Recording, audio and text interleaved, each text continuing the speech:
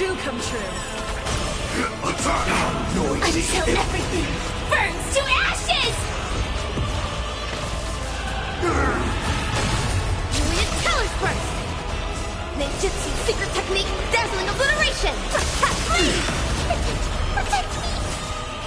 Fiends or devils, I'll crush them all!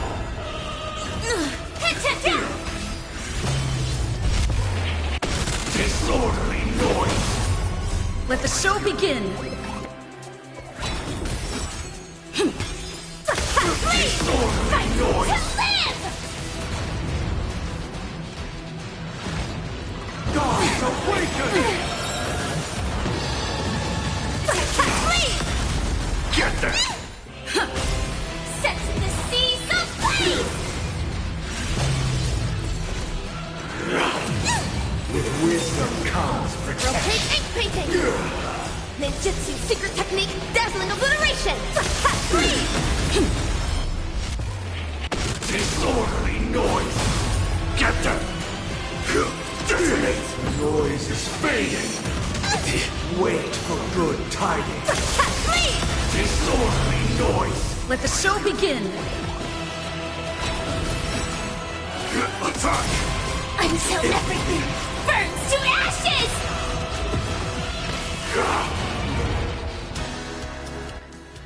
Good! Numbing! Hello YouTube, I hope you're all doing well.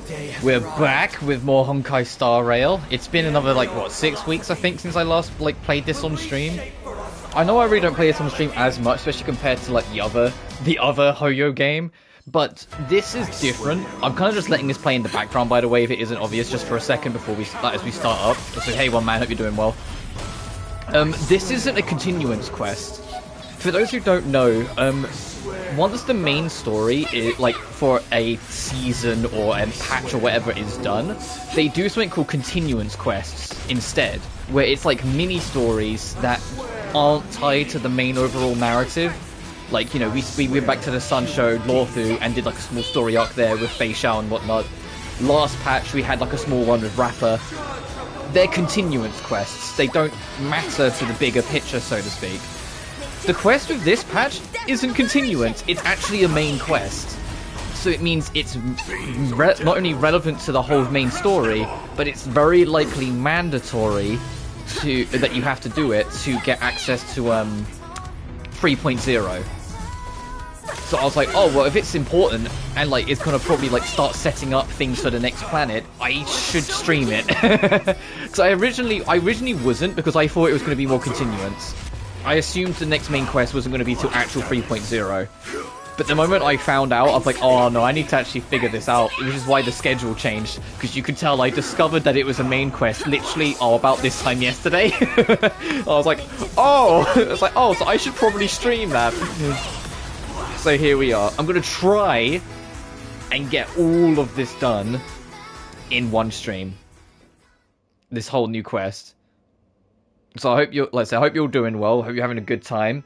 I hope you had a good Tuesday. So I know I didn't stream yesterday. I was going to stream the RE7 DLC, but when I realized, you know, I was going to have to stream this to keep on top of it, I was like, well, I need to have some time off, because tomorrow is Infinity Nikki, which I'm going to be playing for as long as I can as well, you know? I need to get some time off, so I made the executive decision to, like, kind of breathe for that one.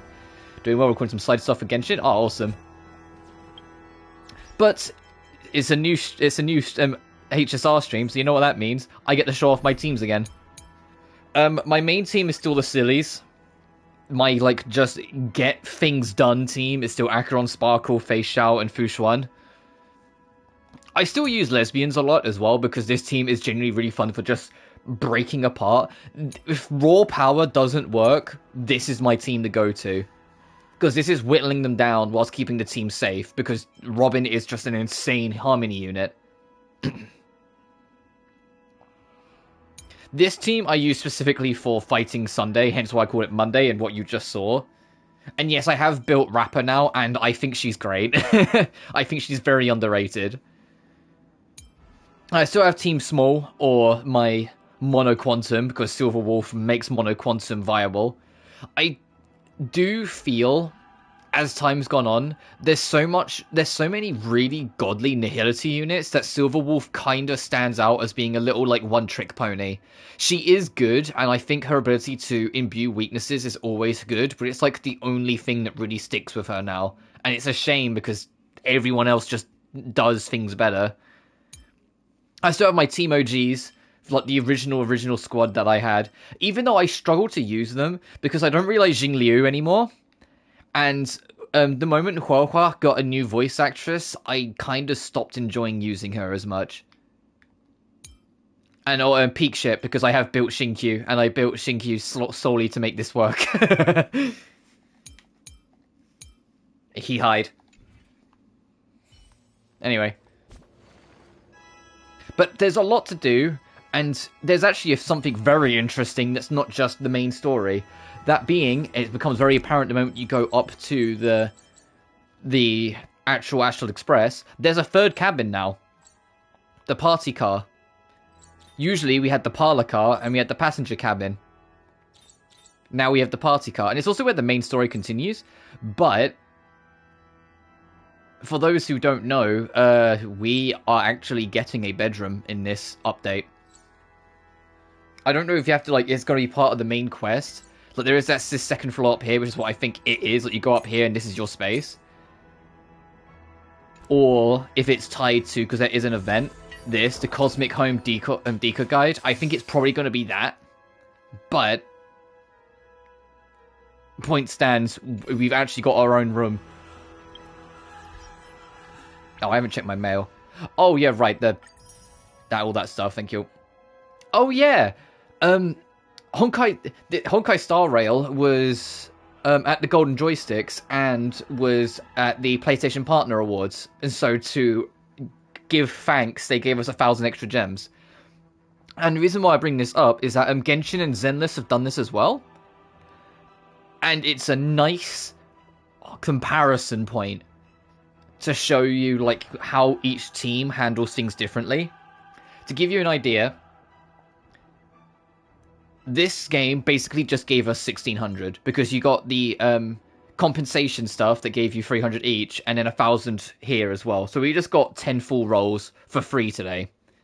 Genshin is giving 1,000 of its gems, but in bulks of 200 each day for 5 days. Zenless, I believe, is giving you 800 up front, so 200 less than like the standard Star Celebration that the other two are doing. Interesting point of comparison. This gives you basically 1,600. Genshin gives you 1,000, but it's broken up into 200 chunks, and Zenless gives you 800.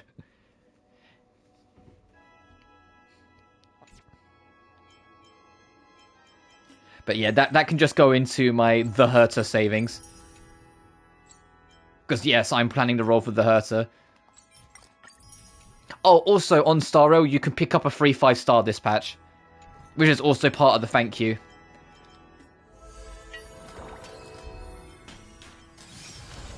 Oh, it's been cleared off of here. When you first sign in on the event log, there's something that says pick a 5-star, and you can pick any of the standard 5 stars for free. But yeah, but this is the new Trailblaze, a new venture on the 8th Dawn.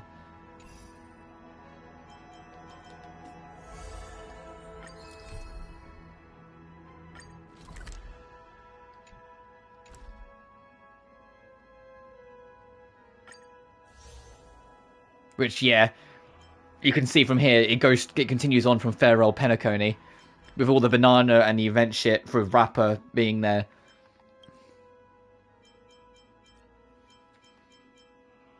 And then to be continued, because after Adventure of the 8th Dawn, that's going to be Amphorius.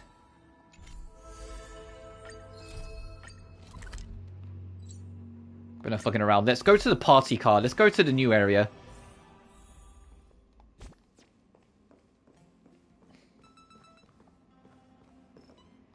You could change Pom Pom's outfit? Oh, it's from an event. Okay. That's kind of cute.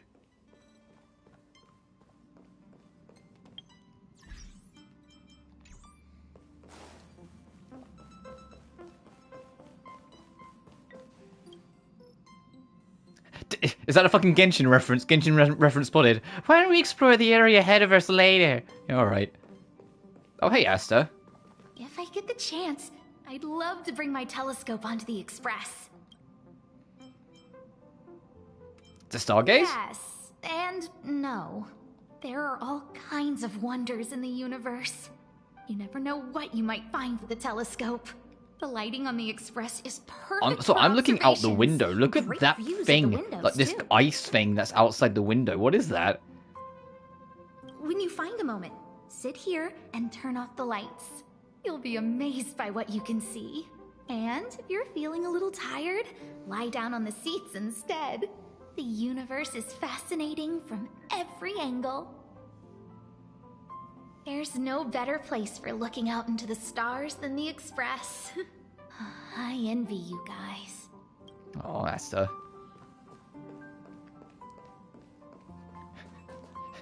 Bailu, get out of it. Let's just do this. Oh, I never care for a drink, or perhaps some snacks. Is that fucking Sampo's actor? You trust in my skills moves me. If you decide to upgrade your party card membership list to the highest tier, you might ask, what is the benefits of the membership tier? The answer is, of course, nothing.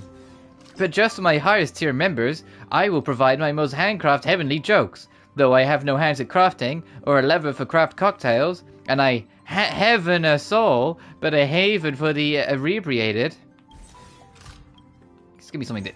What can I buy from you? The Express Special Blend Rustic Infusion, the Drenched Salad. At least we gather for now.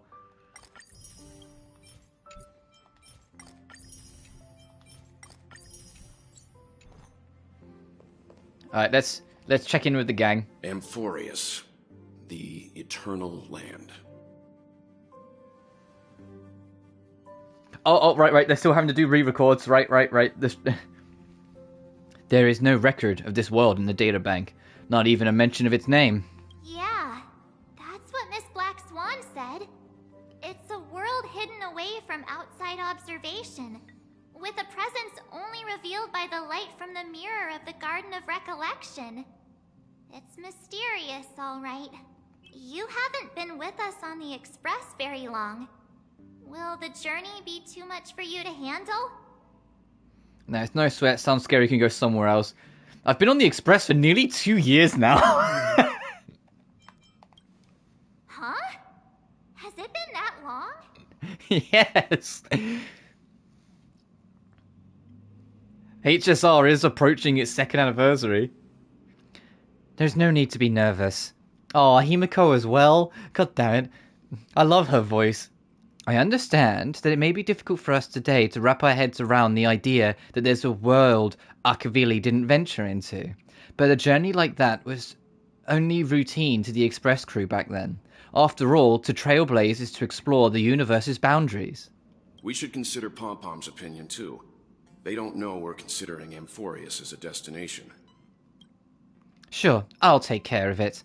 That said, Pom-Pom usually stays out of discussions about destinations. The final decision will likely still be on us to make.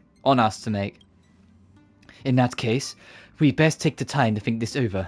Yeah. Plus, even if we pass Amphorius over, we've still got a fuel problem to solve. Cannot vote? No, that's what I thought too. Alright then, for now I'll let Miss Black Swan know that we're considering the Eternal Land as a destination. Seeing as how this is going to be an unusual adventure, it'd be good for us to take some time out to make the preparations for the journey. Meanwhile, I'll see if I can't find out more about Amphorius from our allies before we depart. In other words, we won't be leaving Penacony anytime soon. Yeah, you gotta wait another 6 weeks yet. Or we could also revisit our previous stops to make sure that the astral charts and navigation routes are all functioning fine. I wonder if the hole in the Taikian Stadium has been repaired. The Express has been on the go almost the whole time since we left the space station. We've barely had any time to catch our breath. Let's take this as an opportunity to wrap up our vacation instead, and make the most of out of this break.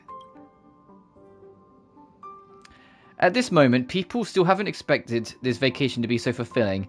They will witness the Grand Sun Show War Dance, and during this moment of leisure, also complete parts... Okay, this is to hate the doing all the trailblazing stuff, the extra continuance. It is saying, like, hey, they then went on to do the war dance, do rappers shit. Meanwhile, several weeks later, in the golden hour of Penacony...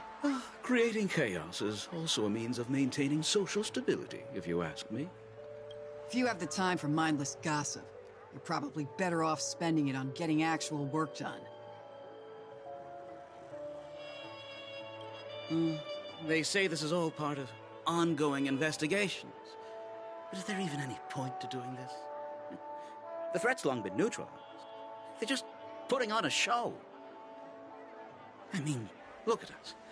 This sudden surge in inter-family cooperative efforts. It's nothing but a pretense for those outsiders, isn't it? Sounds like you've got insider intel. Now I'm curious. Are the stories going around true? Was the furor that broke out a while ago really a result of trouble within the Oak family? Those are some difficult questions. Didn't I just say that creating chaos is also a means to maintaining social stability? Now, who knows who's been fanning the flames? But there are a dozen rumors going around out there, each one more outlandish than the last. Oh, I've heard those. Conspiracy theories about how the IPC had orchestrated everything and... what was it again? That the chaos was only quelled because of an accident? Makes no sense. So what's the lowdown? Oh, the truth has probably been long buried under all the hearsay. All I can say for sure is that someone's taken the rap for it. Did someone say rap and then rapper shows up? No, not you. I promise you're good. Bingo. Most of the blame was pinned Oh, here on comes him when Mr. the Monday. chocolate I mean festival was Sunday abruptly himself. cancelled. Since then, not a single soul's seen him. Heck, forget his whereabouts. Nobody even knows if he's still alive. Talk about scary. For all we know, we might have watched something go down in history, like what happened to the Black Plum family back then, without even realizing it.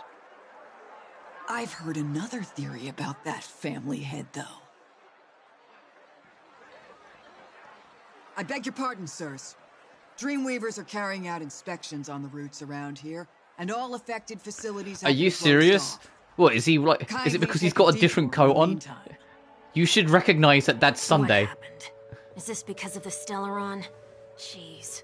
Are we Yeah, just because he's Penaconians got a never blue gonna dream coat of peace instead of again? like the white evil man coat now, you should still look at him and go, oh, what the fuck's Sunday doing here? Aren't you a wanted criminal? This is just a routine inspection. A move to hyper Which he is. He was broken out of his imprisonment. Please rest assured that the family Well, will he do was everything broken in our out power to protect ultimately the by the sweet dreams of every IPC. guest. Because we know that like there's a bit of a... See. We'll leave the two of you to your work then. There's a bit of a power struggle, because the IPC want him, but it seems like the Stellaron Hunters want him as well. Excuse me, sir. Oh, has it finally dawned on you guys Have we met before? that it's Sunday? Oh. Oh no, he's still influencing them. That's why he doesn't recognize... Yeah. Do you recall when or where we might have met? Sunday's still up to his bullshit, yet he's influencing them. That's why they don't recognize him. My bad. I must be mistaken. Sorry about that. Sweet dreams to both of you, sirs.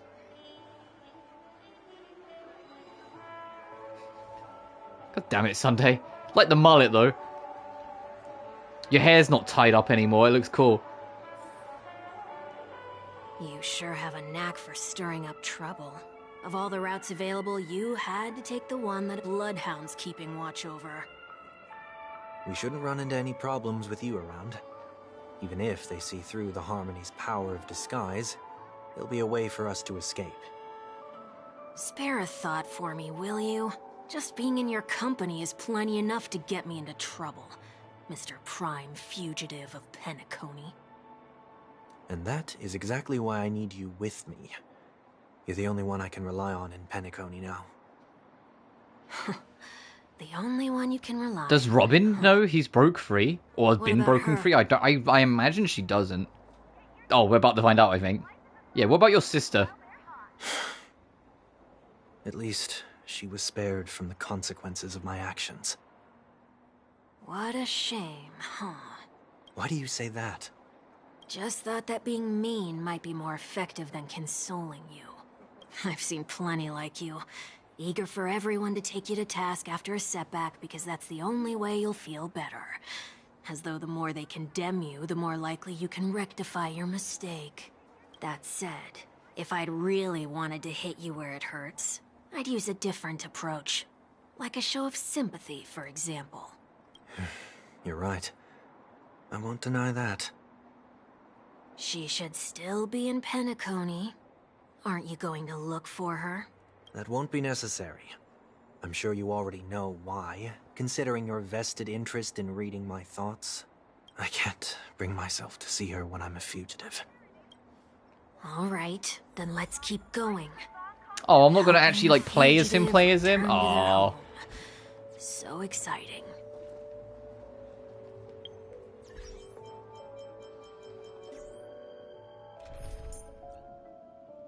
Oh no, he's there! So what bullshit? What the fuck? Why not just put him in my team? Hello, Sunday. How we doing, buddy? I'm glad I checked.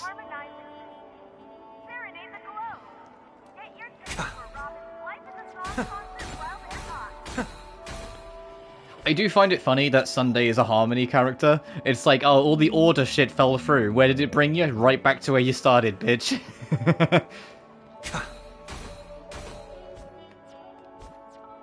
Look at this handsome man.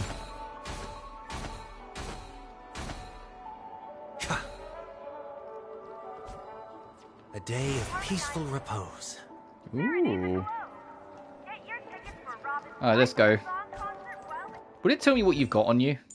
No, because you're a story character, right?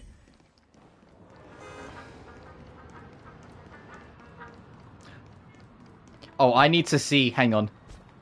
The most important thing, I need to see his face when he's hit by a car. Fuck. Next one.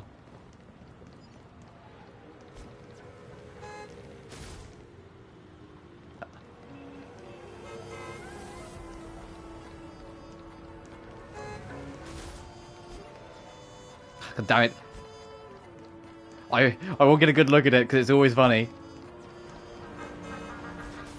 Oh shit. Yeah, I saw it. I'm gonna miss Penacony. I'm gonna be real. 2.0 was such an experience in a weird way. Like, look, we didn't even know like where the story was gonna go. I didn't know how crazy it was gonna get and how insane it was. But landing in Penacony and just exploring here, this music, this environment, everything now, it feels so nostalgic because it was so whimsically inviting when we first got here, you know? Like, this place ended up feeling more like a magical paradise to call home than Eurilo 6, and Eurilo 6 literally was home for us for like the better part of a month because it took me a while to like get through everything in terms of streaming, and then I didn't immediately go to the Sunshow Lawfu after we were done.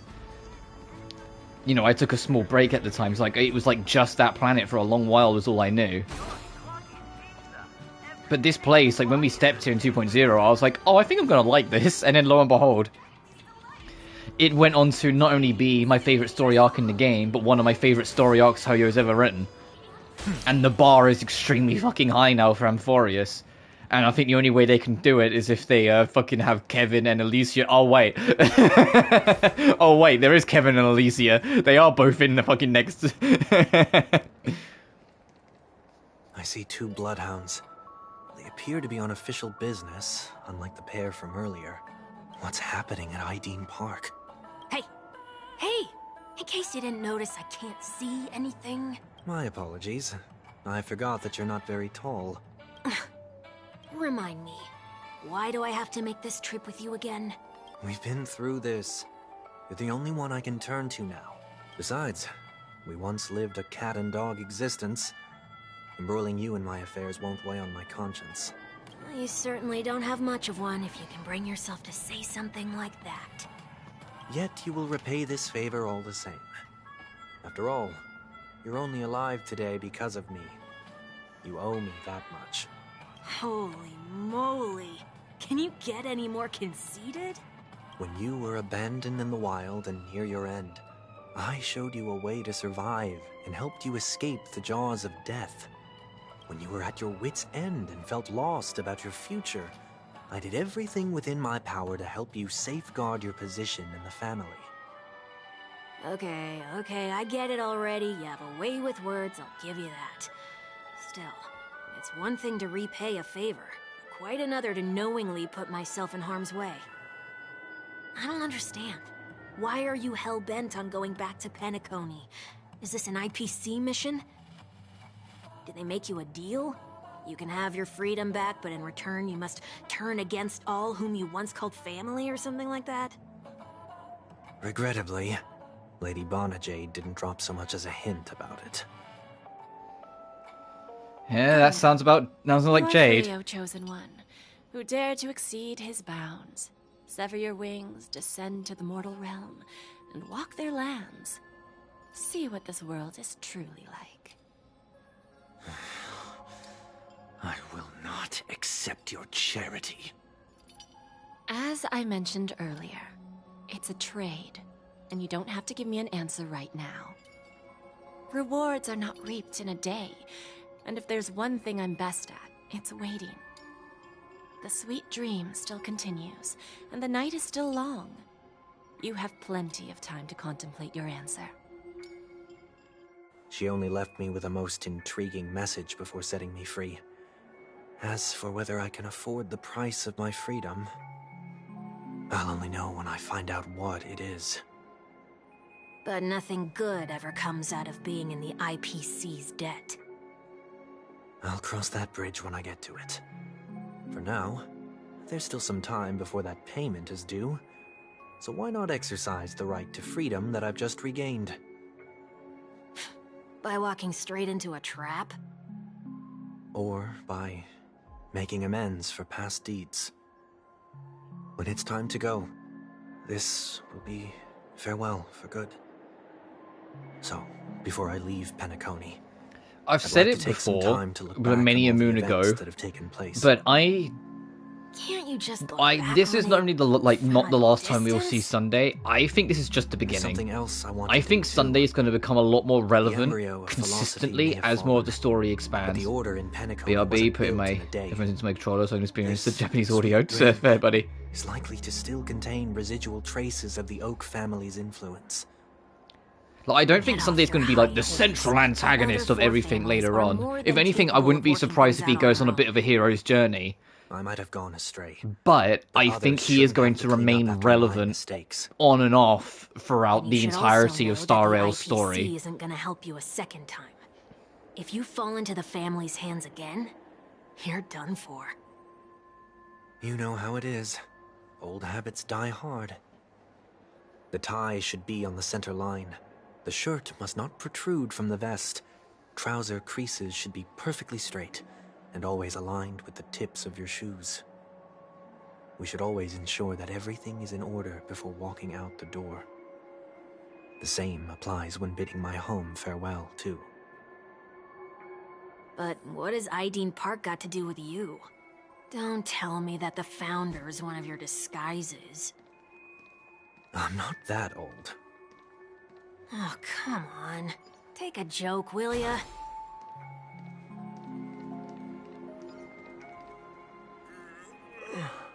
Sorry, but park facilities are out of order. Refurbishment works are currently underway. Please come back again later. That sounds familiar. I'm aware of the situation. You can skip the report. What? What are you talking about? I need Mr. 1 Week. Please excuse me, I should have recognized you earlier. I must be more tired than I realized. I want to know what's going on in there. You'll tell me, won't you? There's nothing much to say, actually. We Bloodhounds are just as baffled as you are. My guess is that it's simply part of the aftermath of the Stellaron incident. Aftermath? You are? Renowned workaholic, Mr. Workday. Mr. Workday! You don't know him?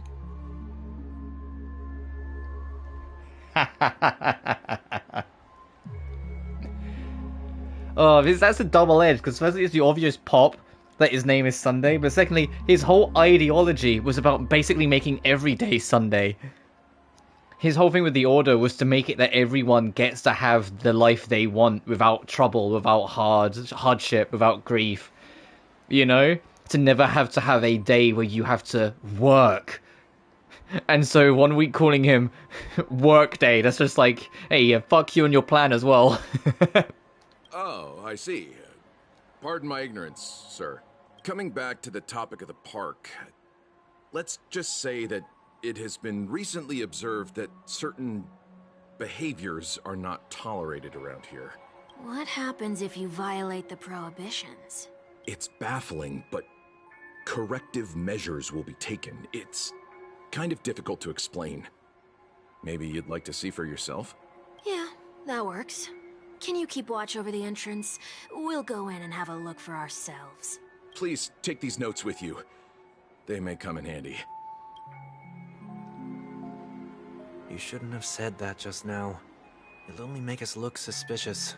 Said what? Mr. Workday? I was just telling the truth. I've always found this name to be more suitable for you. So, why are we here? You managed this park before? You could say that. I was still a child back then. To become the bronze Melodia of the Oak family, I'd gone under Mr. Gopherwood's tutelage. We were taking a walk in the park like any other day, when he suddenly hit on the idea to have me manage the park. Within the domain he demarcated, my every word would hold the force of law. In hindsight, that was probably the first time that I enforced order. You rose through the ranks soon after. I take it that you must have done a pretty good job. Quite the contrary. I made a terrible mess of things. Fortunately, the tourists thought of it as nothing more than a spell of merrymaking. Was that his way of training you? Perhaps he was just using an approach with lighter consequences to show me what he'd learned in life. That there is never an ideal paradigm when it comes to rules. If the enforcer is incapable of introspection, then even regulations once laid down with the noblest of intentions will eventually become defiled. This place is no exception. The distorted after-echoes of the Order will only add to the chaos. Let's see what we have on these notes. I get my reading voice ready. I'll write down what I've noticed for now. I'll go over things when I meet the others later. No consumption of food other than burgers, especially ice cream. Only cast and crew members are allowed on the stage. Be kind to birds. Do not discard trash in trash cans. What?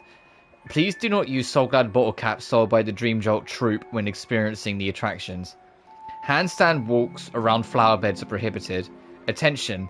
Conducts that have not been mentioned are not necessarily safe. They just have not yet been reviewed. No consumption of food except for burgers. What? What?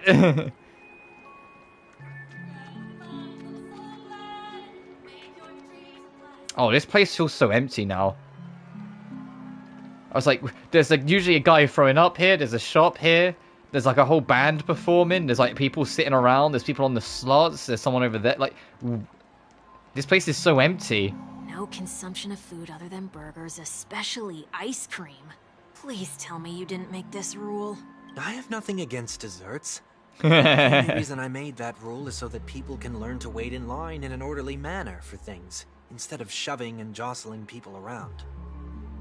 What happens if I break the rule? It's as the Bloodhound said. Corrective measures will be enforced. Huh. Try me. Wait, don't...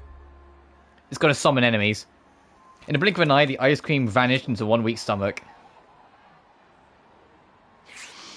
Ah. Huh. So, where are those corrective measures? And he's gonna go That's in. odd. Didn't I tell ya? The family can take care of the issue without you having to get involved. Oh, I thought that was gonna lead into like an random enemy spawning. Next on the list is the stage. Let's go and check it out.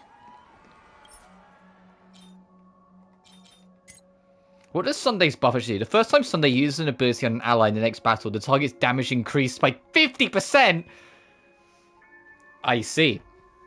I see.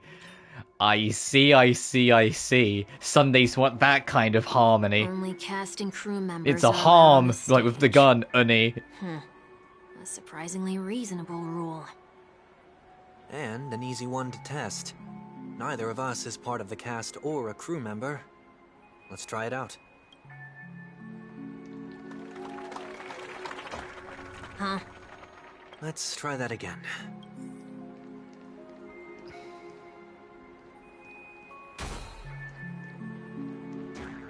What's going on?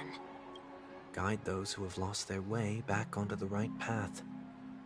Looks like this is an example of the corrective measures that the Bloodhound mentioned. It's exactly what I would have done back then. What, just like warp them You've been away? iron-fisted since you were little, haven't you? Wait a sec. If this is how violations are corrected, then everything that I ate just now? I tried to warn you.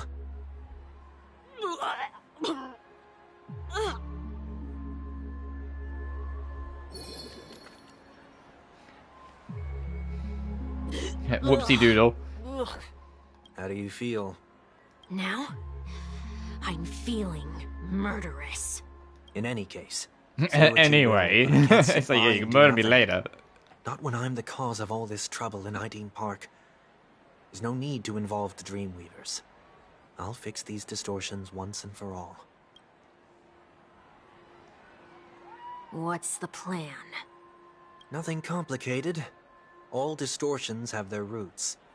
We'll be able to trace them to the source once they manifest. Breaking a few rules will do. We just need to make sure that the corrective measures that will be implemented aren't too much for us to handle. When a distorted after echo manifests to correct us, I'll be able to pinpoint its whereabouts. Then, I'll use the power of tuning to heal the dreamscape. So, can I take it that rules are meant to be broken now? Rules are meant to be broken. Based on the rules, investigate the unusual occurrence. So it's throw things in the trash was against the rules. Do not discard trash in trash cans. This is absurd. Did you make this rule too? Children tend to be fascinated by such paradoxes. I was no exception. Forget it. I don't even know how to joke about this. Well, what do you suggest we throw in? Anything will do. Money, a soul glad, trash, and a clocky pizza whole. Yeah, we throw in trash. Literally. Something's happening.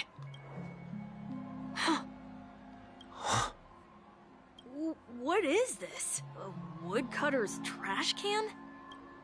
We're not breaking enough rules. We should look elsewhere, too.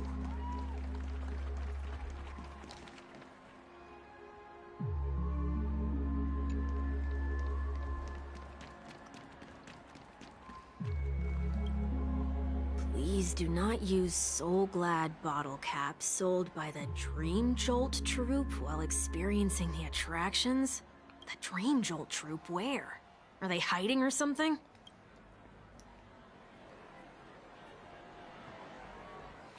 Oh. Oh, there it is. Found a good hiding spot, didn't ya? Come on, let's buy some bottle caps from it. Just one moment. Sunday places some alfalfa credits in front of the Bubblehound. Let me translate that for you. Who are you trying to pay with your spare change? Ugh. Sunday's placed even more alfalfa credits. I'm afraid you're going to have to handle this if it isn't enough. Handle this? Handle what? Wait. Like a Is Jared, that just really my face and all everything. you've Yeah, got? they've been on the road together Yeah, I for remind you 4 that I'm years, so I would currently like on to the think run. that those two have kind of found a synergy. The Dream Jolt troop lets out shouts. It moves closer, pointing the soda wall between the two. Luck's on our side. Looks like we scraped together just enough. Zanes, a bottle cap. Shall we give this capsule machine a try and see what happens? I don't mean to anything much. Yeah, it's going to be catastrophic when Paimon eventually betrays us then.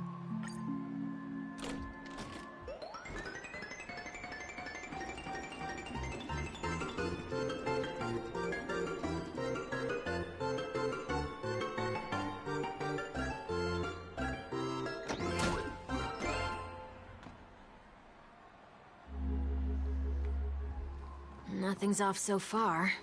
Maybe we should open the capsule? You shouldn't have done that! Oh, since warnings have proven futile, punishment is now inevitable.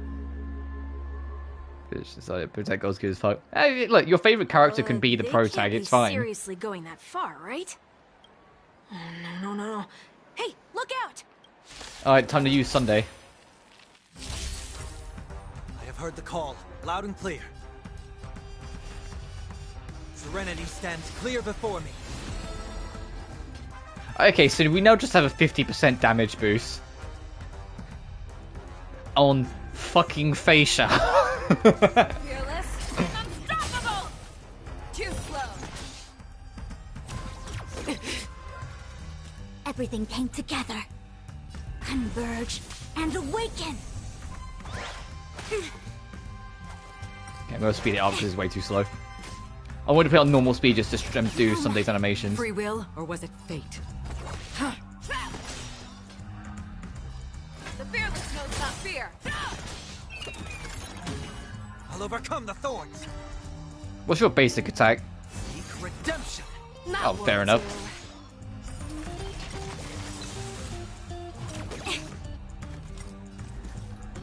I want to see. I venture forth to hunt. I want to see how crazy this gets now. Soaring. Forever Triumphant!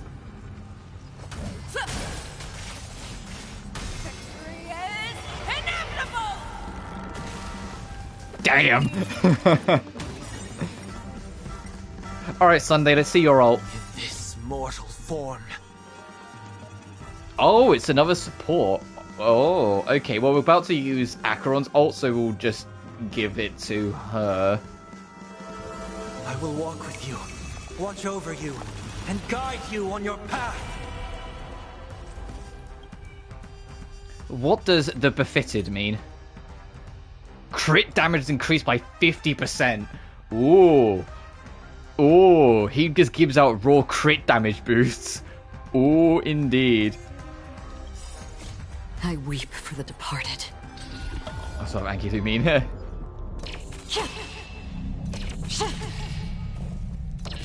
Dusk's reign, it too shall fall.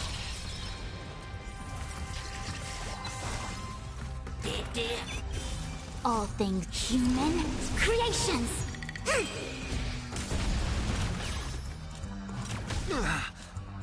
Again? Show me what you can do. I'll give you 5 seconds. Never hesitate! Too slow.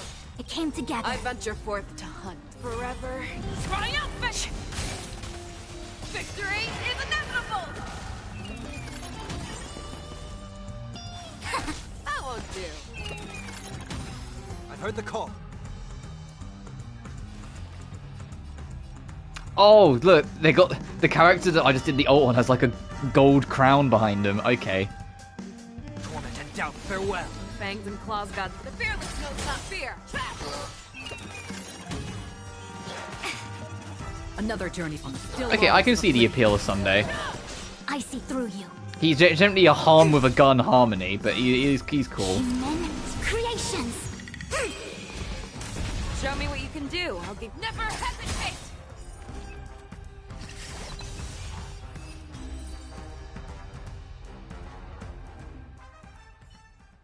Oh, did they have to do that? They could have just recalled the capsule. Perhaps making the attractions no longer just attractions is another corrective measure? Aren't the rules being too finicky with words? Enough. The location of the distortion is nearby. The after echoes of order, once distorted, only adds to the chaos. As a tuner, Sunday can easily discern where the harmony of dreamscapes has been disrupted. Oh, this is just the fucking... the fancy vision.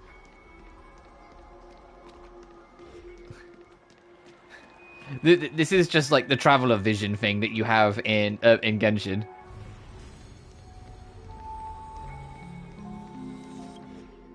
Oh, there it is. Huh. It does look somewhat like you. Time for it to disappear for good. Reveal thyself unto me, as is customary. All creatures endowed with eyes bear souls of equal worth. Whoa, it worked. The IPC totally should have sent someone to keep an eye on you. Aren't they worried that you might make a comeback in Penacony and grow a new pair of wings? So long as there remains a need for me to keep a low profile, I'm no threat to them. That's true. Come to think of it, you had always been in the spotlight, be it as a respected member of the elite or a leader. When was the last time you fell into the mud? All the way back during your childhood days? Sometime before I turned 6. Like most boys would, I tried to fly with my ear feathers, only to fall into a pit. I almost broke my halo. That was sarcasm, in case you didn't realize. But whoa, you actually remember something like that? You never forget times of failure. It's only human nature. Ugh. I don't know, dude. I Probably think the when you only was one who considers a something fucking like that 5 a or 6 failure. years old, you falling over doesn't... whatever. Between pledge and forgettance.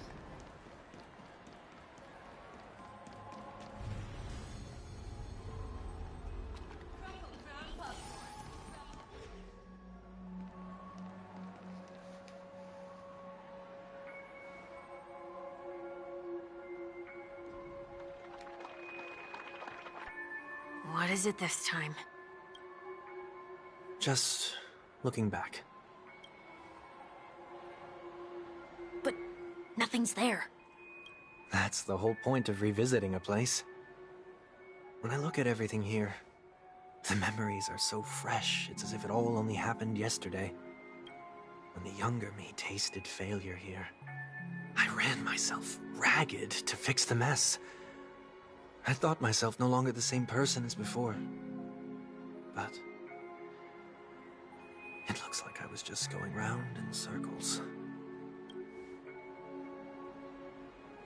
I'm glad for this chance to look back on my past in this way. Come now, we should go. This will be a long farewell.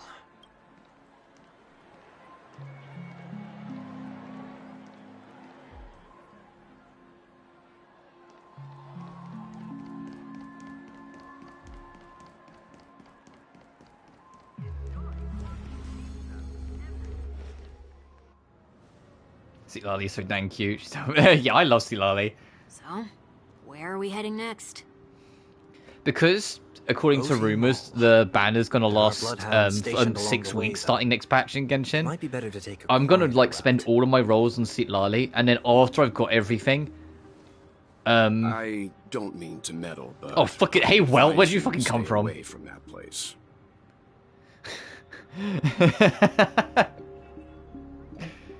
But once I've like spent everything on Silali, I will then any extra rolls I get over those next 6 weeks spend on Mavoika, because I would like to get her as well. Just Silali is a higher priority.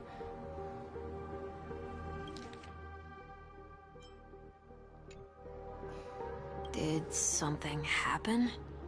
There isn't any concrete information yet, but anomalies have been reported around the area.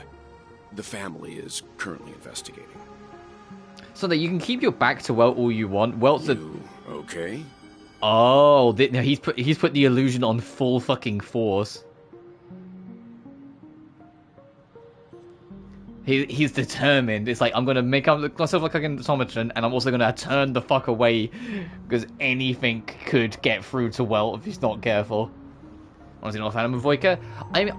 I love Mavoika. She's not my favorite Archon. Now, I think it'll be very hard to top Furina. But I do like Mavoika. She's a warrior, and she's a born leader. And it just makes her fun. When, to be blunt, none of them have been both a warrior and born leader. Venti is neither. Zhongli is a leader, but he doesn't even lead anymore. Raiden Shogun is a warrior, but she sure as shit ain't a leader. Nihida is neither. Furina is neither. I mean, mechanically, I like what she's got going. The only thing I don't like from what I've seen on the leaks, and it might change my final build, is that her unique thing. Because you know every Natlan character has like a unique thing to help them traverse the environment. If you take that out of Natlan, it's less effective. In the current beta, Mavoika is hella ineffective at using her motorbike for traversal outside of Natlan, and I think that's a shame.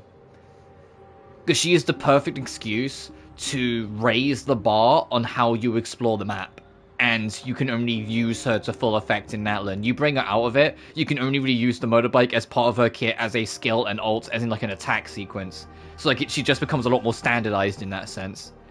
You can still ride the motorcycle, but nowhere near as long. You can still ride it up walls, but for barely any time. You can still fly with it, but it's more like an enhanced glide.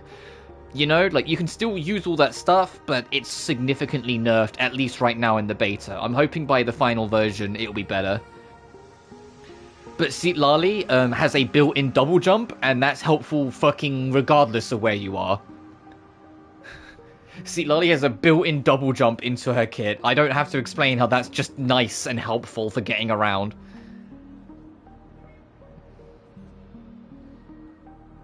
I mean, Mavoika is the first person to actually make an impact on Teyvat's falsehoods, because she literally shattered the sky at the end of the last main Archon quest. It allowed us to see the dead moons by seeing through the fake sky.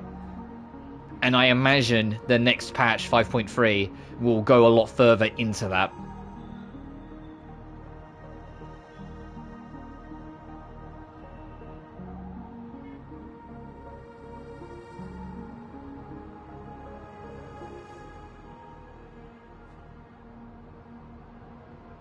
Yeah, I can kind of see that. I probably would be Furina, Raiden Shogun, because I think Raiden Shogun got better as it went on. I thought Raiden Shogun, throughout just like the first few patches of Inazuma, like 2.0 to 2.2-ish, wasn't that interesting. Like, she was powerful and she was cool, especially like the sword, like, shit. But there wasn't much to her. But I felt like they did a lot to expand her in events and story stuff after the fact that she kind of crept up enough to be like my second favorite. But it's like Furina, then a huge gap, then Raiden Shogun, then Zhongli, because he's such a lore master, and so anytime he shows up I learn something, and as someone who likes the lore of Genshin, that's just really interesting for me, so he kind of gets a lot of brownie points. Then Mavoika so far, then Nihida, because although Nihida is interesting, what makes her interesting is what you do with the character, not the character. And then Venti at the bottom, but that's also not really Venti's fault. Venti does have some interesting things. He's just the first Archon that Hoyoverse wrote, and so he's the simplest by design because they hadn't, like, expanded it out as much by then. Like, there's still interesting things about him. Like, Venti's appearance is literally based off of a very, very long time ago close friend that Venti had. Because he was just a forest spirit beforehand. He didn't have a human appearance, and he based his appearance on his long dead bestie, basically. The Evangelion, yeah, that did help Nihida. I'm fine. The Stellaron incident may have been quelled, but who is to say that nobody has another agenda? Thanks for the tip, sir. We'll make a detour. May you stay safe, too. And then the only Archon we've got left, who is... Welt might be able to see through this. Yeah, I would say there's a chance Welt might see through this.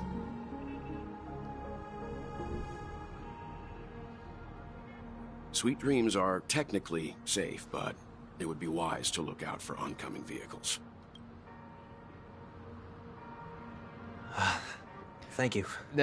Welt's not stupid. He saw through it, he just decided to let it go.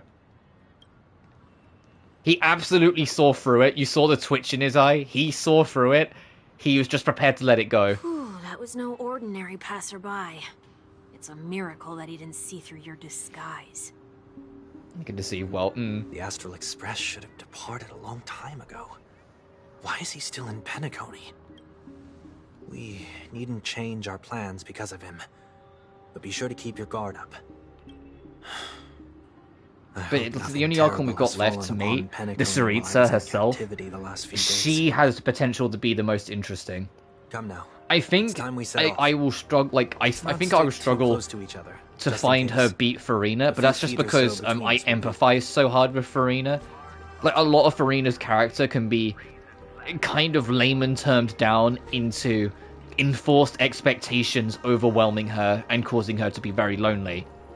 And I know that is extremely dumbing it down, like I said, it's extreme layman terms, but that simple sense of feeling overwhelmed with your responsibilities and it eventually isolating you, yeah, that's very easy to empathize with. You know, I'm even trying to see what, you know? But in terms of, like, in being just written interestingly, the Tsaritsa has had a whole, like, it will be potentially 5 years by the time Shesnaya comes out of build-up to it, you know? I really want to see what becomes of that.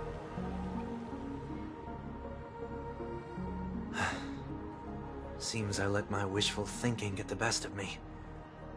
Will you at least give me a chance to explain? I will, but before I do, put your hands behind your back and answer my questions. Oh, no, he did register. Sentences.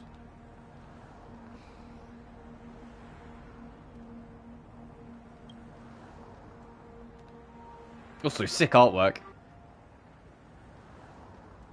So he didn't completely recognize him at first. It was as he walked away he probably registered it then and decided to tail.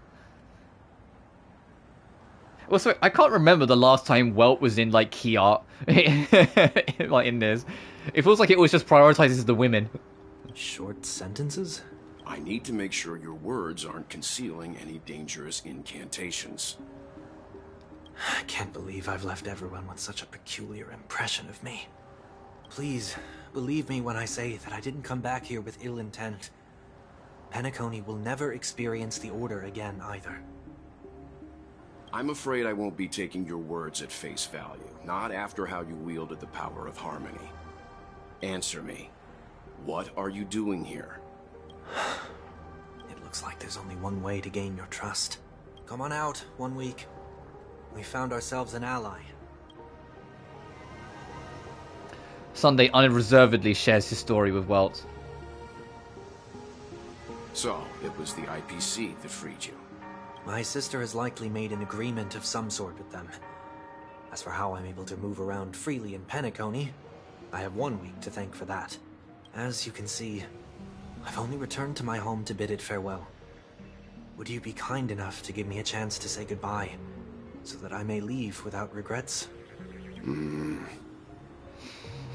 Yeah, this 80-something-year-old man is like, are you sure about this, kid? Agreed. But, until you leave Penacony for good, you're to stay by my side. Ooh, okay.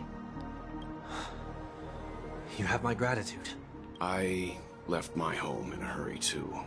I know how it feels. You left a lot more than just your home, Welt. That said, I can't make this call by myself. My companions need to know about this, too. The Astral Express crew is in Penacony, too? Well, yeah, no shit. Come with me. We'll go find them. You come along, too. Okay.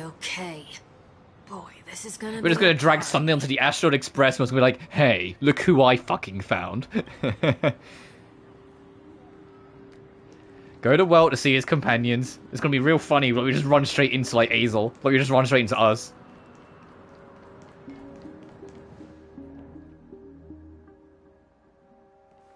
We're here. They should be somewhere nearby. Mr. Yang, if you don't mind, there's something that puzzles me. Now that the crisis on the planet of festivities has been averted, shouldn't the Astral Express have departed to continue on its trailblazing journey? Why have you and your companions stayed behind in Penacony? Could it be that someone stirred up trouble after I left? And if that were indeed the case? I doubt I'm in any position to be proposing ideas. but I'm happy to defer to the Nameless and aid with any plans you may have.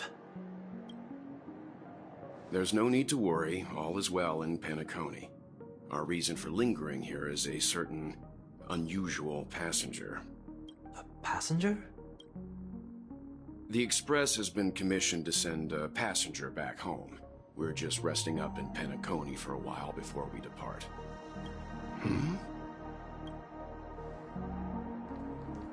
By passenger, do you mean this lady here? Oh, there she is. Or these ladies? Yeah, what the fuck's going on?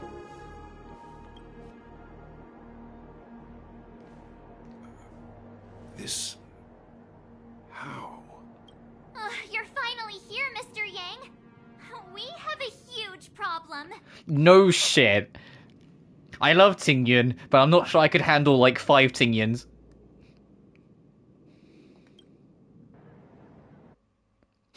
Meanwhile, what the fuck did we do? Meanwhile, the Trailblazers stern. Isn't it fascinating Oh, hey, how Squirrel. variables never fail to find their way into the lives of organic life forms? Neither did I expect to see you here in Penacony, Mr. Screwlum. I had assumed the Genius Society wasn't invited to the festivities. I have no interest in the Harmony's celebration, so it's only natural for me to turn down the invitation. But it looks like my decision also cost me the front row seat to all of your exciting adventures. Conclusion. There is likewise a downside to pursuing now. I'm sure if all of you geniuses showed up to the Shamani Festival, things would have been very different. I hear that the Astral Express has established a collaboration with the Garden of Recollection for your next destination. They did suggest a destination, but that's all it was all. But did you hear this from Madame Herta? I didn't hear. It's a world beyond the knowledge of the Nameless, after all. I wrote to her hoping that the all-encompassing erudition could provide us some information. Could there be more to it? Yes, there is something else. Miss Black Swan said Amphorius is a world influenced by 3 paths, and the erudition is one such path. Logic. The average Pathstrider wouldn't leave any trace behind in the Garden of Recollection's mirror. Getting some food, Norris. You're right. So this has to be related to the Emanators, or perhaps even the Aeons. That's why I wanted to know if the geniuses had any clue about it. It's a pity we do not communicate much within the society. Not to mention we've lost most of our members to the Lord of Silence. I have never heard of Amphorius, however. Madame Herta said the same, but it did pique her interest, and she agreed to do a little digging. My guess is that there's a chance the Garden of Recollection is behind it. She's always had a keen interest in the Remembrance's technology, after all. It's also thanks to her that we got to make Miss Rune May's acquaintance a while back. We even went into the Kalenga Abyss to bring a Leviathan's carcass back for our new friend. Speaking of her, this is far too much of an understatement, but none of us ever expected to see an old friend at Miss Rune May's. That Foxian girl has indeed been through an unimaginable turn of events. I suppose that's the fate you organic life forms are bound by. Yeah, our bond truly runs deep. So is it out of goodwill that the Astral Express volunteered to send her back home? Would the Nameless see a point in keeping word and favours apart? It's her request. She hopes to make a brief stop somewhere to reframe her mindset before returning to the Sun Show, considering her unique position with the Alliance. Looks like this is one exceptional passenger. Don't you have to accompany her then, Miss Himiko? My companions are with her. They know Miss Tingyun better anyway. Plus, those youngsters will definitely do a better job than me when it comes to vacations. They're probably having a wonderful time now.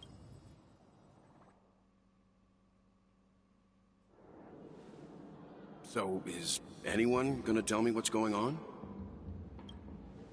March? Oh, about that. Why don't you ask her instead? She knows how to Why is his present voice so things echoey all of a logically. sudden?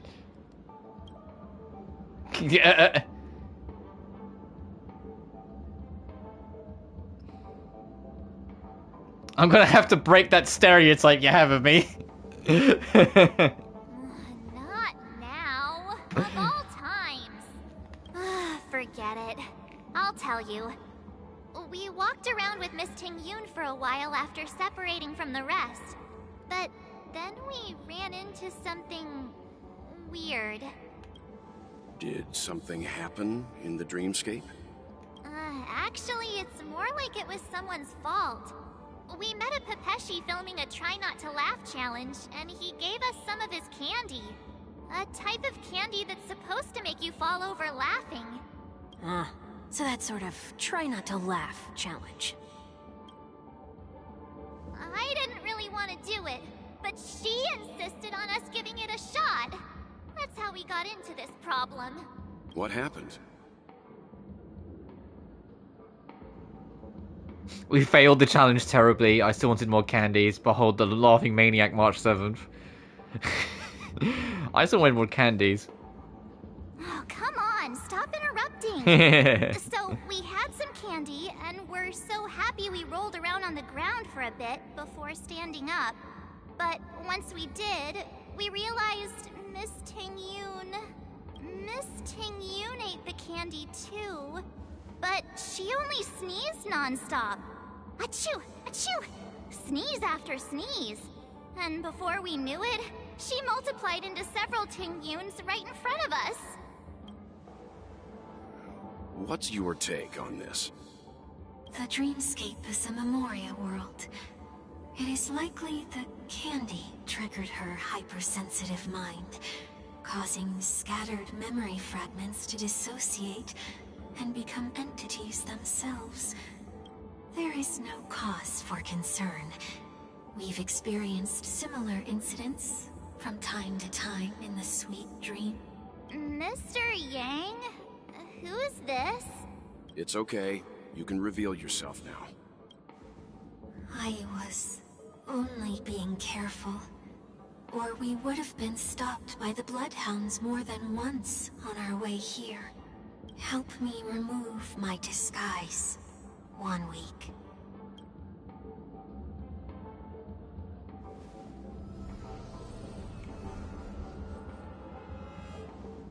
It's been a while, everyone. You! What's going on?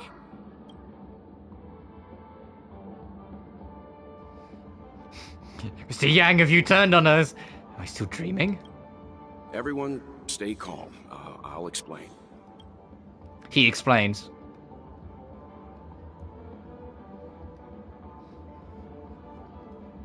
I believe that at this point, Sunday has no reason to be dishonest. But to prevent any unforeseen complications, I'll be accompanying him everywhere he goes until he leaves Penacony. Mr. 1 Week here is an old acquaintance of Sunday's. Pleased to meet you, fair lady. And you, of course. You're the heavyweight. What the fuck? Why is March the fair lady and I'm the I'm the heavyweight? No, it was a team effort. The surprises just keep pouring in. First there was Miss Acheron, and then Miss Tingyun. Why does it seem like Mr. Yang always comes back with some extraordinary guests? Yeah, he's a good people person, that's why. Let's leave this discussion for later. For now, we should be focusing on returning Miss Tingyun to her normal self. That's not gonna be easy. You'll see what I mean, Mr. Yang. These Tingyuns aren't exactly easy to communicate with.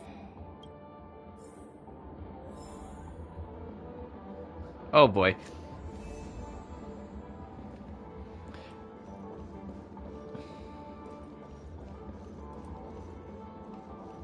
Tingyun question mark? Miss March 7th, have you taken the time to consider my suggestion? Oh, Tingyun's got a new voice actress. I forgot about that. Oh, I kind of missed the old one. Your suggestion?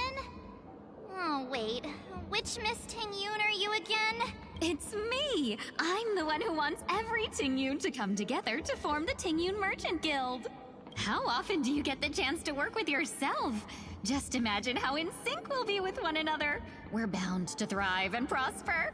I know, we can't leave the dreamscape to trade with the outside world, so that's where you come in, Miss March 7th. Your wits surpass many others, making you the perfect person to handle liaison negotiations on our behalf. I guess I can consider it. I hope everything goes smoothly for your guild. There. Now do you see what I mean, Mr. Yang? There does appear to be an element of her talking to herself.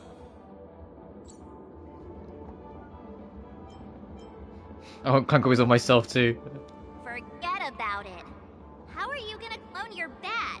Mr. Yang mentioned the Express's next voyage is to send a passenger back home. Could this lady be from the Xianzhou Alliance?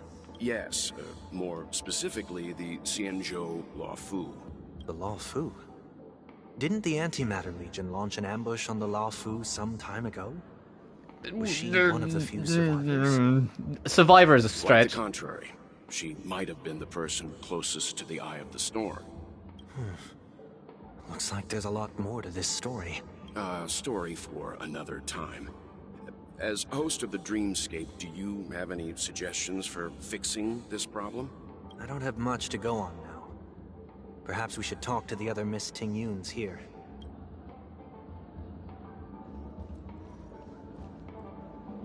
Oh boy. That sounds nice. People never forget a personally prepared home-cooked meal. But then again, gifts should be lasting. What about a delightful new bouquet of flowers on the table each day? Wouldn't they do a better job at brightening up someone's day? That sounds like a good idea. If we really want to do this right though, it's the thought behind the gift that truly matters. The more thought goes into the gift, the better the recipient feels it. She makes a valid point too. You sure have a way of not offending anyone.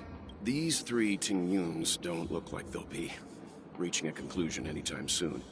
We won't be able to get a word in. So, what do you think, Sonny? Let's try a different name, my dear friend. Oh, don't we sound chummier that way? I took a leaf out of this Foxian girl's book. The problem with Miss Tingyun is just as I suspected before. That prank shattered her into notes that are each a part of her. In other words, it means the Tingyuns we see here are all different aspects of her psyche. Okay...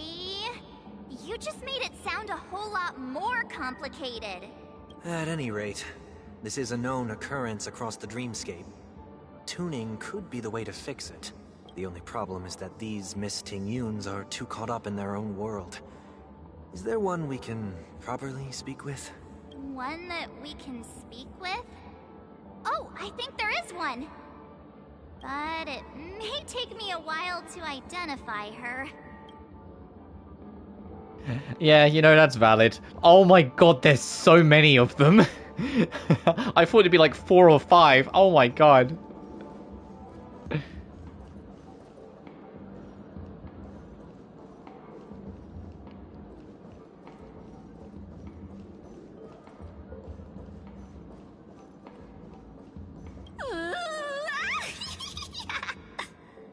She's completely oblivious to everything else. She's just standing there, continuously operating the cash spewer, occasionally letting out an excited laugh.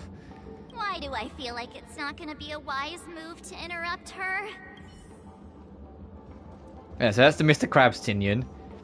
Invincible fan wielder Tingyun. Yikes! She's scary! No, I won't be able to talk to her. Fight since birth, perhaps you could. Sleepwalking Tingyun. Uh oh. I'm walking in the street and... This Miss Tingyun looks like she's sleepwalking. Nope, not her. Huh? You can't fly? Why? I can. I can fly. A long time ago, a big girl flew with me really high into the sky. I'll take you next time. Pinky promise? Should we get someone to Yeah, that's her childhood her? innocence. Nah, I think she's perfectly fine on her own. The childlike innocence that adults have is a lot more resilient than you can imagine. Even if that's true, it doesn't apply to her. Who actually is the new voice of Tingyun? I should check. No, it might take me a minute to find her. There's a lot of fucking characters in this game. Well, Chapard, him, Hanya, fucking Ratio, March, Shuye. Tingyun, who voices you now? Anya Flores. My name is Tingyun, the ambassador for the Lawfus. I don't recognize the name, Merchant Guild. but yeah, Please that's the look new after voice. Me from now on, Evils be gone. All the best. Chill out. 1,000 wonders to raise your spirits. Good omens. Fight as one. Not my... Need a hand? Better late than never. Cool it. We make a pretty good team. Oh, I do miss the old voice. This is not bad at all, though. Seize the moment. Well, we're in trouble She sounds now. softer, I think is the easiest way to put it.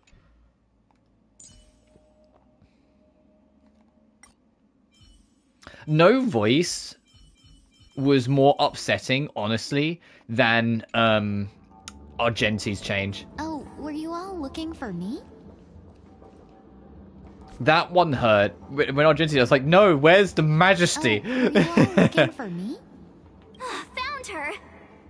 If I remember correctly, this Miss Tingyun's trait is... It's nothing special, really. There's also a side of Miss Tingyun. She ought to meet your one we can properly speak with requirement, right? Worth a try. My lady, if I may, I wish to perform a tuning on you. Before you start, you should know that we're keeping our eyes on you. If you even think about taking Miss Tingyun hostage... Brace yourself for gravitational disintegration. Know that there are 4 pairs of eyes between the 3 of us. Remember, we don't miss a force in all Penacony. It is not my intention to provoke you. Perhaps, as assurance, we can have my friend here perform the task in my stead. 1 week has a higher mastery of the harmony than I do. That is true. If you still have concerns, you are also free to restrain me while he performs the tuning. There's no need for that. You're acting so... sincere. I'm actually surprised. Are you all right with this, Miss Tingyun? I go as the wind blows, so you may decide for me. Then kindly forgive our intrusion. Please do your best, 1 week.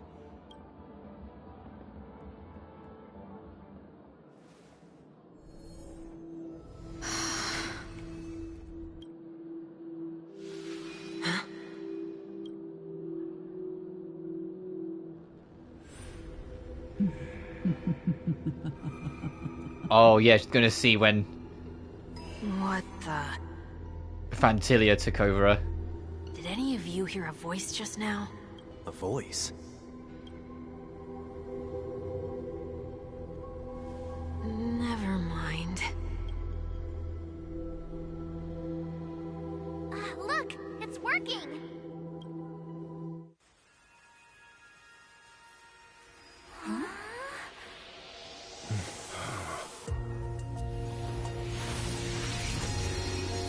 Never did I expect that every encounter with you would always be in moments of distress. Did I conduct myself improperly? Miss Tingyun! You're finally The real Tingyun. Oh, she's so beautiful. Look at her! You may be small, but you're pretty amazing. Huh? What's wrong?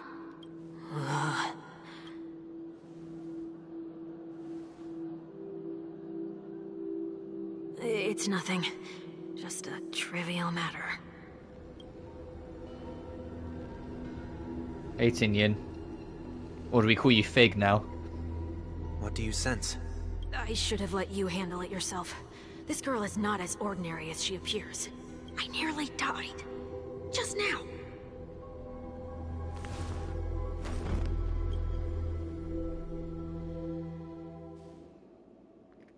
Darkness descends before the eyes, reminiscent of the chaos before, the birth of the universe amidst the fuck. Don't be afraid. Amidst the chaos, a voice emerges, resonating like that of the creator. Don't be afraid. Oh, is this going to be how she was revived? Because it was heavily implied that Ruan Mei did it. Is this place? No matter what you see, you only need to remember one thing. You're not alone.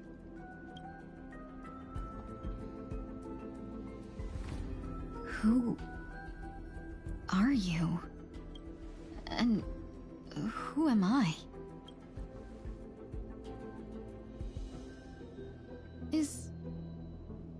Is that where I came from?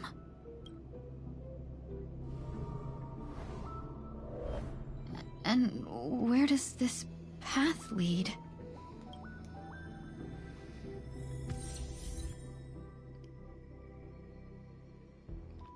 Hey Fig, you're absolutely joining the party. Oh, Fig is nihility. Alright.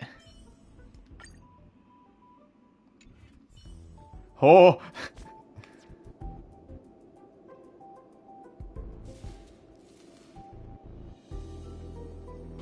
Oh, I love the floral tattoo on her right shoulder.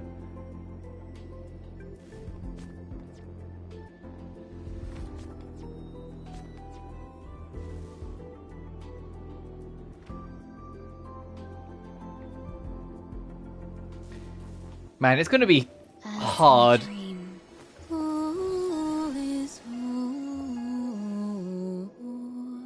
to resist the urge to roll for her, but I want the hurter.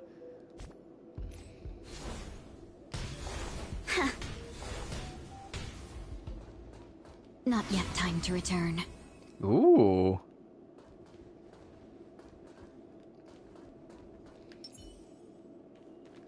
Oh, I can't walk. I can only run. I was gonna walk. That looks so familiar. Does she want to lead me somewhere?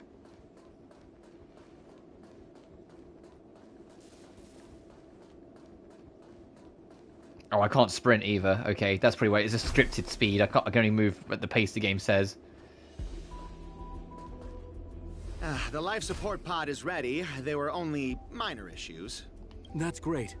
Otherwise, that person from the Xianzhou might not be able to hold on much longer. You're still trying.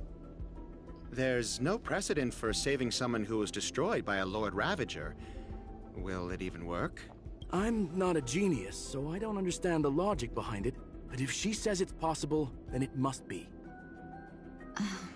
Excuse me. Could you tell me where I am? Can they not hear me? Oh, she might merely only be like in a spiritual form at this point. Oh, now I can walk, so I can see her walking animation.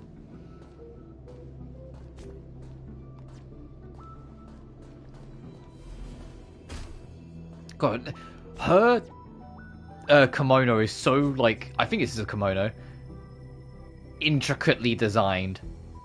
There's so many layers to it. Oh, I don't even look, like at the bottom of the dress. It's like partially transparent at the bottom.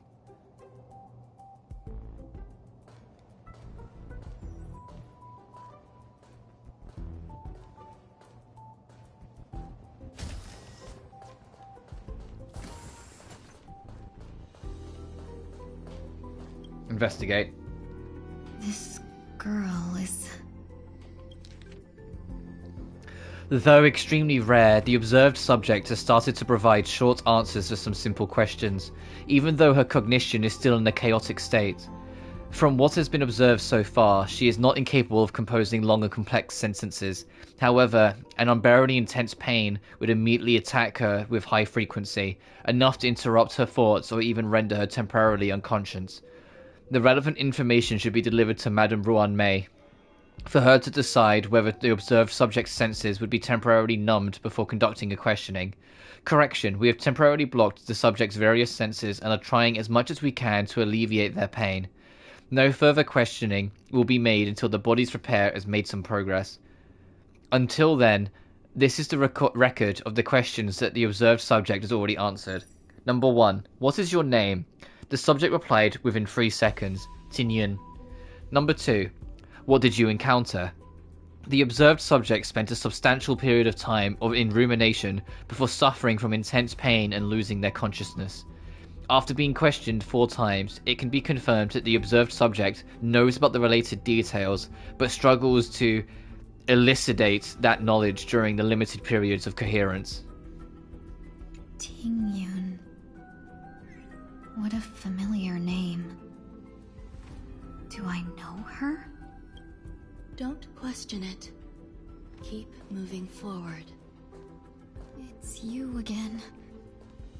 Who's talking to me?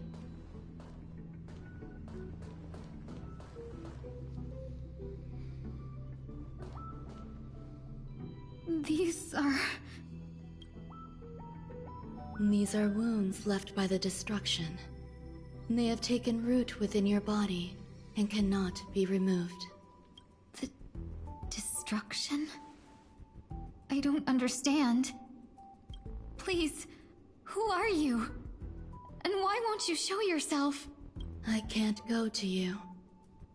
All I can do is wait for you to finish walking this path. You want me to go through here? Do I have to fight it? There's no need for that. It's too dangerous, and you can't do it anyway. Don't fight it. Embrace it. Try to coexist with it. Think of it as feeling your own scars. My scars? Wait! Oh, Raggy. Is this called coexisting? Don't worry. I have no idea what she can actually do. You're not alone. Basic attack can be single target or a blast, okay. Grants one ally Foxy and Prayer, which increases break effect and enables to reduce toughness when attacking enemies that don't have the corresponding weakness type. She can make it so you can affect their break even if you don't have the weakness. That's actually very nice. Deals fire damage to all enemies. This attack ignores weakness to reduce toughness. Oh, so she is all about break, which seems to be a trend with this, with a lot of Penacony characters. The moment Super Break was introduced, it feels like every character's had something to fucking do with it. Enemies get a cast of Cloud Flame Luster. When cover is reduced to 0, the enemy will take Weakness Break again. The allies attack, Weakness Break enemies. She deals Super Break. Yep, there it is. Yeah, so like regardless of who she attacks, even though she doesn't have the weakness, she can support. Alright, let's start seeing some animations. Shall we unite our goals? Okay, so that's not too different from Unite as One!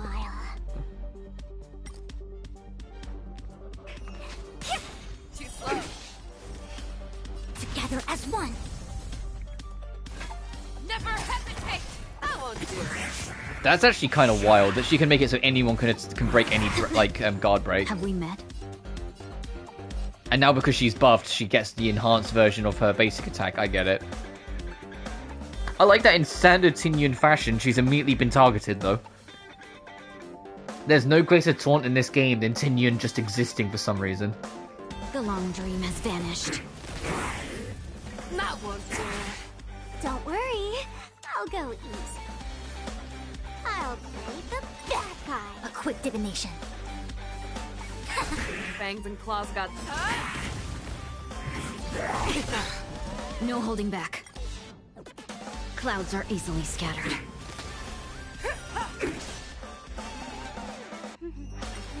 Yeah, I see through you. Show me what you can do. I'll give you 5 seconds. Okay, there's 3 waves. I want to see her ult, so I didn't want to kill these guys too quick. Let's seize this fine moment. Unite our goals. But she says it so aggressively. But I guess this is like mature full version, not almost like teen version that we're used to. A quick divination. Have we met?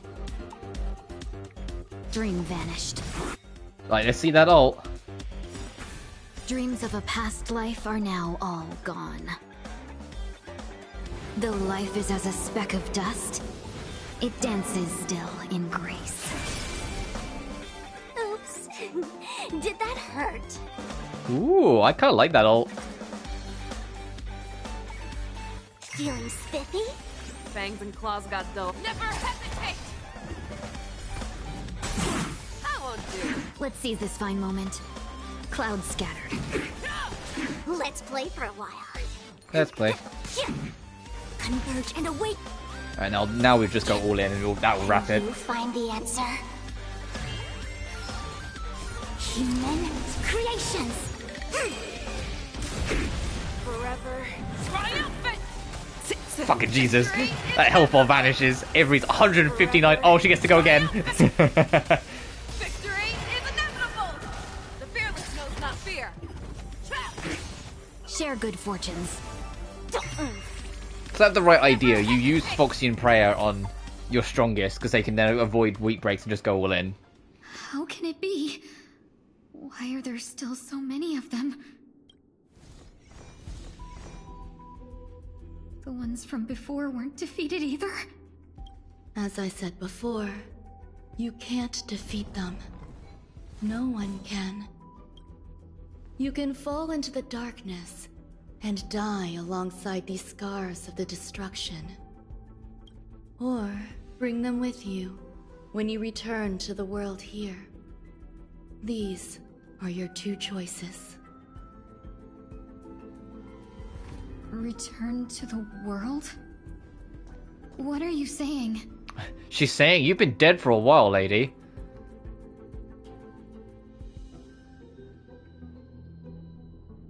Yeah, there's the real one. Oh. No wonder those two ignored me. Am I just a wandering spirit now?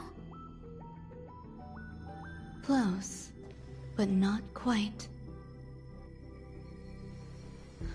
So, I'm trapped between life and death? Existing in a limbo? You can think of it that way. Based on what you said, even if I should wake up, these wounds that caused my death will remain on my body and never heal? I mean, you did break your own neck, Tingyun. I mean, it wasn't your choice to, but still. I don't understand. You appear to be trying to save me, Benefactor. But why are you telling me all this? It's a habit of mine. I believe everyone should have the right to choose whether they wish to return to this world or not. Be that as it may, I don't remember anything. There's nothing to help me make a choice. That doesn't matter. I believe the desire to live was born from nothing to begin with. You may also prove yourself to be the exception. I would also be pleased with that result.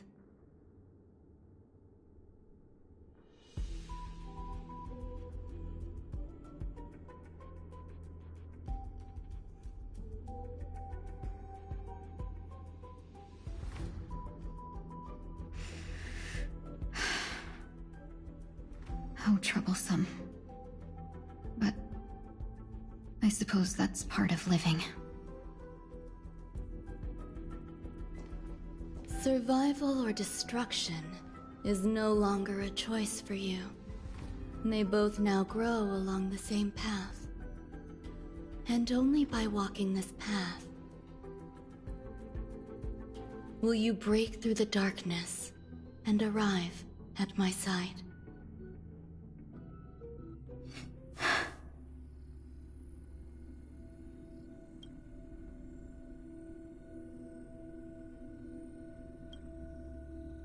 Feeling more awake? Congratulations. You attained your very first victory in this tug of war. It's a good start. This is... Let me explain. You were attacked by a Lord Ravager. By all rights, you should not have survived. But someone didn't agree with that assessment, and it just so happens I was able to fulfill his request. What about the other merchants? Who's him? Who's the one that know. disagreed? Why me? Because you were the most unfortunate. You fell into the hands of that Lord Ravager, who destroyed your body and spirit. Yet, you were also the most fortunate. Her desire to claim everything about you for herself meant she needed time, so you were spared instant annihilation. There is only a fine line between resurrection and escaping death. Yet, they couldn't be more different. If you had truly died, I would have been powerless to do anything for you.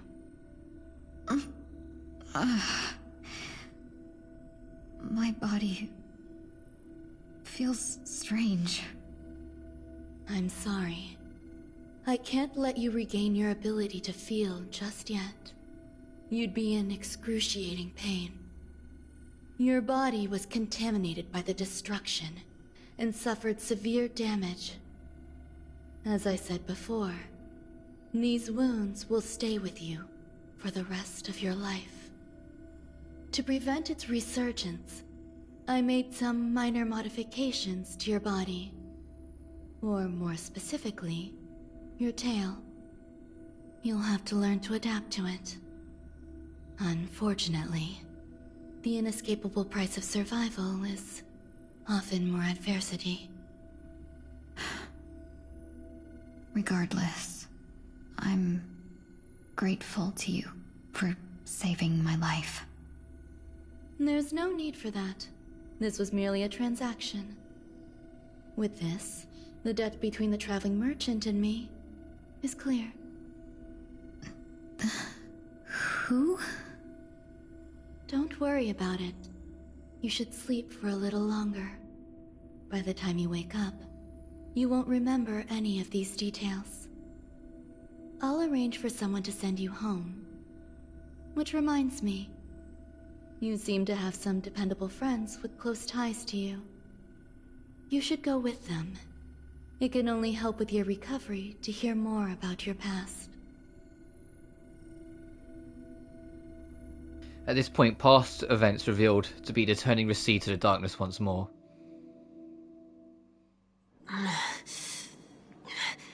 Are you all right? Did I pass out?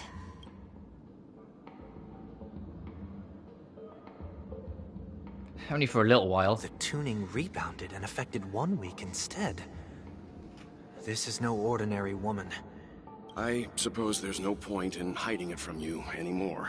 Miss Tingyun is originally from the Xianzhou. She had an unfortunate encounter with a Lord Ravager who robbed her of her identity and left her on the verge of death. While she miraculously escaped with her life, her body suffered terrible injuries beyond all power to heal. But something happened to change that outcome? Yes, a genius got involved. She's very accomplished in the field of life sciences and managed to grant Miss Tingyun a shot at survival. After that, she asked the Express to escort Miss Tingyun back home. We made a stop at Penacony along the way, partly to allow her some time to convalesce. I'm so sorry. I thought no one would be affected if I hid inside a dream. I didn't expect so many mishaps to happen. That's alright. So long as nobody was hurt. Can I get something to drink? I feel like I've been asleep for 10 years. That's fine. We should find another place to talk anyway. We drew some attention with that commotion earlier. Shortly after.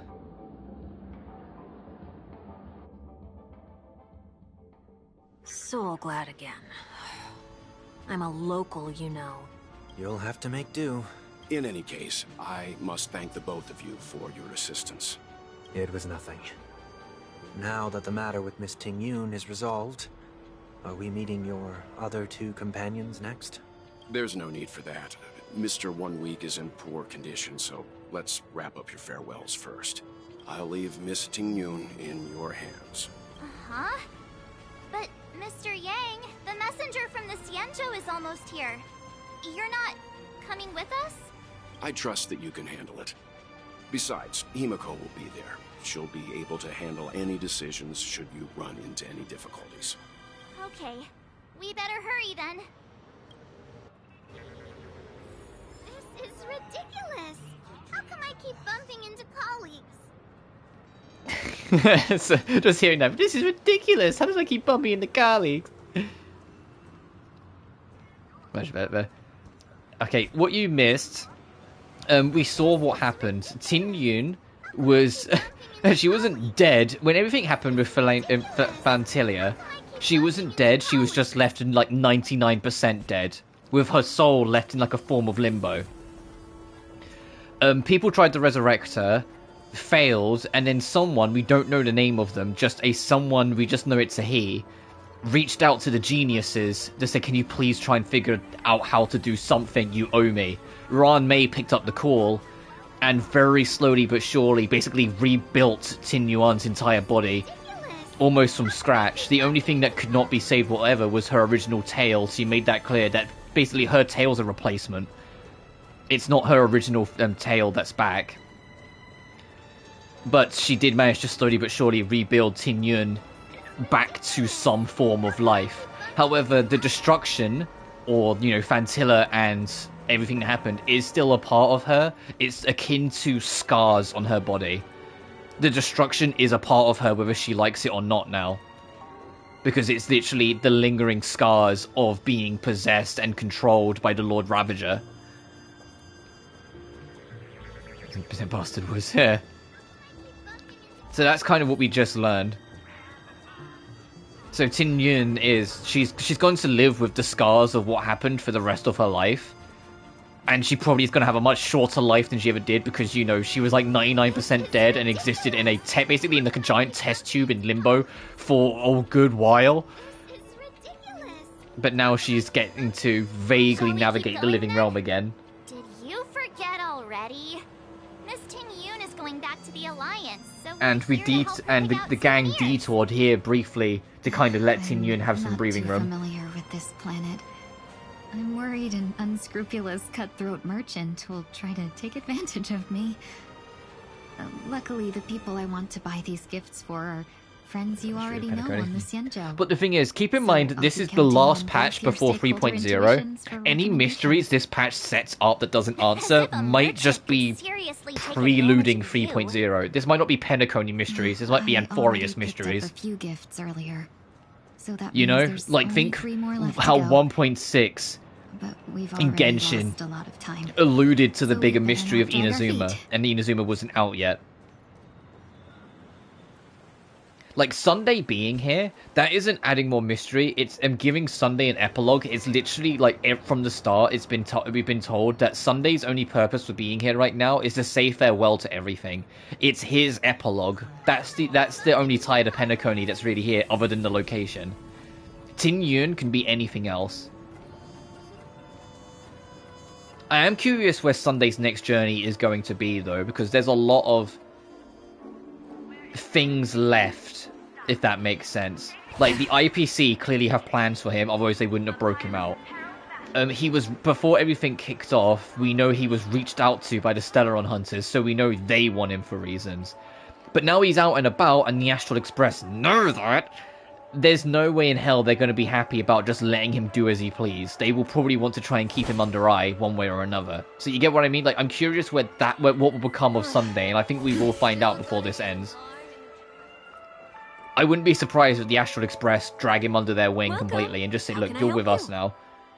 Which would be very interesting. Hey, let's go to Amphorius with fucking Sunday.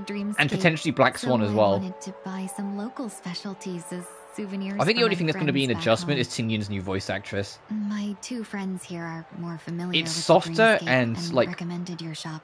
Almost So I quieter wanted to take and a a little deeper. Wow, you really But know how to it is flatter. an adjustment. Go ahead.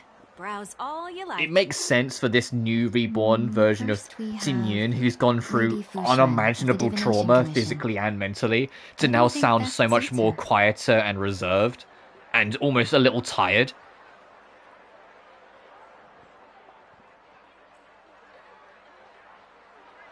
I like it, to be honest. Yeah, fair.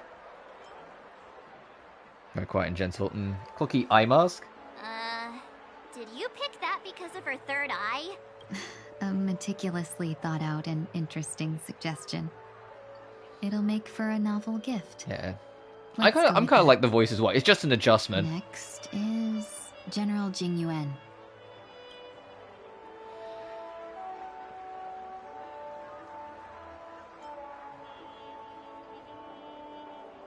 Send him a division of elite fighters. Seriously? Now that the Alliance has all of you there to help them, sending any elite fighters more would just be overkill.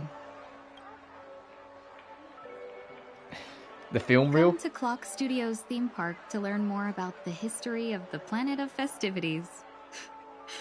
I think the General will like this gift. Finally, we have Lady Bailu of the Alchemy Commission. Ooh, what should we get She Bailu? loves excitement.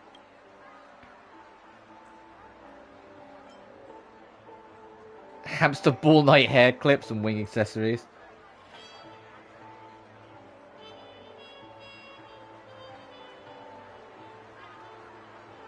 Do you know what was actually a really like a dub voice act recently that I really liked because it was so different? Fucking Freyren's English dub. To hear such a deep voice out of like an anime, because like part of the thing that is, it's not an annoyance per se, it's just something that you notice with a lot of anime dubs. A lot of the female voices are almost encouraged to be higher pitched, not to match the Japanese tone, but to be almost representing of it, if that makes sense. It's like, oh well, the Japanese voice is super squeaky, so you should be at least a little bit. Freyren's voice is so deep, but it fits her perfectly because she is like over 100 years old. She is like experienced the horrors of everything. She is going to outlive the entire cast and knows it. And she does have magic that can force terrifying things to happen. Her just sounding a little done in the English dub at all times is so fitting for her. And it's perfect. But that's just me. I love Freyren's English dub. Especially when she got the demon to unalive themselves. In the deep voice, it was perfect. Just hearing, kill yourself, in like the deep voice. I was like, holy Freyren! In-game.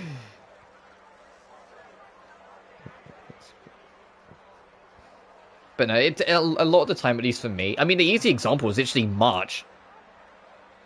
If you listen to the actress talk normally, well, I say the way when she talks normally, it's a lot closer to her performance of Citlali. Whilst March, she does squeak it up a bit, and that's because it's encouraged through the voice direction to do so. It's a common thing with a lot of anime-esque things to have female characters in the dub have a higher pitched voice, not to like go up there, not to match the Japanese, because it's still about being your own personality and adding yourself to the character. But you get what I mean, where it's like to make it a little bit more in line with the feel of how the character is in the Japanese original, or in this case, Chinese original. Anyway, a wing accessory? Both wings and horns? That's a little much, don't you think? The hair clip? You carry yourself with such dignity and grace, but you still have the heart of a child. Lady Bailu loves these types of But my point is, I accessories. like this Let's go voice with your for Fig. suggestion. Like, That's all of them.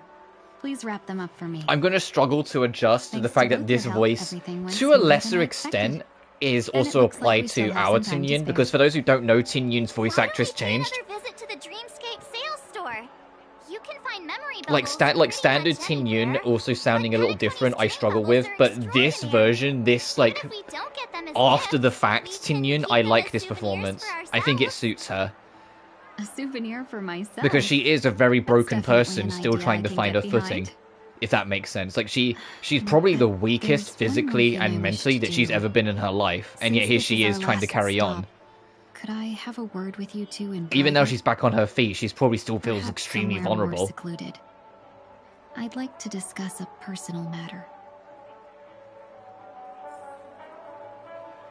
Interesting to say. It's not that I don't like March's squeakiness. That wasn't my point. My point is that that's a part of how of how she's directed to be a little higher pitched. I just prefer deeper voiced characters.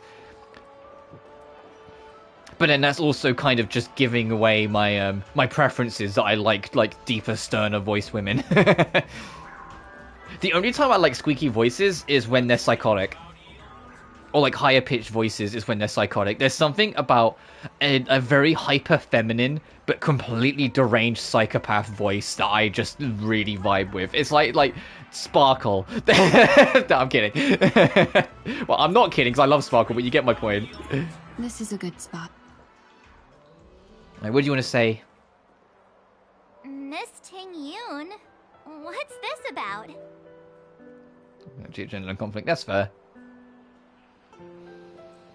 You've looked out for me during our travels together these past few days. It's also worth mentioning she's still going by Can't thank you enough. Tingyun in this. I'm curious where Fig as a name comes from, because this version of Tingyun is called Fig. And I'm curious if that's something that she will decide later on, or if that's basically like the specimen name she was when she was in that lab with Ron May. And Ron May was doing all the experiments to basically restore her to life, or whether she was like Specimen Fig, for example. But there are some things I find difficult to forget. I feel it's only right that I tell you what's on my mind before we part ways. Do you two still remember what it was like when you first saw me? How could we forget? She was so shocked. She was frozen in place when she shouted. Tingyun, Fantilia, Sparkle. Oh, Tingyun, how? Exactly. And that's precisely why I haven't been able to shake off this strange feeling in the days since I started traveling with you. When I asked for your names, I couldn't help but think that this first encounter was actually a long-awaited reunion for you. It's a bit neck injury. I mean, you know what I've also just kind of noticed? On the inside of her hair, so closer to her roots, it's all white. Like, you can see behind her neck, the hair's all white. That might be trauma response as well. Or like a reaction to it, that she's got some white hairs now, despite being so, young. Actually, I don't actually know how old Tingyun's supposed to be. I assumed it was 20s. Oh, extreme trauma response can result in white and or grey hairs coming from you sooner. In fact, it's a phenomenon that can even happen in children.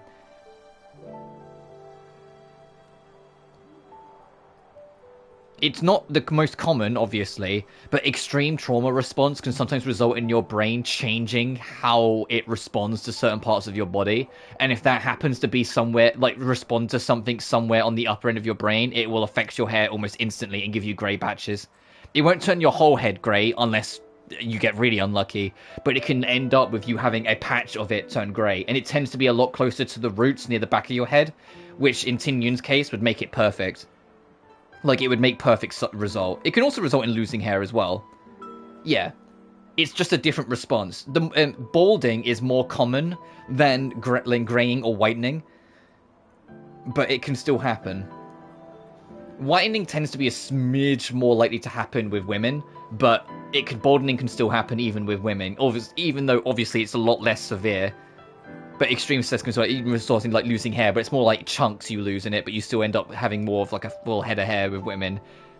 Obviously there's exceptions, but as I'm talking more generalizing here. But this idea of where like she has a chunk of white hair now, it could just be aesthetic, and it might be that Hoyoverse just didn't think that far ahead. But considering what she's been through, that could be trauma response. And it's caused a chunk of her hair to start turning white. And it can also be a little both, because it does suit her aesthetic, because she's always had that white fluff in her ears. So like now it has more of like a connected feel, where it's like the dark and the bright.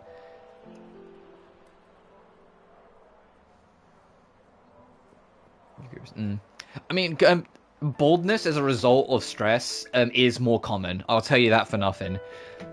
It's this is more of like a unique phenomenon, but I only knew this even before I got into psychology. I only knew this because I knew a kid in secondary school, so high school for you Americans, who had grey hair.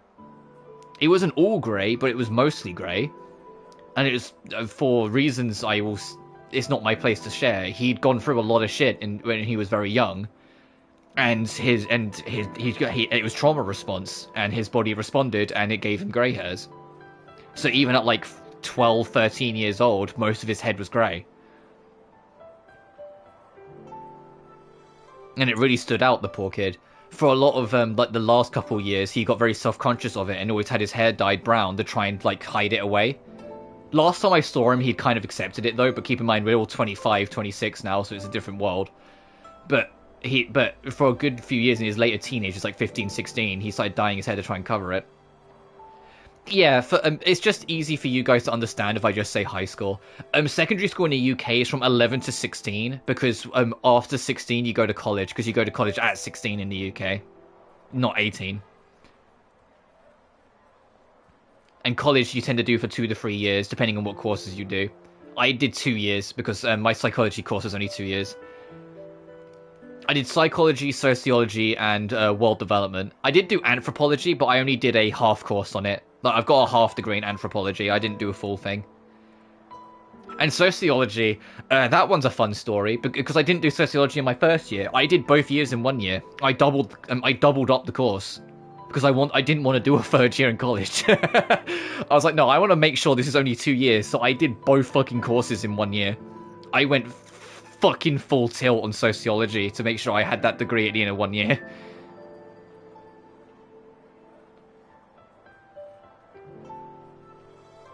And I managed to pass by some miracle, so I have a college degree in psychology, sociology, and world development. And I have a half degree in anthropology. And the reason I have a half degree is because, firstly, I passed by the absolute skin of my fucking teeth. And that's not even an exaggeration. I kid you not, it was like 1 point off the exam less I would have failed. It was bad. I was like, oh, fuck.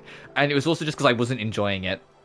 But, like, I enjoyed it at first, but by the time I got near the end of the year, it got very boring for me. I just didn't vibe with it at all.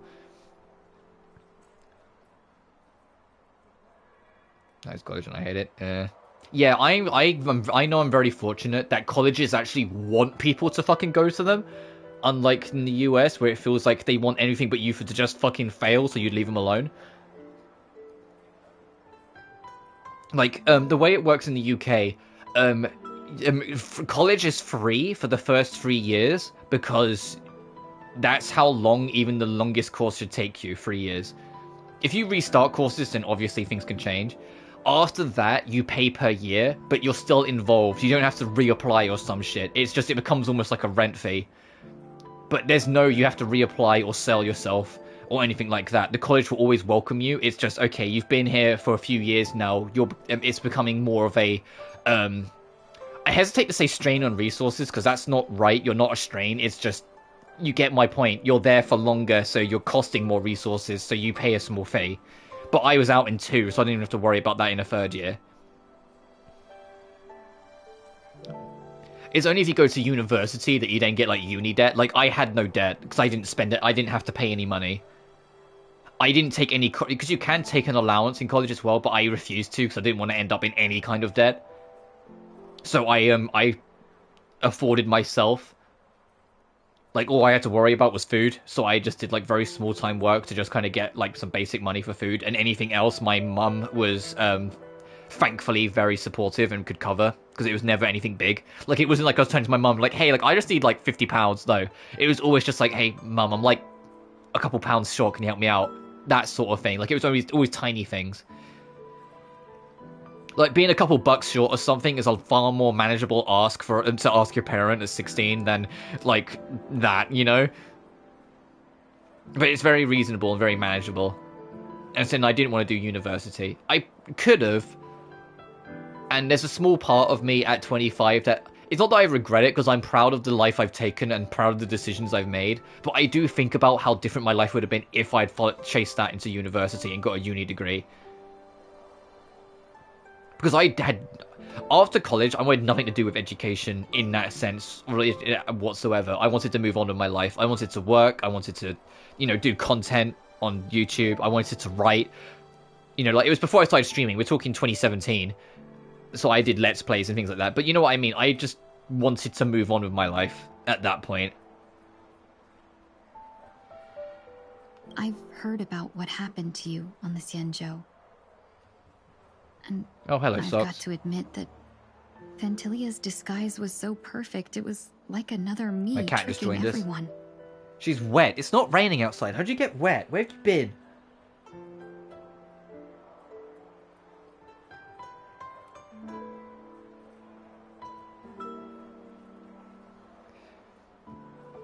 I'll put my Stargate having nothing on that front.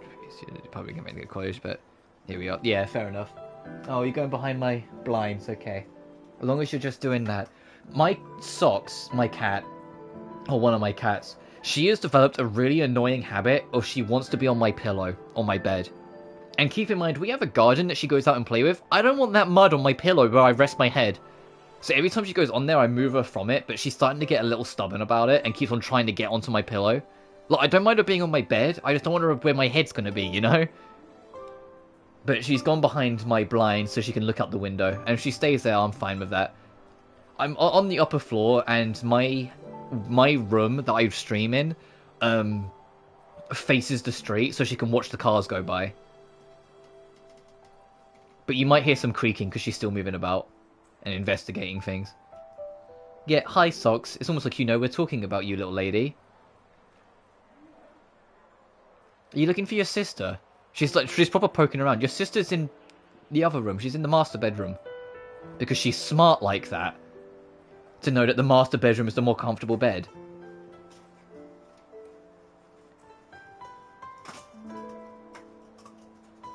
She's climbed... Sorry, I know we've detoured. She's climbed onto my radiator now. The radiator's not on, so she's not... I don't know what warmth she's expecting.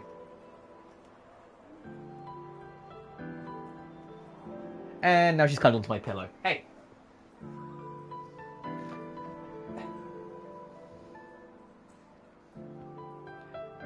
Told you. I knew what this was all about. My pillow is next to my window, because when I wake up, I can then look straight outside. So I had a feeling she was lingering around there so she could look for an opportunity. Yeah, we couldn't even tell when you were replaced by Phantilia. I figured it happened when we were after Kafka. You vanished for a while. I thought you must have come back as a double. Yeah. The problem is I let Socks, well, I let both my cats, Socks and Sugar, get away with a lot because they're both older-ish girls. They're both, we got them in 2011, so they're both 13, approaching 14. And for cats, like, yeah, they are starting to get on a little bit, so I do let them get away with a lot. The problem is that Socks, you give her an inch, she'll take a mile. She's very fucking cheeky. And Sugar would, but Sugar only had an operation last July, so she's still not... Even though she's a lot better, and she is back on her feet sort of thing, that operation permanently slowed her down. It's very evident that, like, that operation has kind of taken a small toll on her, bless her. She sleeps a lot more, she doesn't move around a lot, she takes... When she's going up and down the stairs, she does it one step at a time, she can't run up or down them. But it was much earlier than that. That thought has me filled with sorrow. As if a piece of my life had been stolen away, and I had no part in it. That's what I've been puzzled It was a about, necessary too. operation, though. For those who Never aren't actually aware, saw health she until developed a managed tumor, to disguise and herself the as operation, me. we had to obviously remove it to save What her was life. your impression of And we that were very fucking Tingyun, lucky. if you recall? The tumor didn't grow inward, it grew only outward. Not any of the tumor whatsoever grew inward. If it had grown inward, it could have either contaminated the blood, which could have led to more trouble later on, or, to be colder, it could have ended her. So the fact it only grew outward, it was one clean operation to remove it, and after a few checks afterwards, her blood was completely clean. It was a complete cure. She was 100% saved, and it was like a complete miracle thing that happened. A bit dangerous, a bit calculating, a bit mysterious. That's just the nature of the Foxians. Like, we were very lucky that the widely known tumor that mystery like is didn't the even key to remotely our grow lore. inward. It only went outward.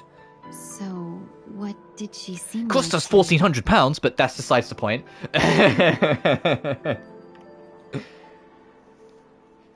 don't know what that is in dollars, but it's a fucking arm and a leg for 1,400. I say that we were also very lucky with that. We ended up not having to pay the whole fee because there is a cat rescue charity that reaches out to try and help with expenditure, and they covered a pretty decent chunk of the cost. I think we ended I think my mum, I paid 500 into it. I think my mum paid 250 into it, and then the rest was covered by the charity. Uptick of 1,800. Yeah, that sounds about right. So we were very fortunate in that sense. It was still like just before the summer holidays, because the summer holidays in August in the UK, that we'd rather not have had, but it is what it is. It was a worthy price to keep my cat alive. It seemed to you, a shrewd merchant, a potential emanator of the destruction.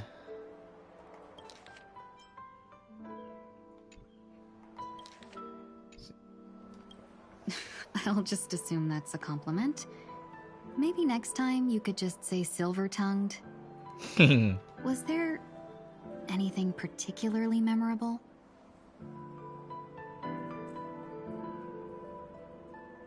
High EQ, extremely flexible. March 7th said you were bossy. No, we're being serious here.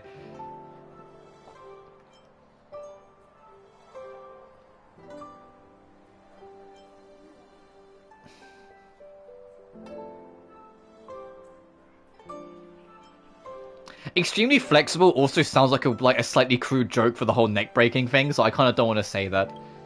That's true. I'd love to learn how you do it. Yeah, you get it, the Now, flexible the final one. question. In your eyes, am I just like the Tingyun you remember? This one feels like the important one. All the other questions feel like a setup for this. Are you the Tingyun we remember? I don't want to say that's not important, because I feel like that I'm dismissing this question, and it clearly matters to her. Because yes, she is the Tingyun we know and love. But she might fear that we're saying, oh yeah, you're the same Tingyun we know, the one that was then possessed. But if we say no, it's like, you're different from us. That's...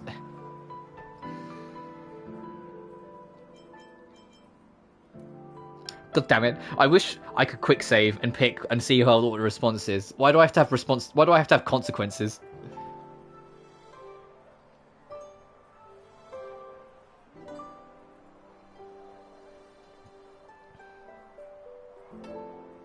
Because I know what you're going to say. You're going to say what's important is that she's here now, it's not important what was before. Or something to that extent.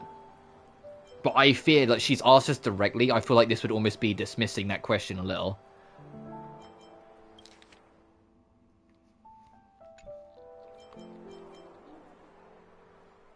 Yeah, pretty much.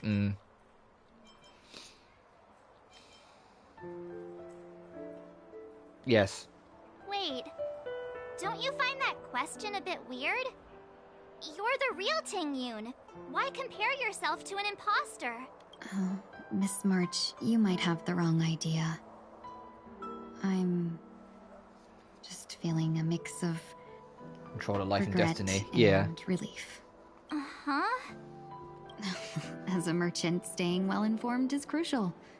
It's only natural for me to stay updated on the events of the Lawfu before I return. Do you want to have an idea of how frail she probably is right now? I've been sitting here, like, for this whole thing, like, man, I just want to give her a hug. Because God knows how traumatic, not only, like, onto her body, because we know, like, her body is scarred permanently. Like, there is some damage to her physicality that will never recover. But I'm just sitting there like, man, but if I gave her a hug, she would almost crumble like paper. She's obviously not that weak, but you get what I mean. Like, I think that even that pressure would be noticeable on her. She's an extremely physically vulnerable soul right now, and very fragile too, because she's only been alive again with us for a very short time, because she had to basically be rebuilt from scratch by Ran Mei. And even then, like, some of the reports that we read during that section were a little worrying. Like, when they first managed to get her to wake up the first time, she could remember her name, but the very next question they tried to ask her overwhelmed her mind enough that it made her pass out, and that question was simply, what do you remember? And then in the note, they said that this started happening frequently every time she was awake to try and ask her. If they asked her anything that required her to think, it would overwhelm her enough to make her pass out again, because she just wasn't strong enough. And so they had to take more drastic measures, which is why when Tingyun first woke up properly, she didn't remember her name, because they had to be more drastic in rebuilding her. And Ran Mei basically baby stepped her through everything.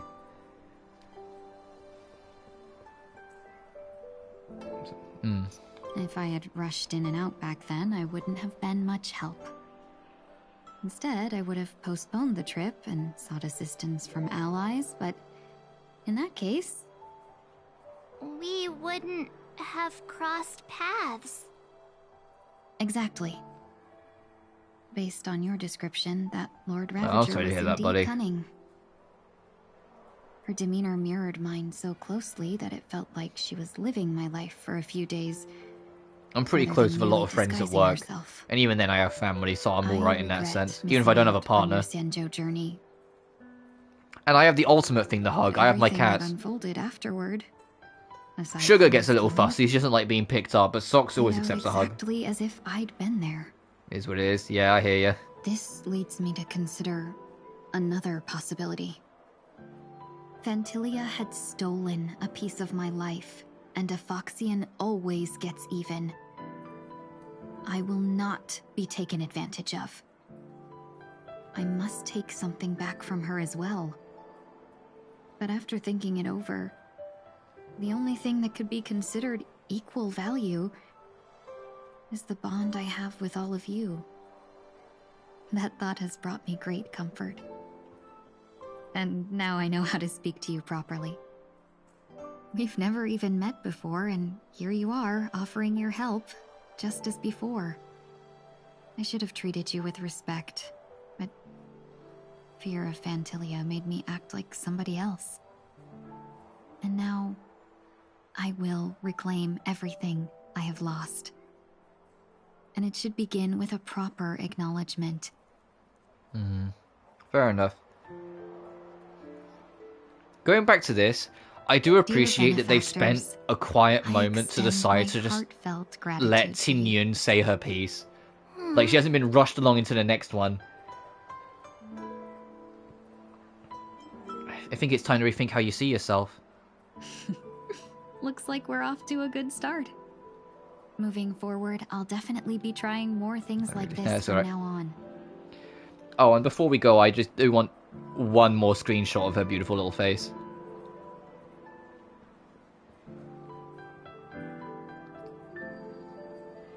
You can see that, to be honest, now I'm looking at her like this, you can kind of see the tiredness in her eyes. Like, her eyes aren't open wide like a lot of the other characters. They're very, like, closed, almost. Or, like, very, like, you know, like, her eyes are, like, permanently half open. She's probably fucking exhausted, poor girl. And you, my dear benefactors, will be my source of courage. Miss Tingyun, Oh, she's gonna make it so hard to not roll for her because I want the her to... it might why do you have to come up... Tingyun, why do you have to be 3 weeks before the Herta comes out? That's not fair. Why do you have to be 3 weeks before the Herta comes out? You know, back when, like, 2.7 was first announced, I didn't know there wasn't going to be a 2.8. I assumed it would be like Genshin and we was going to get a 2.8. So I was like, yeah, I'll get Fig, or, you know, the new Tingyun, because I will still have time to worry about... At the time, I just said real Herta. Later, not realizing, no, they're not doing a 2.8. This is the last update of the 2. Series. In 6 weeks' time, 3.0 drops. And the Herta is coming. And I was just like, oh, fuck.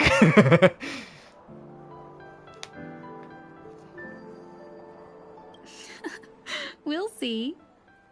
I just hope the Tingyun in your memories the thing is, here's the thing I'm working with, and so you can understand. If I get Tingyun, I know I'll have to break the bank for the Herta.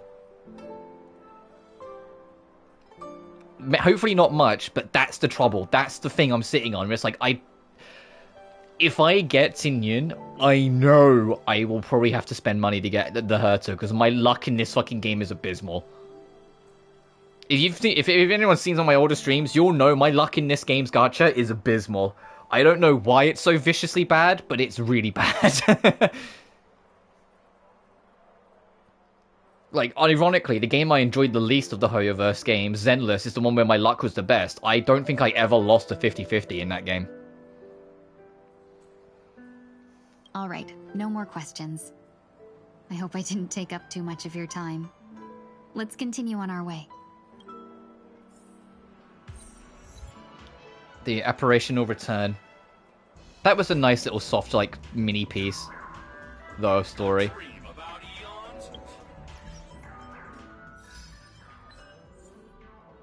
Between pledge and forgettance.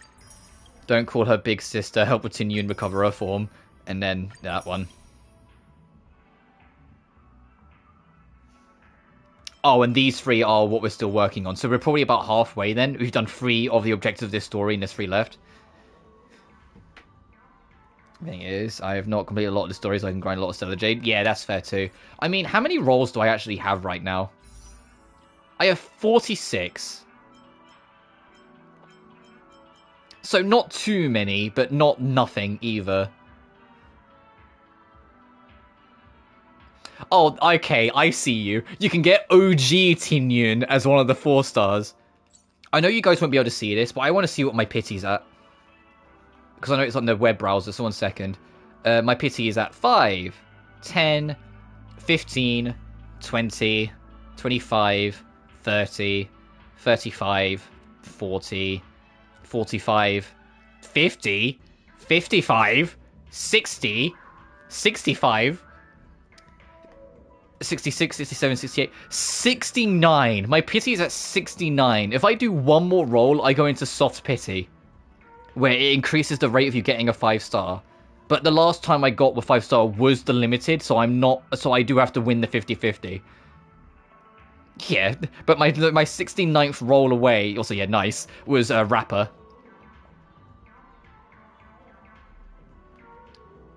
So you can tell I tried to get Rapper again. If I did 60, that would have been, so 68 more rolls since then, and didn't get her. Like, thanks game, thanks, you fuckers. But I'm not rolling for Sunday. I have negative interest in Sunday. I know Sunday has his fans, and to be fair, his kit is very interesting. If I show off his kit, his skill is you pick a character and you boost their damage.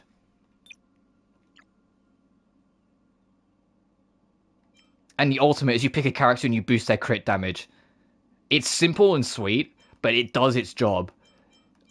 The idea of, like, he can just pick a character and now their damage is better. Like, if you max him out, 50% more damage. Yeah. A take action immediately increases damage dead by 30%. If the target has a summon, then it's increased by an additional 50%. Whilst the ultimate is have their crit damage increased by 30% of Sunday's crit damage plus 12% based. So if you go super on crit damage with Sunday, you're not going to use him to attack anyway, so nothing else matters. It's me with the current team, and that's fair enough. Listen, he's just ignoring my goals only team, like allowance. It's just he's not interesting to me. He's not what I want.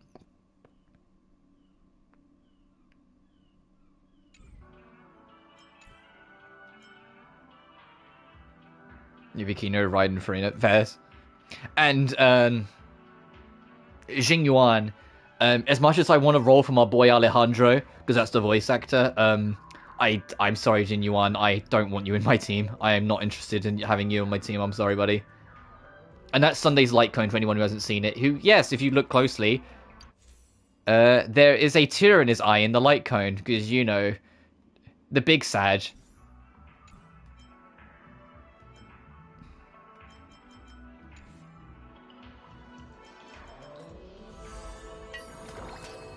But I do, yeah, Fez.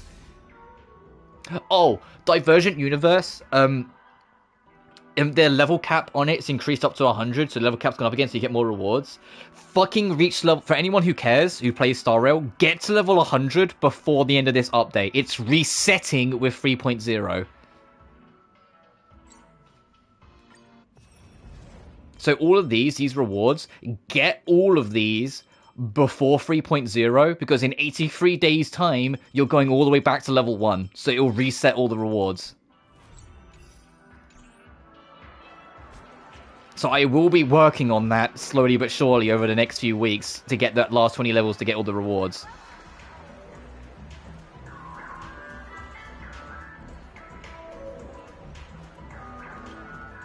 Welcome to the Dreamscape Sandstorm. Dr. Edward at your service. Yeah, as I said, for people who do care, because it's rewards being left on the table, get them, you know? Exotic and preferably captivating? Just a friendly reminder, being too picky won't help you find the best dream. You just dampen your spirits ahead of time. That being said, there are always some lucky exceptions. Not too long ago, I procured a dream bubble that sounds perfectly. The story unfolds in the Shenzhou Alliance, where a young swordmaster strives to become the sword champion. However, his junior Foxian Sora, who just turned 100, puts him in a tough spot. Why does that sound oddly familiar? Since I'm returning to the Xianzhou, I think it's better to choose something unrelated to the Alliance. Feel free to pick a few for me. I love customers like you. So easy to work with. So easy to take advantage of, you mean? Just don't pick anything weird, okay? Yeah, March's like, I understand business. I know what you're doing. Speaking of dreamscapes, I have a gift for you, my benefactors. Yeah, Fez. After troubling you all this time, I couldn't leave without properly expressing. Don't wait for 3.0. January is going to be stacked with streams. We're going to be hitting the ground running literally on New Year's Day, because Genshin 5.3 is on New Year's Day. That's really nice of you. Here are the dream bundles I've prepared for you. Thank you for your business. Well, it looks like everything's finally in order. I suppose it's time to head back? Tingyun's dream bubble. The dream bottle gifted to Tingyun, which records your journeys over the Sun Show. In this dream, the real Tingyun never missed out on meeting you. Oh! The future is neither an initial meeting nor a reunion. We have always walked together. Oh, that's actually really sweet. She gets to have a dream where she gets to meet us for the first time that we had properly. Back on the Sun Show Alliance, back on the Lawfu. I'll go back to our ship.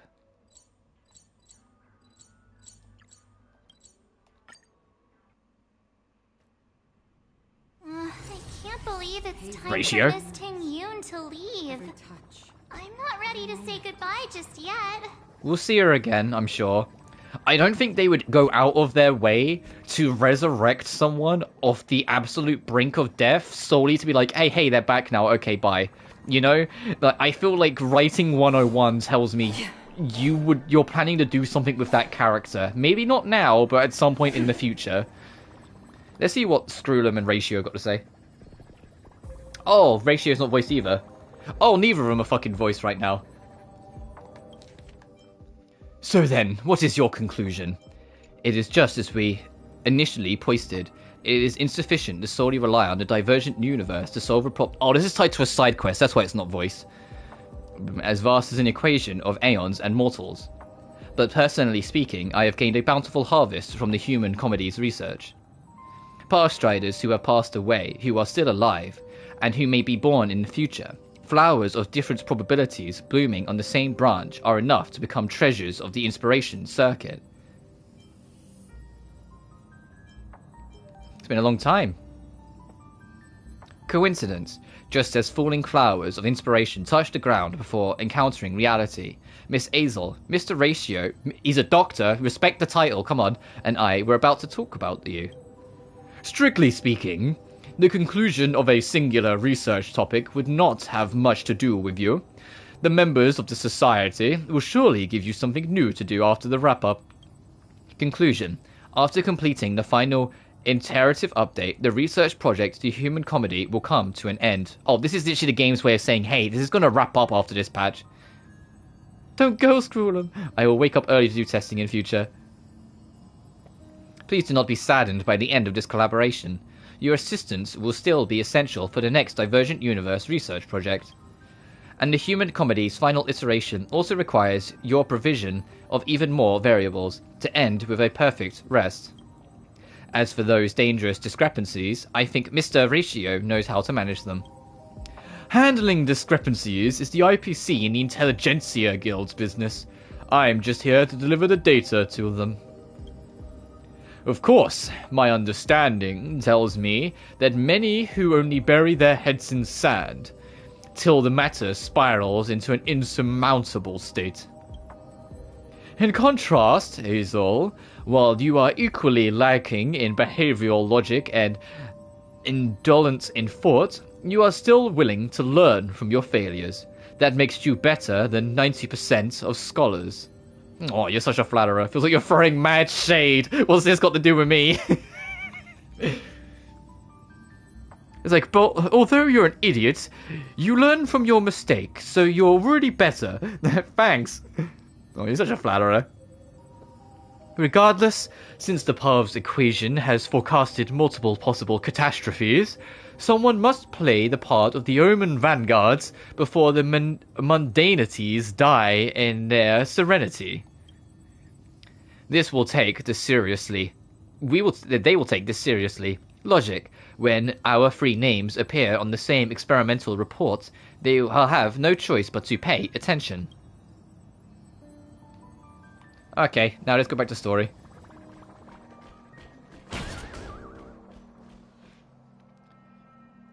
Alright, Himiko. Time to get my best Himiko impression out, because until they sort out the voice actors things and play catch up, no one's voiced. Oh, you're back! Yeah, we got delayed on the way. Mr. Yang will explain in detail when he gets back. Has the messenger from the Cienjo arrived yet? Yeah, we've been chatting for a while. Turns out, she's an old acquaintance of yours.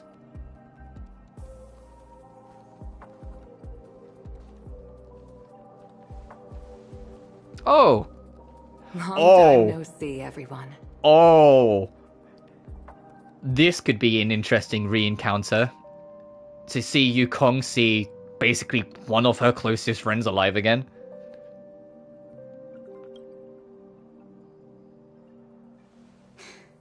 Madame Yukong? I've imagined this moment many times. I was worried I might embarrass myself in front of you. I even rehearsed every word beforehand. Yukong, you led Tingyun's funeral. I think it's okay for you to have very mixed feelings about what's going on.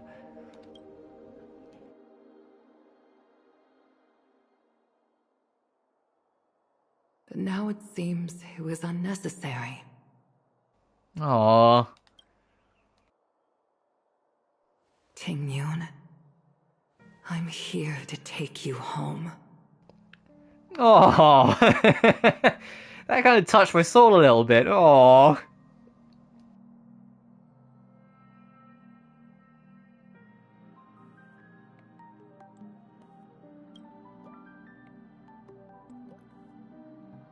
I just want them to hug.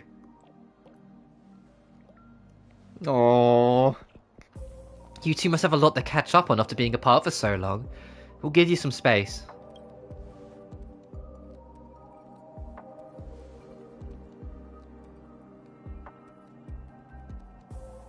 Madame Yukong, I wasn't expecting it to be you. What a wonderful surprise. I wanted to come because, after all, it's you who's coming home. Yeah, me of all people. Your body. It's going to be tough from now on, isn't it? I've already escaped death once. What more could I ask for? Also, it's not all bad. I might even beat you at arm wrestling now. These two arm wrestle? You're still the same, carefree as always. I have a lot I'd like to tell you, but I'll save it for the road. It's a long journey back to the Luofu. Even if we can't completely rid you of the pain, there must be ways to alleviate it on the Xianzhou. Oh yeah, I forgot to mention that. Tingyun's in constant pain. Ron May made out that it would be extremely fucking agonizing for her, like viciously, brutally agonizing, whilst like she was still figuring things out. So she permanently, like she manually went in and basically numbed parts of Tingyun's body to hide it away, so it doesn't like torture her as she tries to go about her life. But that pain still exists. Her body is still broken in ways. Not literally in some aspects, but you know what I mean. So she is technically in pain. It's just parts of her body are numb. So she can't feel some parts of her body at all right now. But she probably will have aches and pains around here, there, and everywhere still as a result. But the worst pains, they're just part of limbs that are completely numb right now because of Ruan May's work. Which I suppose, if you can't stop them from feeling like they're being tortured all the time, but you have the ability to make it that they can't feel anything in that part of their body, you'd probably just take it. I can understand Ron May's, like, logic in that sense. Spare the pain, even if, like, that part's numb. I have no doubt. But which would also add to why Since Tingyun we're also alone sounds so here, tired all the time now. May I ask you one more thing? Do I really have to go back to the Luofu? Why? You don't want to? Despite Fantilia's ruthlessness, she spared me when I should have been eliminated. And why did Miss Ron May, who has no ties to the Xianzhou, go out of her way to save me? It seems as if I've become a pawn in someone else's game. Yeah, we don't know who this mysterious he is that went out of his way to get this set up to have her saved. I wouldn't be surprised if this mysterious he is someone who we're gonna meet in Amphorius. Oh, if it's fucking Kevin, I'm worried. If it ends up being good old Kevin, because we know that Kevin, or an XP of Kevin, is gonna be in the next on the next planet. If it's Kevin, we should be very fucking afraid. There are people within the Alliance who also believe that the suspect is now on the Yuchua. Oh, we've never been to the Yushua. How is she useful as a pawn? It depends what part she's playing. You know? We don't know enough. It's like this is literally like the precursor to chapter 1 of the next story. This is literally the chapter 0 of like the next piece. We don't have anything to even start working on the mystery. These are just what we're getting right now is literally just food for thought before the mystery or the story of whatever comes next actually starts to evolve properly when 3.0 launches. This is like the teaser. I think it's probably the easier way to put it. If that's the case, she could be a pawn by extension of, because she was possessed by the Lord Ravager. That being has basically left its mark on her. It's part of the reason why she's so fragile, that a lot of her scars are basically the remnants of the destruction. If someone wanted to use the power of the destruction, but wasn't on the path of destruction innately, they could potentially exploit her into doing that because it's attached to her being, but she doesn't control it. In a sense. Like, that's as far as I could go. Like, the destruction is attached to her. She's not destruction, she's nihility. Well, now she's nihility, I should say. But, you get my point, where it's like, because she has the path of destruction from a Lord Ravager, which is basically like an extra of God. If you're someone who wants to do something with the path of destruction, there's a very exploitable little lady that you could get your hands on. You're gonna want her alive to be able to use that. Thankfully, Tingyun has enough street sense about her that she'll pay attention, and she's clearly, by how she's talking about this, is already aware that something might be up, that she won't get exploited, but we'll have to see. Take advantage of the situation?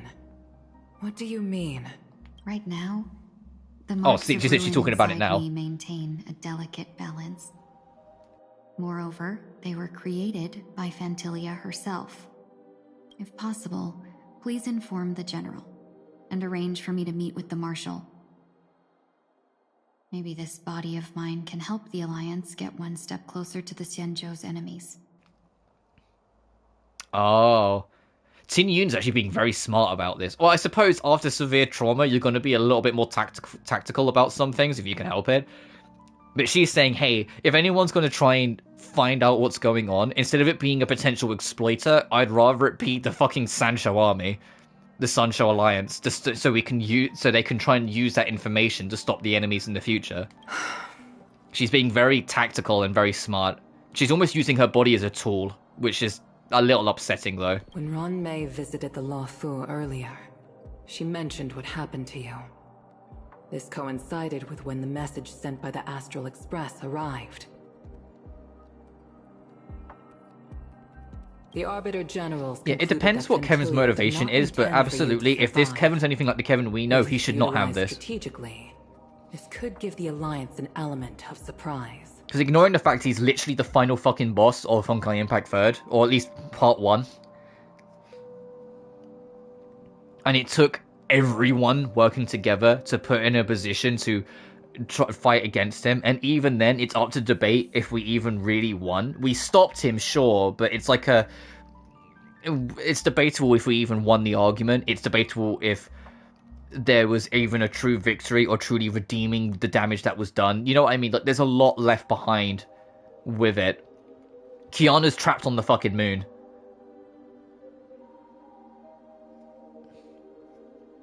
Now, for example, in Honkai Impact 3rd. If we follow this plan, it's why she's not the protagonist of 1.5 or Part 2. Because she's on the moon. She's stuck there. I want to know what you think. If you wish to go home.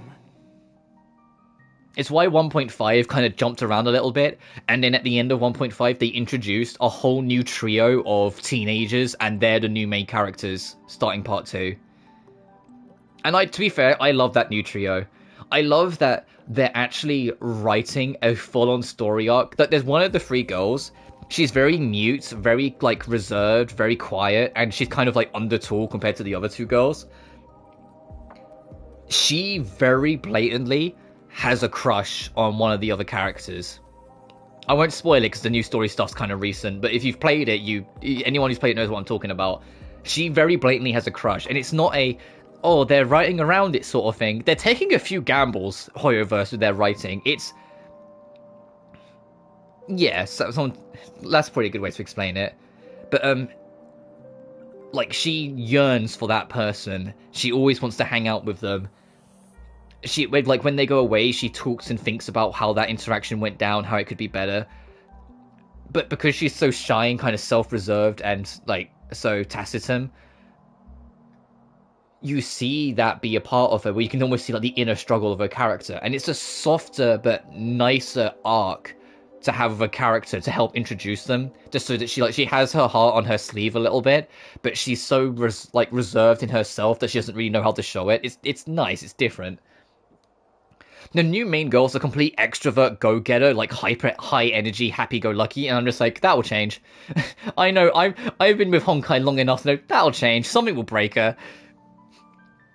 Kiana was once happy, and then they killed everyone she loved. So it's like, things will change.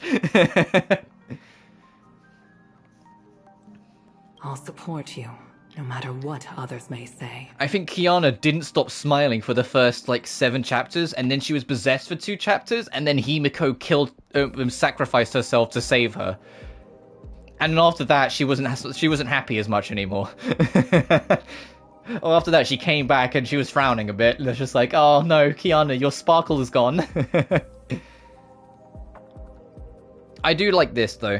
Because Yukong and Tingyun, even ignoring ships, because these two are quite a popular ship, they've had a very healthy and long-lasting friendship. Like, Yukong and Tingyun have basically known each other most of their lives, which, following that, it means Tingyun could potentially somewhere be in her 40s, because Yukong, we know, is in her 40s, because her daughter is in her early 20s.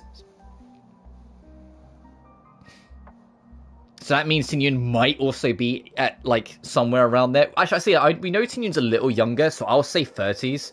Tingyun's probably in her 30s. But these two do have a history, and they are a very popular ship. Then I'm glad. I shall save you the trouble of hearing what those people may say. The road ahead is perilous. If you decide to take it, I won't stop you. Maybe I'm being selfish, but I still want to know. Are you choosing this because it's what you really want?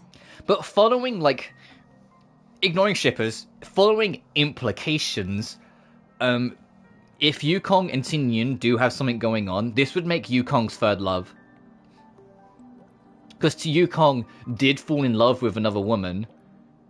Although they don't explicitly say it, they do the Hoyoverse standard of doing everything in their power to make sure it comes across to the audience that it is, because they can't directly say it because censorship.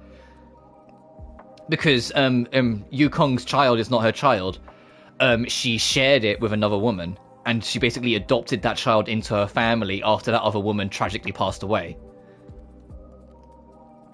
So they're two women raising a girl together. Gee, I wonder if it's because they had a relationship, but they just can't tell you that. But there is a lot of implication with Fei Xiao that Yukong and Fei Xiao also go way the fuck back, to such an extent that they understand each other's fighting style to such an intricate level they can fight together without having to say anything to each other. Like, they fight in synchronicity with each other, which leads the implication that they have a very extensive history. And even though Fei Xiao is naturally a flirty person, she's also kind of fucking flirty with Yukong. So people are like, okay, maybe they had a relationship in the past and they went their separate ways. So this would be her third love, so to speak. I think it was, That's at least, that's how I take it. There's, with Fei Xiao in particular, there's different interpretations, because, like I said, Fei Xiao is just naturally a bit of a winky person. She's a little bit of a flirter to begin with. But it's clear that there's a dynamic between Yukong and Fei Xiao that goes deeper than just a bit of flirting. But, yeah, this would make, in my understanding, her third couple. Her third relationship. There's nothing as close to the mark as Robin, though, because Robin literally has lesbian flag colors in her entire design. It has the lesbian flag, rainbow in her trailer. She has the lesbian flag on her fucking cheek. But it's, not made obvious. It's the colors of it, but in the same order of as in the fucking flag. They want to make it as painfully fucking clear as possible that Robin is a lesbian. But they obviously can't say it because CCP.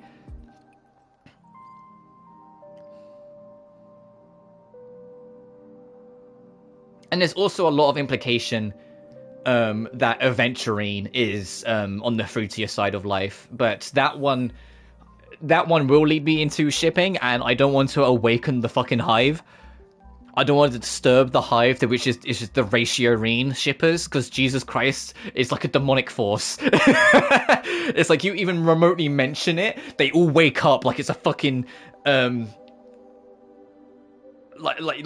don't know what like a secret message, like a whispers into their ear. They all just get summoned if you mention Ratio and Adventurine and that shit between them. So I will leave that before I disturb the hive.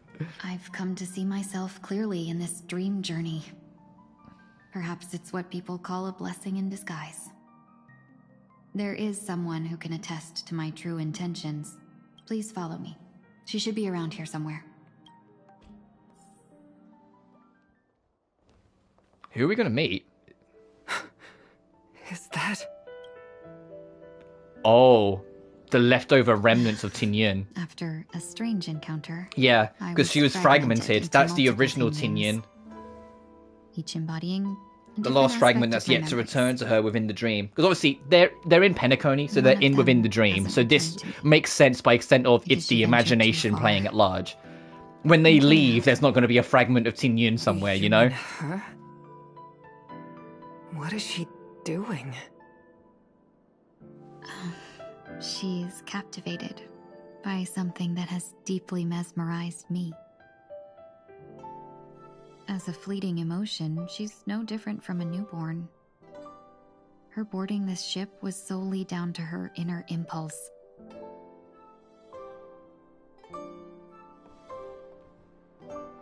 Madam Yukon, and you can tell from the fragment as well, like where I said, like our Tingyun, her tail is different because a lot of it had to be interchanged or parts replaced and things like that. Like her natural tail isn't 100% natural anymore, hence why it's a different color. Sky.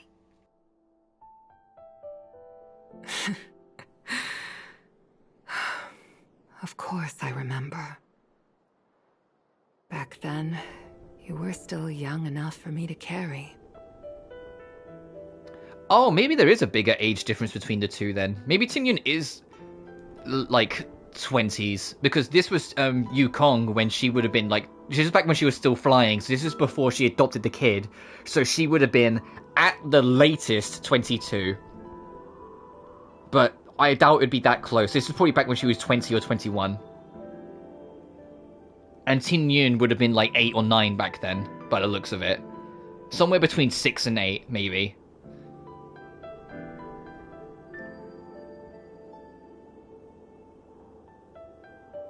This is really cute. You probably still can. Want to give it a try? I'm afraid you'd be Did she just kind of say... Did she just kind of imply she'd be up for sitting on her lap? Or will be carried, basically? Okay. Just kidding.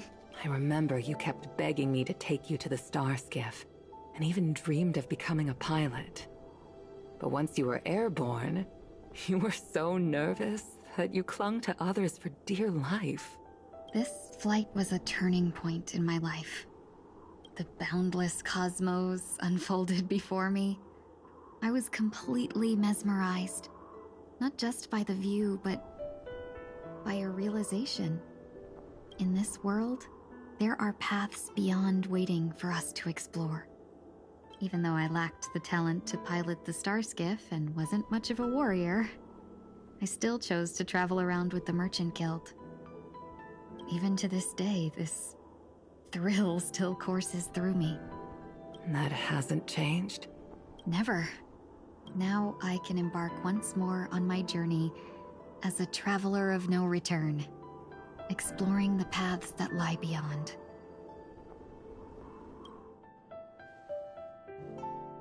Speaking of which, how are things with the Whistling Flames?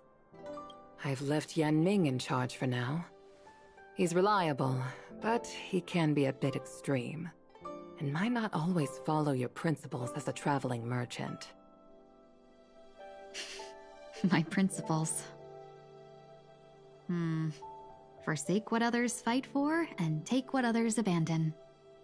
That's the way to navigate the world and achieve my goals. I will continue to uphold my principles.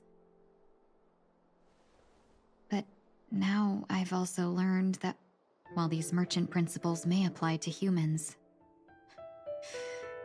they falter in the face of the gods. But this shouldn't fall on your shoulders to begin with. You are simply an innocent survivor in this war. Madame Yukong, you were once a survivor in the war too, weren't you?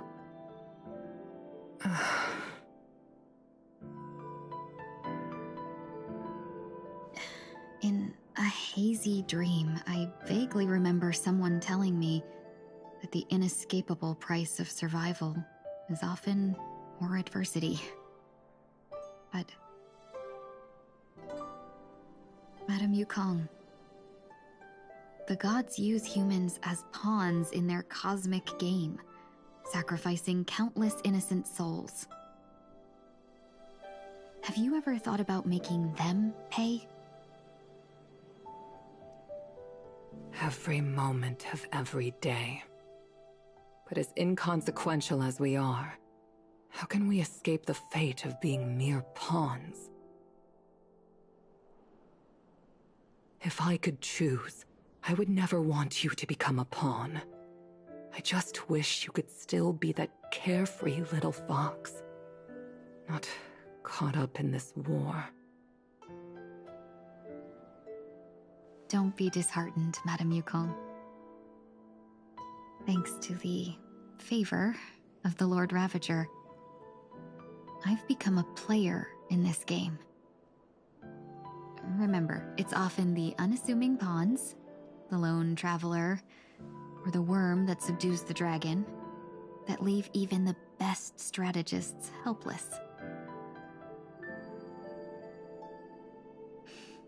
So, now I'll become a cunning speck of dust, and make those masterminds behind the curtains sneeze a few times. That's very sweet. Science lingers. Departures are indistinguishable from parting, yet they are fortunate enough not to have to waver between the two. But luck never seems to favor everyone. Yes, because on the other side of this, Sunday is having to say goodbye to everything. He won't be able to come back, and he might not ever see Robin ever again, his sister. Is this place also affected by the Order? No, That was beautiful. I wasn't expecting there to be so much on Tingyun. Bid farewell. Now, I thought like Sunday would be the priority. Maybe we'd touch upon Tingyun later, but no, that was very nice. Variables. And feels very validating So as someone who was... another. Ooh, yeah. And feels very validating as someone who was adamant that wasn't going to be the last time we saw Tingyun. Back when we first saw it amount of people that I was like, Rob, you're just coping, she's dead. I was like, no, she's not. Now who's laughing? How did you know she would be here? I didn't. I had a hunch and decided to try my luck. It seems I can be lucky sometimes. It's not like you to leave things to luck. I'm trying to change too. I don't think you need a bystander in this scenario. Go on ahead. You're not worried I'll take the opportunity to escape? I believe you're the kind of person that has the ability and desire to use everything to your advantage. But that everything does not include Miss Robin. Thank you. Now then, Mr. 1 Week. I'm not leaving. No way. Let him stay. He won't be in the way. I actually need 1 week to be there. She shouldn't be seen talking to a fugitive, no matter the circumstances. She's still alive. Yeah, she was like 99.99 reoccurring dead, but that 0.001 was what Ruin May managed to pick up on. I thought it was going to be that it wasn't the real Tingyun. Shouldn't put her at risk. I didn't realize that it's because she was. It was not. That was not the route they were going down. Shall we go then? That it is actually the same Tingyun. It's just they basically resurrected her from the brink.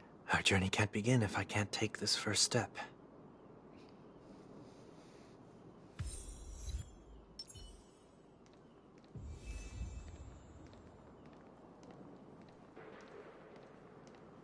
Oh boy. Alright, let's see how this goes.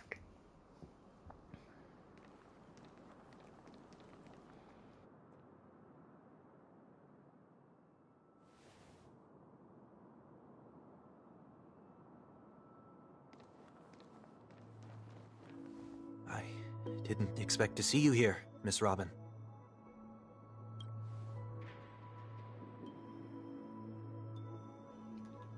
Oh, god damn it, she's part of that crew as well. It's nice to meet you, miss. May I know your name? My name is 1 Week. I'm a member of the Nightingale family. Oh, you're a Dreamweaver. Thank you for all your hard work. You all are the reason the Dreamscape has been able to recover from this crisis. You're too kind, Miss Robin. You must be very busy. What brings you here to Dream's Edge? I'm taking a break. I wanted to find a quiet place to relax. Ideally somewhere where I could see the stars. Before I knew it, I'd walked all the way here. I know these stars only exist in the dream, but... Well, perhaps the dreamscape is not so different from reality. When we look up into the night sky, the stars aren't really there. The glimmering lights we see are merely the images of stars from long ago. So... if this story's going to end here, it's going to end in a bit of a full circle, because this is where we took Firefly to watch over the star on that date. To watch the stars from the roof. This is the same spot. Well, near enough it.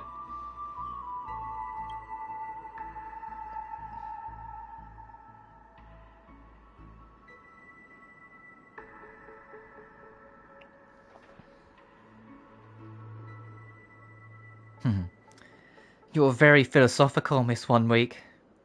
You remind me of someone I know. Do you work nearby? No. Today is my rest day. There's going to be a show later, so I came early to find a good seat. A show? Here? It's somewhere farther away. They say it's a farewell performance. The kind that's better to listen to from afar than watch it performed live. I see. In that case, the observation deck is a good choice. You can see all of Penacony from here. I am aware that behind them, the broken puzzle is the fucking Charmony Dove. Distance can make some things appear more beautiful. Miss Robin, may I stay here with you to gaze at the stars before the show begins? Of course. You don't have to be so courteous. I should be the one asking. This is Dream's Edge after all, and the Dreamweavers are its true masters.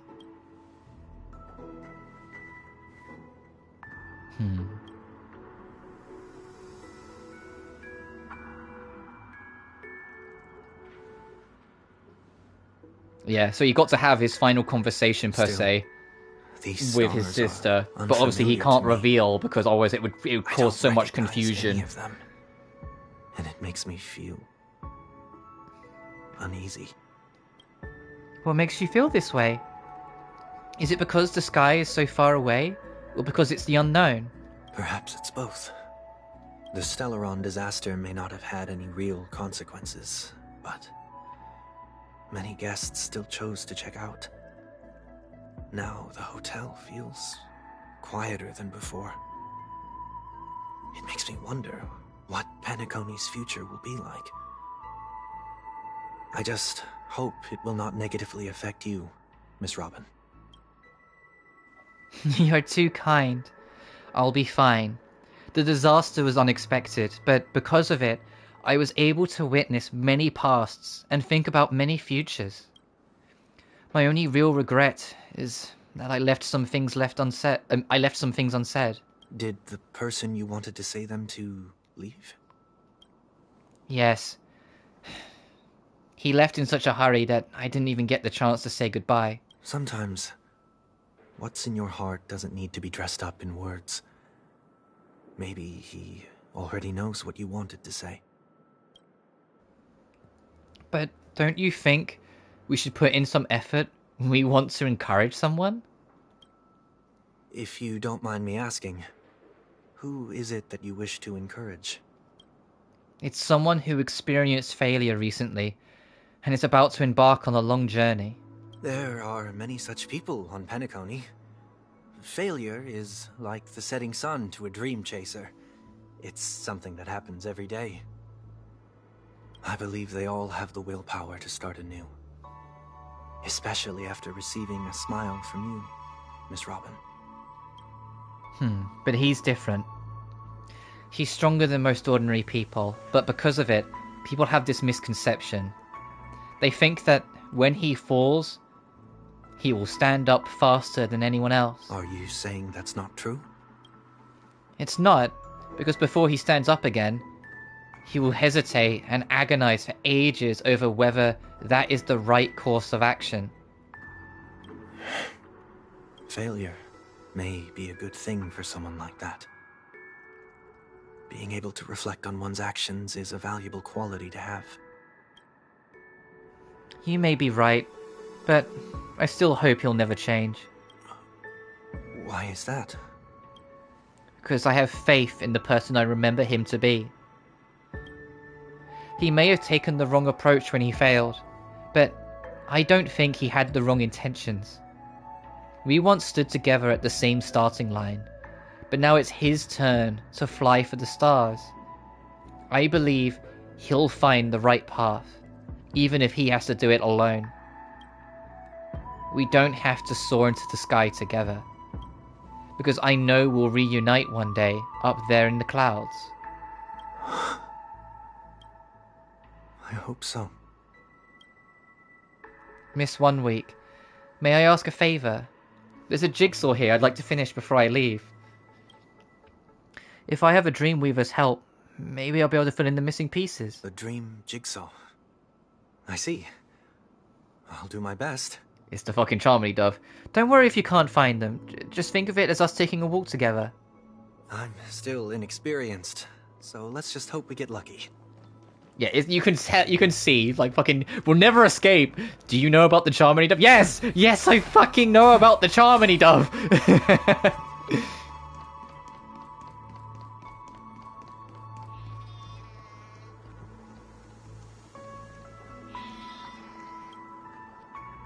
It seems we've been blessed with good fortune today.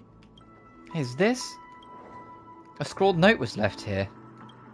May your sky be forever radiant. It seems familiar. Another Dreamweaver probably left this behind. It's a habit for this profession. They hope to use these blessings as a foundation for the dreamscape.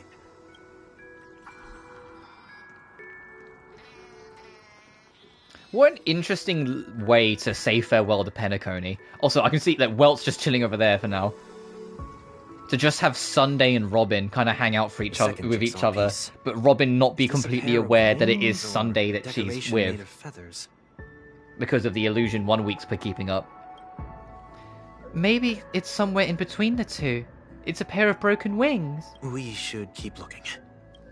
It's okay, let's use this one.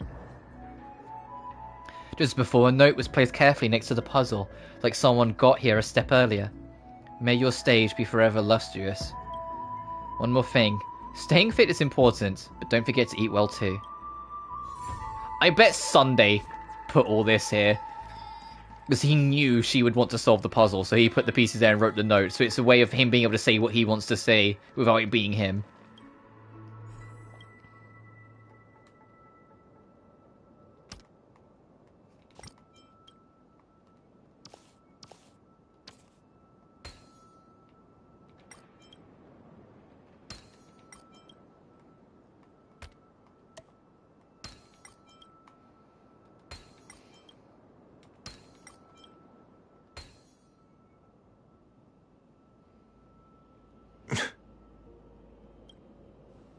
It's done.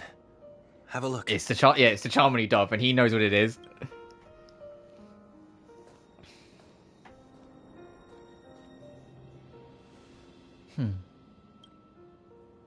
This painting feels like a blessing, and also seems to mirror someone's resolve. Even when the broken wings no longer belong to the sky, the direction in which they fall will still be towards the stars.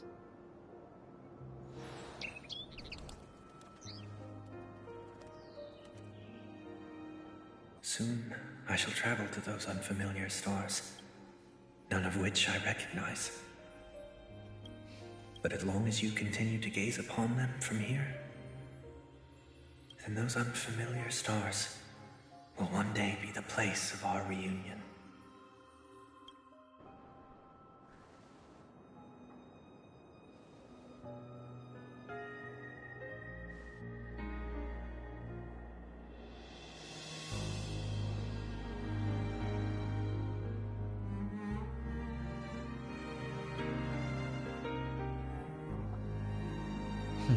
You still couldn't bear to say goodbye in the end. Maybe I'm stronger than you think. Oh, she knew. You must try to relax on your long journey. Brother. Yeah, she knew. She played along. That didn't seem like a perfect goodbye. It's enough. I only meant to stay quietly by her side for a bit. But why did you do those unnecessary things? What things? Those 2 notes. If someone finds them, they can be used as evidence against her. Huh. So you can do whatever you want as many times as you want, but I can't? I don't want to live with regret for the rest of my life either. Live with regret. Yeah, you know all about that, well. Ugh. We're almost done saying our goodbyes. There's a lot of people you've loved and lost. Family, friends. Yes. We only have one last stop. But before we leave, I have a question I'd like to ask you, Mr. Yang. I'm curious. Why did you become a nameless? Why the sudden interest? I always had a feeling that you would never give up on someone who needed help. After spending time with you, I'm even more convinced of this assessment. At this very moment, there are countless worlds above the sky still waiting for the arrival of the Astral Express. Yet you and your companions have chosen to stay here. All for an old friend you never knew, and a notorious fugitive. To trailblaze means to forge ahead. Yet, you stop and spend precious time on people just passing by. All the while you believe this is the natural course of action? That's not what I think at all. Besides, the watchmaker also made a similar choice. And because of that, he bid farewell to the Express and never walked among the stars again in his lifetime. Not all journeys lead to the stars. Even if we leave the Express, some trailblazing paths will still continue. You can think of it this way. The title of Nameless doesn't belong to any one person. Each individual will have their own view of what it means to walk this path and will always try their best, no matter the situation. The goal of my trailblazing is not the unknown world, but every living being who exists under the stars. In my homeland, the name Welt means world. It suggests that each person is a world unto themselves, and that we harbor as many possibilities as the distant stars. The connections I gain on my journey are what is most precious to me. This is my way of the trailblaze and the reason why I decided to stay here. Why me? Like I said before, I left my home in a hurry too. I know how you feel right now. I also know that a person will only be able to truly face themselves once they've decided to say goodbye to their past, the same way you're doing right here, right now. There was never a third person with us, was there? I told you he'd find out. I should have known nothing could escape Oh, your was keen 1 week eyes. never a thing? Since you already know 1 week's secret, there's no need for me to build up suspense. Let's go. We'll head straight for the finale and take our final bow in this farewell performance.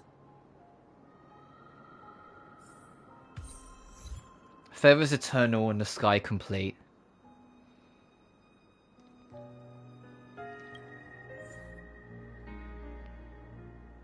Oh, we've got to say goodbye. Oh, what's this? Oh right, I forgot they added casual mode. No, we'll keep on what we're doing.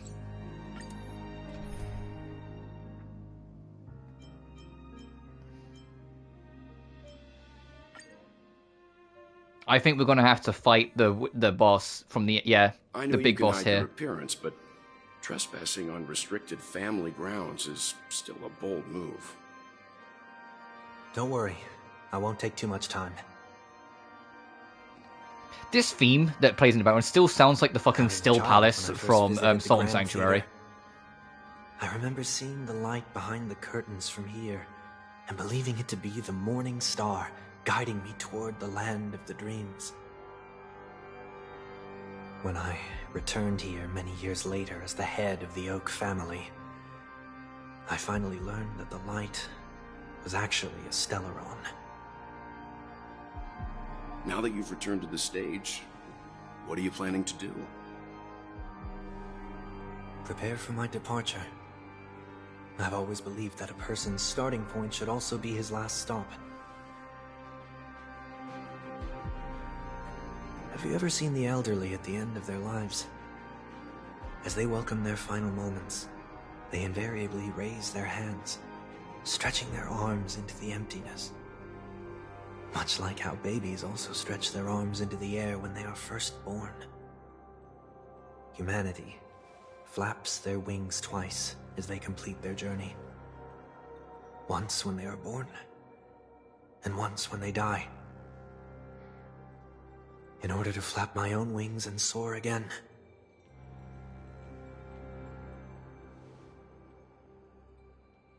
I will say goodbye, here, to the me of yesterday. I really hate this face. My expressions feel so dull and lifeless.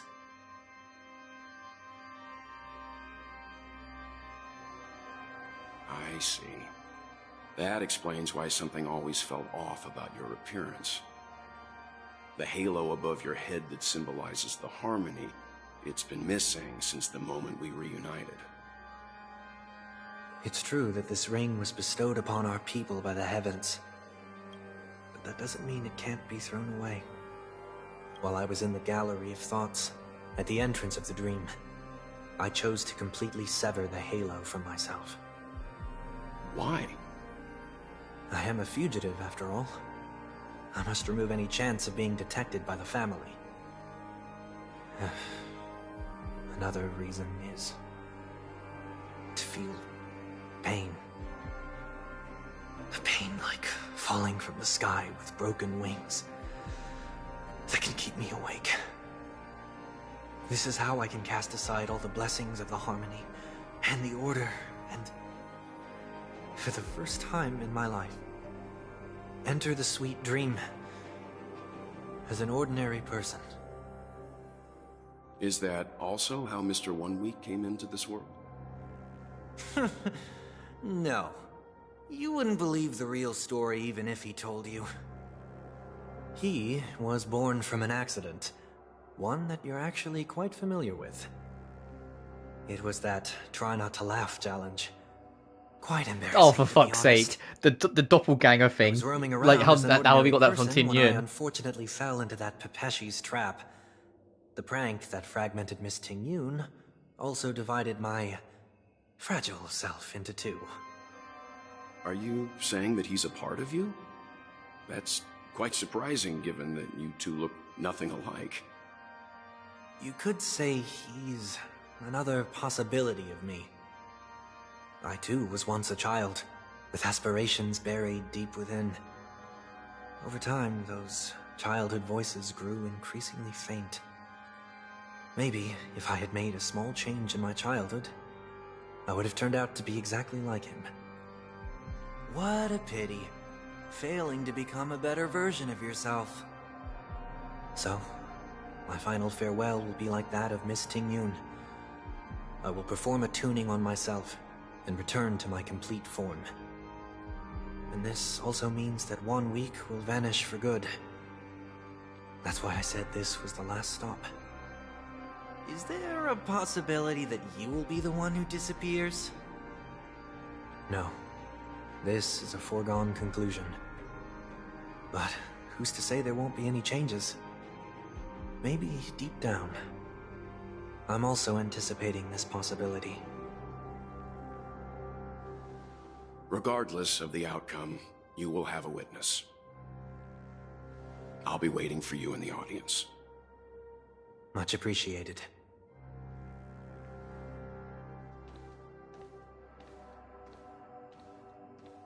Now, shall we begin? Anticipating this possibility. You've really changed. In the past, you wouldn't have tolerated any noise at all. I'm about to embark on an unknown journey, where it will be impossible to maintain my orderly life. I will have to navigate unexpected surprises, much like today. You're not ready at all, are you? I feel unsettled, maybe even scared. Ever since I left Penacony, I could no longer control everything. Don't flatter yourself. You can't control anything. But isn't that how it is for most people? My fear of the unknown may be a weakness, but your presence has shown me that surprises aren't always bad. Meeting you has been a great help to me, and I'm glad to have discovered this side of myself. I also feel grateful for the opportunity to tell you this in person.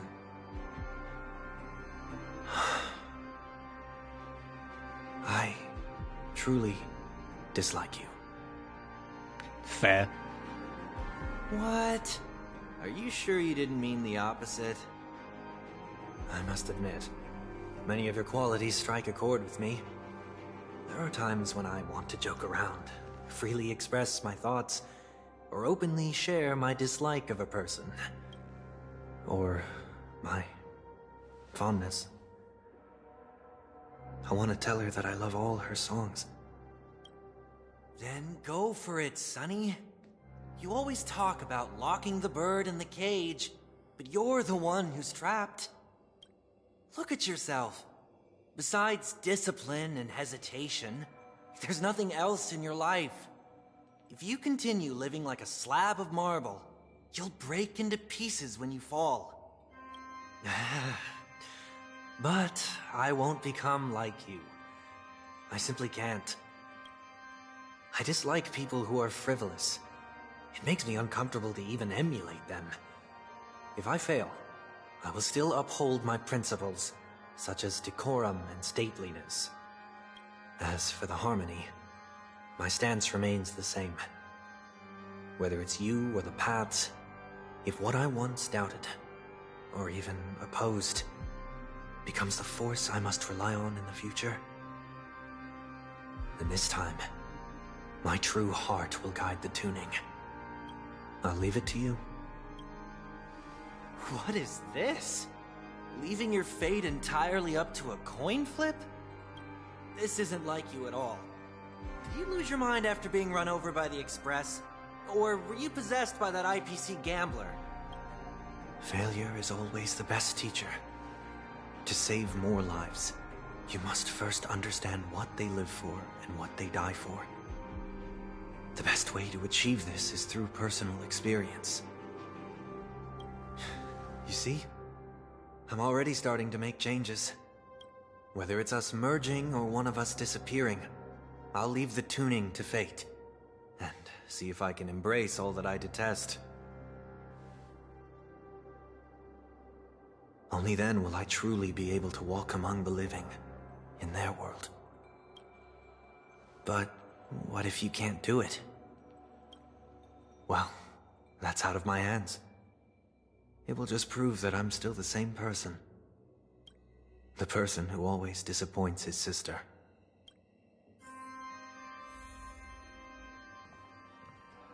Bow out at moment of debut. Go to the center stage. Only when one has fallen to the ground can they learn how to fly. If one wants to take a curtain call, they must stand on the stage once more. Falling is just another name for flying. That's why I rejoice at my broken wings. Step into the mortal world to see how it truly is. Then, and with my last breath, I'll join the weak in reaching my hands toward the sky. On the planet of festivities, whatever identities I once had, they no longer matter. It's not the gods who answer us, but ourselves from the future. I don't have much to say. But, as it's time to part ways, here's one last piece of advice. When telling jokes, be sincere. Don't sweat the details, and above all, don't explain them every time. Never mind. Maybe it's better for you not to joke at all. No objections from me. This is so annoying. How did I become so dull?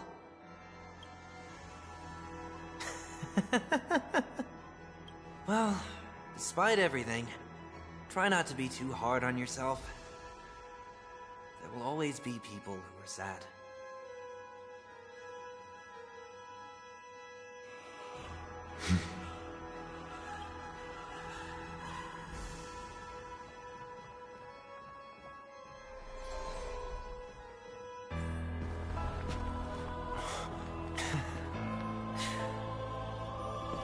Planet of festivities, land of the dreams. I say goodbye to my home. Should one desire to leave the stage for good, one must first step back onto the stage. I love that was a piano remix of this boss theme that played just then. As expected, the trickiest thing is tuning yourself. These dissonant sounds are much too harsh. Torment and doubt, I bid you farewell. In this mortal form, I will walk with you, watch over you, and guide you on your path. Another journey begins. On the still waters of oblivion. A quick divination. Converge and awaken.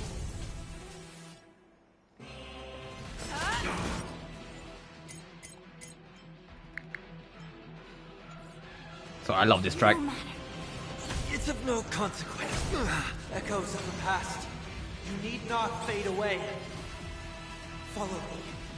To the stars! No matter. I weep for the departed. Actually, no, I will be sensible, because I'll forget to turn it down again afterwards. It too shall fall. Show me what you can do. I'll give you... Never hesitate! I venture forth to hunt. Forever. Triumphant! Victory is inevitable! Another journey begins. Destined for oblivion.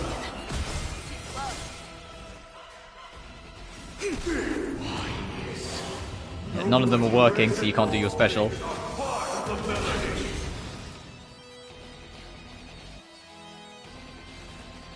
Torment and doubt, farewell. Fangs and claws got the fearless knows not fear. I venture for forever. Triumphant! Victory is inevitable! No matter. All things human creations. Sink into a dream. No matter. I see through you.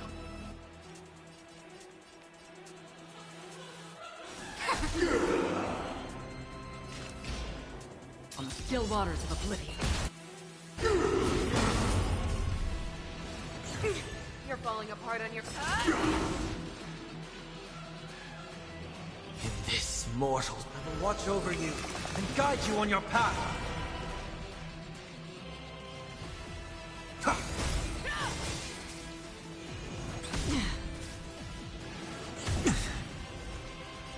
Emerge and awaken. Again? It's of no consequence. Sing together. All things human creations. Show me what you can do. I'll never hesitate. I won't do. I venture forth to hunt forever. Triumphant! Victory is inevitable! Time has come. Let it be revealed. Is it inevitable for me?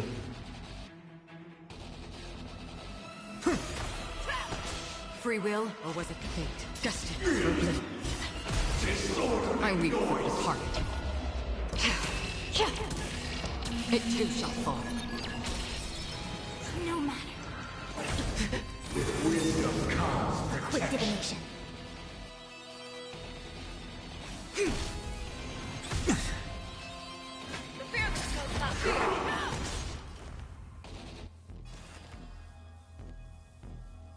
Torment and doubt, farewell. Sunday's VA is fantastic. Oh, absolutely. In this mortal, I will watch over you and guide you on your path. It is very good performance. I venture forth to hunt forever. I keep on going to tap auto just to speed this up because it's a longish ultimate compared to some of the other ones. So I haven't really put the right team on this. I just kind of went for my standard because I thought, yeah, that Sunday will cover. And yang. Wait for good tidings. Again?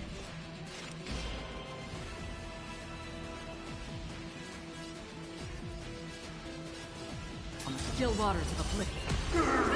Disorderly noise.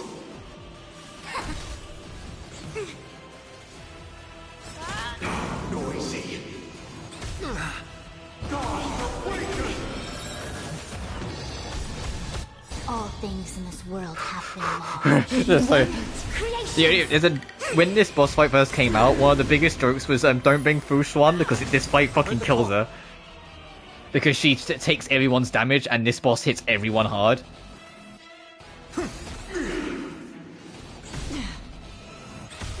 And I forgot, so now we're suffering for it. Converge and awaken.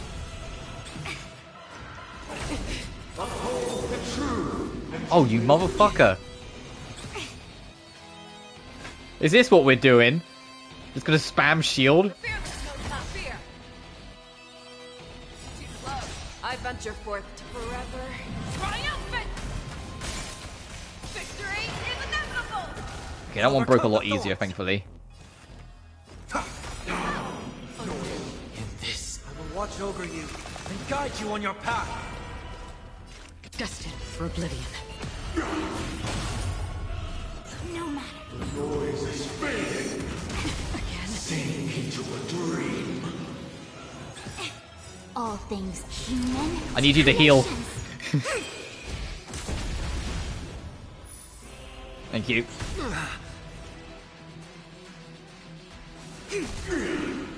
Never hesitate! Disorderly noise. I've heard the call. And the Lord fight in Lydian Suri. Oh, revisiting a previous end boss for story reasons. Yeah, I can kind of see that. That was wild in Lydian Suri. It's like, yeah, we're just gonna do this. I was like, what? What the fuck do you mean?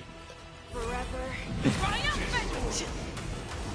Victory is inevitable!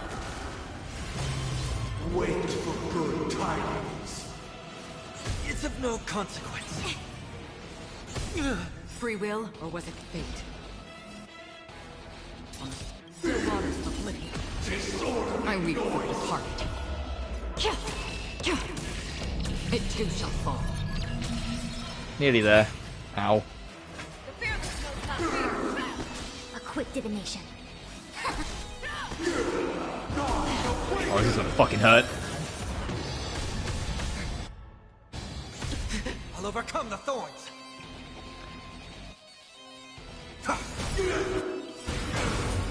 This, mortals, I will watch over you and guide you on your path. No matter. All things Heal. creations. And then you finish it off, lady. Forever triumphant. Victory is inevitable. Thank you. A new venture on the 8th dawn.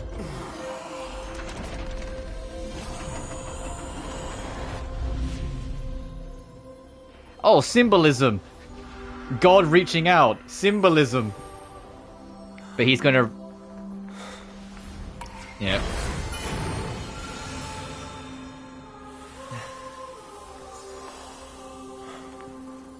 Hello, Kondo. Hope you're doing well. On this 8th day, I grant myself departure. Oh, and he got his halo back.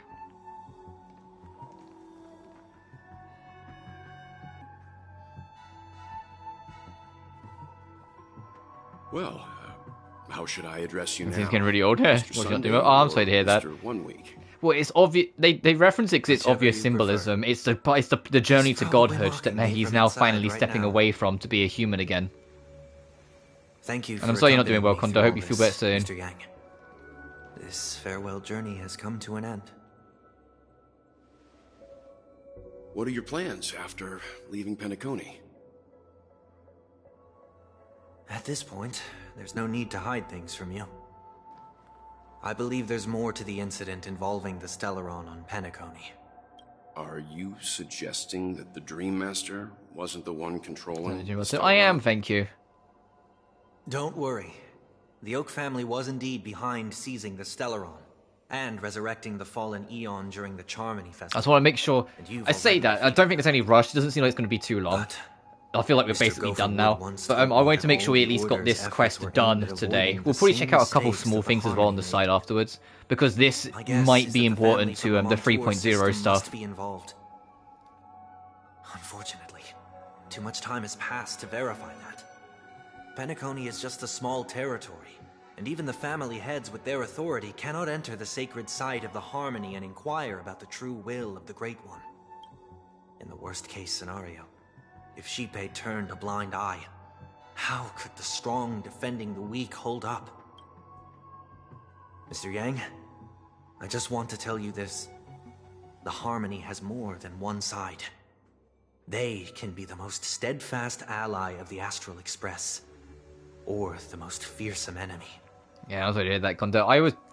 I've gotten lucky-ish the latter half of this year. First half of the year, oof, I feel like I was ill every other week. On Penacony were driven by the same concern. I say that now, I said that out loud. I'm damned to catch something, but the still. Situation on the planet of festivities in balance. With the momentum from the Trailblaze, more forces will arrive, and Penacony will become a public space in the cosmos.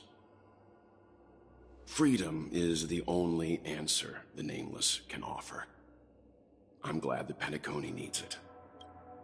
You and I both strive for a peaceful society, even if our reasons are different. And you've gone even further than I have. If not for our paths, perhaps you and I wouldn't be in opposition. Don't sell yourself short. We're not fundamentally opposed. Otherwise, you wouldn't have shown me mercy in front of the Dream Master. This shared journey is my way of repaying you.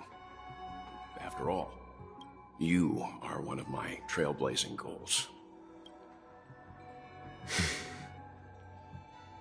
About that, you've given me many insights as well. Yeah, that's usually because expectations of the get up and carry on is a lot stricter. That's why, buddy. Creating a paradise remains one of my lifelong ambitions.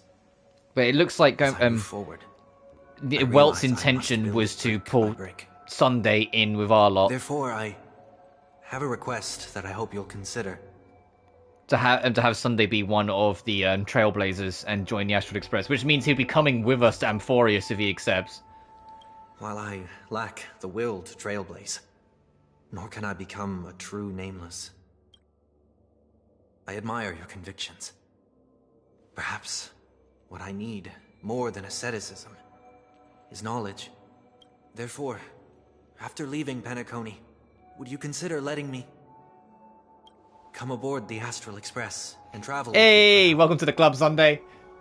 This is the real reason why this update finally gave the Trailblazer, or Azel in our instance, their own bedroom. This is the reason why. Because someone else has got to sleep on the couch now, and it's not us, baby. We got a room to ourselves. Sunday's still be the couch man now. We're not the newest member. Right, it also... Which one are we talking about? Are we talking about the last dungeon as in the Ship of Pride? Are we talking the last dungeon as in, like, the royal final, like, the extra dungeon? Or are we talking about mementos?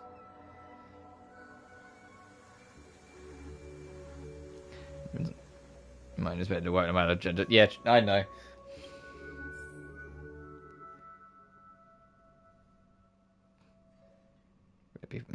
Sometime later...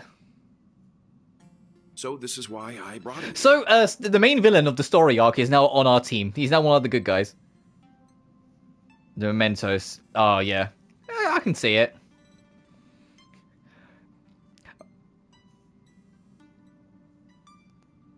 Mr. Sunday wants to join us on the Express. Oh, this is going to be funny. Course, we're going to go to Amphorius, and we're going to have fucking Sunday with us. Oh, that... And considering we don't know if Black Swan's actually proper going with us. We just assumed because she told us to go to Amphorius that she's telling us that because she plans to come with. But even if not, we still got one extra person in our little group and one interesting person to fucking pick.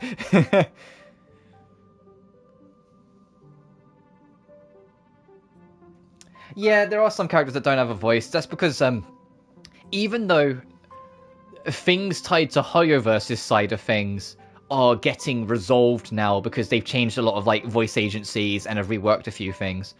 The strike is ongoing, and the things that Hoyoverse have sorted, just because they fix them doesn't suddenly mean all the voice lines that they usually have recorded like months in advance are ready to suddenly get redone.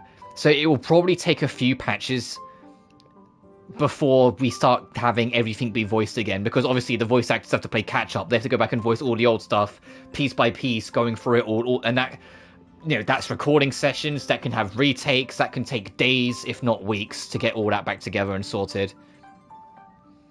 And depending on priorities, like obviously they're going to prioritize characters that are front and center of the next story arc over cleaning up previous ones, things like that. It will take a bit.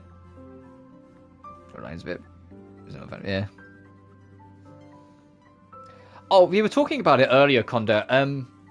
The actress changing is probably not necessarily to do with the strike directly, but probably indirectly. And what I mean is because Hoyoverse have effectively changed what studios they're using behind the scenes in a lot of ways to basically they're leaning now more on studios that pay their talents better and have unions, so there can be more support for their voice actors. But because of that, ones that are by contract tied to ones that aren't can't then just suddenly jump shift because contracts. So yes, Tingyun does have a new voice actress, and I'm willing to bet it's something to do with that. However, we were talking about it earlier. I think the new voice is perfect for the new version of Tingyun. It will be an adjustment for old Tingyun, but I think it's perfect for the new Tingyun, considering everything she's been through. For it to be just that little bit quieter, that little bit softer, and that little bit almost worn down sounding. I think it's perfect for her.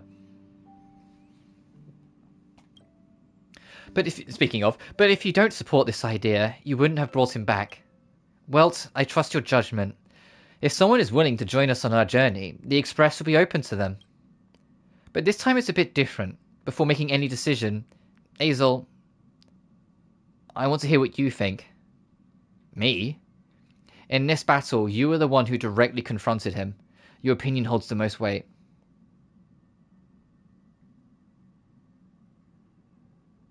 See, like, JP is cute there. Fig is perfect, a little harsh, but kind of voice. I haven't heard Fig's other language voice, speaking of JP. But yeah, I think for Fig, or our Tingyun, as I keep on calling her, it's perfect.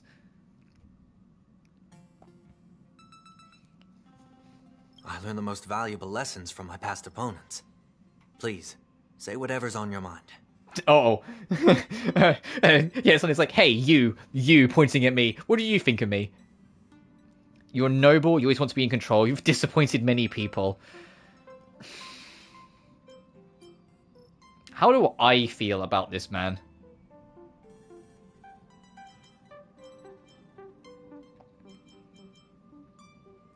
I think him joining the Astral Express is the best situation that could happen to him. Because the alternative is the Stellaron Hunters get him because we know they're interested. Or... let's say a second. Or... the IPC want him. And that's like, no, we don't want the fucking IRS to control him, please and thank you. So this is probably the best case scenario for him. I mean, both of the first two are true. The third, I don't completely agree with. He made a decision, and he definitely struggled. But everyone, even if they're upset towards his actions, were understanding, and even if not supportive, none of the love was lost after the consequences ended. If anything, it highlighted to Robin just how much she genuinely cares for her brother. For Topaz hair. Time late where Sunday joins the IPC. It could be an interesting, like, what if. I imagine if he's joining us, it also means for, like, he is still kind of playing to the Stellaron Hunters game, because us joining here is playing to their games, but we don't, I don't know. I think he's noble. You're a noble person. I can't deny that you always have compassion in your heart, even though we may view things differently. I agree with what you stand for, have some hope in humanity, you have unrealistic ideal. Maybe you're too pessimistic about humanity, but the Trailblaze isn't like that. We had to learn to have faith before embarking on this path, and you must do the same. Ooh, I don't agree. Ooh. Or she doesn't have any voice. It could be the same situation. Or also, it's because this is our voice at this point. It's very clear of how they're setting this up. This isn't about the Trailblazer. This is about the player. This is the game saying, what do you, the player, think about this man?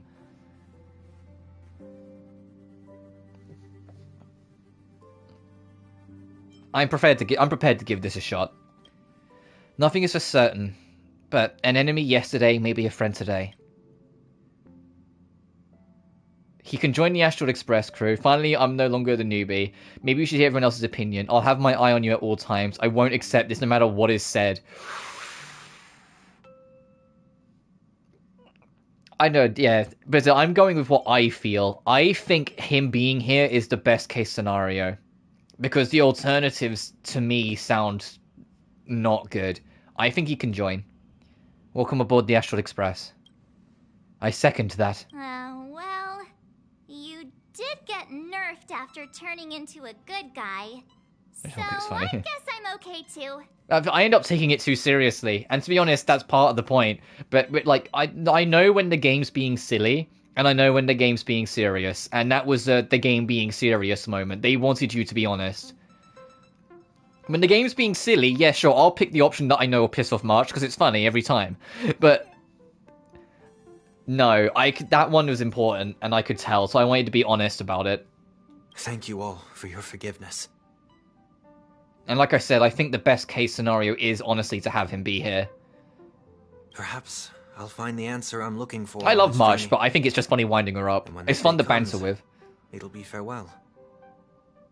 Until then, rest assured that I will do Well, that's because you always wind her up. One man, that's why you don't like her. Looks like we've come to a decision. Remember to keep the conductor in the loop too.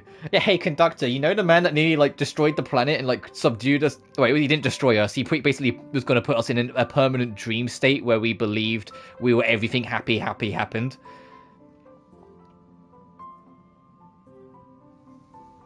So, you know, because here in Indonesia we call him Dongo. Dongo, is that how you pronounce it? Dumb? Oh wow. Fair. Now now that our business... I hope I didn't butcher the pronunciation too much there. About time we get back on track and prepare for our next warp jump. So that means we're bringing Sunday with us to Amphorius. Oh, that could be fun. Yes, but let me try contacting Madame Herta again before we set off. She helped us look into Amphorius, even though nothing came up. I should at least let her know we're leaving. Try? I tried contacting the space station several times, but I never got any response. Maybe there's a problem with the inter-astral network. It shouldn't be anything to worry about. What could happen on the Genius's home turf? Even the Antimatter Legion wouldn't stand a chance. For all we know, Madame Herta could be making a move again. Oh, is this going to be our tease of the Herta? No, we're still not quite there.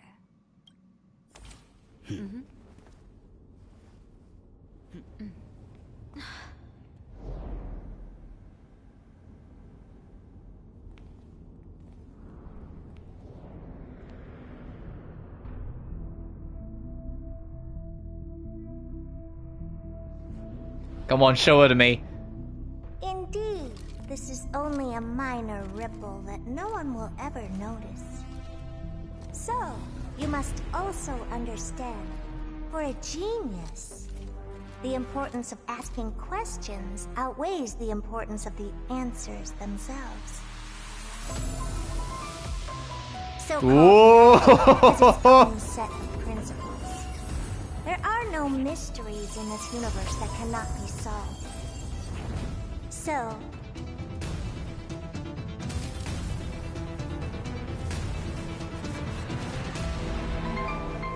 whoa! That's news. That's the erudition. Well, is she just having a chit chat with God? Divinity.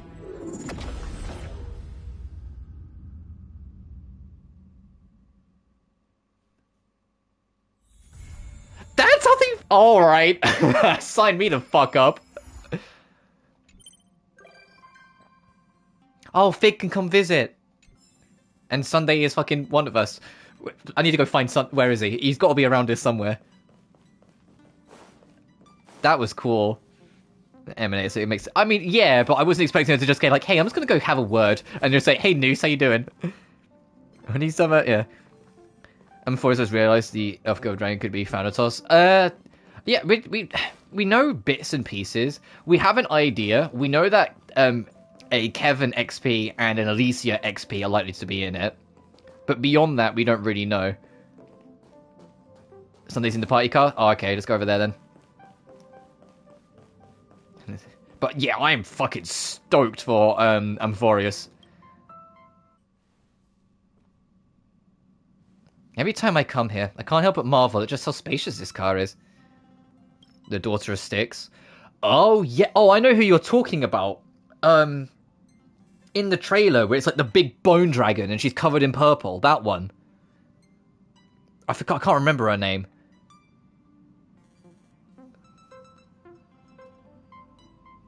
To be fair, you're just guessing that it might be Thanatos. It could be something else. But I get what you're saying. Because keep in mind, there's also when involved with the Styx, Castoris. Okay, yeah, there you go. It doesn't necessarily have to be the ruler of the Styx. If it's daughter of the Styx, she could just be one of the Watchmen.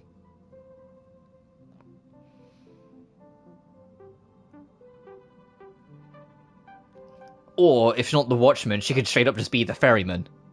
She could be the one that takes you across the river. Which means we have to pay her for her service, so make sure you get your pennies ready, guys. Wait, what if it was wine in the other cards? How's that even physically possible? Welcome to the party car, Nameless. Nameless? Would you like to have a drink, a snack, or... In terms of like the 3-point series characters that I'm interested in, the Herta top priority. Even though I probably won't roll for him, I'm not that interested. I am kind of interested in Kevin, but I don't pretty well roll for him. And Chris uses yet, and abso-fucking-lutely Alicia, because it's Alicia. If you played Honkai Impact Third, like that's like an unwritten rule. It's like I'm absolutely getting Little Miss Romance. I'm absolutely getting Alicia. I don't care how good or bad her kit is. She's just that's decided. Her voice sounds kind of familiar. Oh, I earlier said it sounded vaguely like Sampo. I'll have a drink. Right away. Here's a rustic infusion for you. The fragrant aroma of Maybe rice, Lucia. the It's hard to refreshing tell when it's taste like of so sea salt, synthesized. and a rich consistency matching that of oil. This has been a classic drink on board the Express for several Amber eras now. But we've done the main thing that matters. So when we decide the wrap up, which I'll probably do in about I know, somewhere within the next half an hour, because we've done the thing that's important. I need to know like what we're good sort of thing for 3.0. And then we can start our long wait for January. Is it the 15th? I want to say it's the 15th is 3.0. Because it's 2 weeks after Genshin's finale of Natland, and that's on New Year's Day. So, yeah, 1 week the 8th, 2 weeks the 15th. So, yeah, the 15th. I hope you enjoy your time in the party car, dear Nameless. Dear Nameless? We may not be able to get a party started right now, but please feel free to relax and unwind here. This used to be called the meeting car. But now we're actually absolutely like at the complete finale and are done with Penacony. I can say in complete confidence, and I've had time to think about this obviously because it's been several patches. This has been my favorite story arc so far. This has easily been my favorite story arc so far, and that's, to me at least, saying a lot because I've really enjoyed every story arc. Actually, who are you? I'm merely a drinksmith robot who has been doing his best to provide impeccable service to the Nameless for several Amber eras. Should I introduce myself again? Fucking under 3 sentences.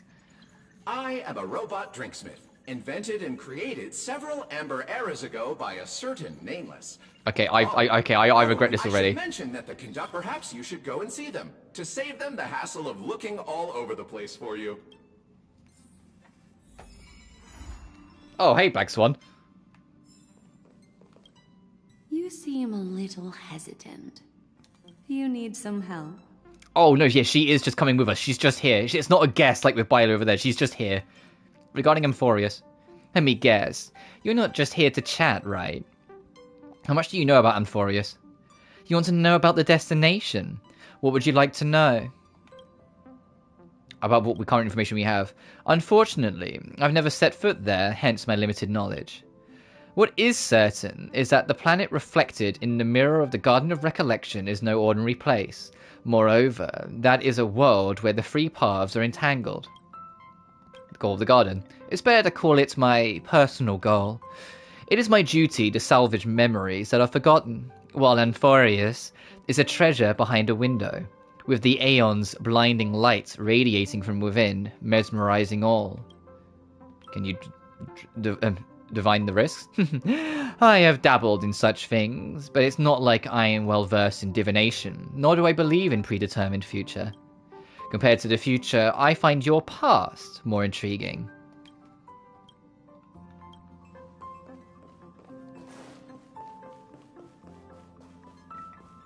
Oh, here's Sunday. I hope we will walk the same path next time. Don't be so fucking formal. May I help you, ma'am? I just wanted to chat with you, Sonny. I'll tell you everything I know, but I'd prefer not to be called that in the future. What's life like on the Express? Please ask away. I may not have a lot to share since I only recently came on board. What do you think of us? I'm trying to connect with everyone using my new identity, but I may need some time due to my personality. Mr. Yang showed me the captivating ways of the Trailblaze during our travels. Truth be told, you've all been great teachers. The conductor taught me about the history of the Nameless. Don Hung showed me about the extensive knowledge stored in the data bank. And even from Miss March, I've learned a lot. About your book. It was a gift I received and it arrived blank. Did you mistake it for some type of classic text or something? It's not entirely inaccurate though, I wrote some pages myself. In a way, it symbolizes a chapter of my life. What have you been up to lately? Most of the time, I've been reflecting in solitude whilst waiting for our departure. You got 6 weeks, dude. I wanted to contribute, but I wasn't sure how. The conductor just told me to wait patiently. Yet, as I look at the spacious car, I feel a strong urge to organize it that likely stems from boredom. About you. My past isn't worth mentioning, but may I ask what piqued your curiosity?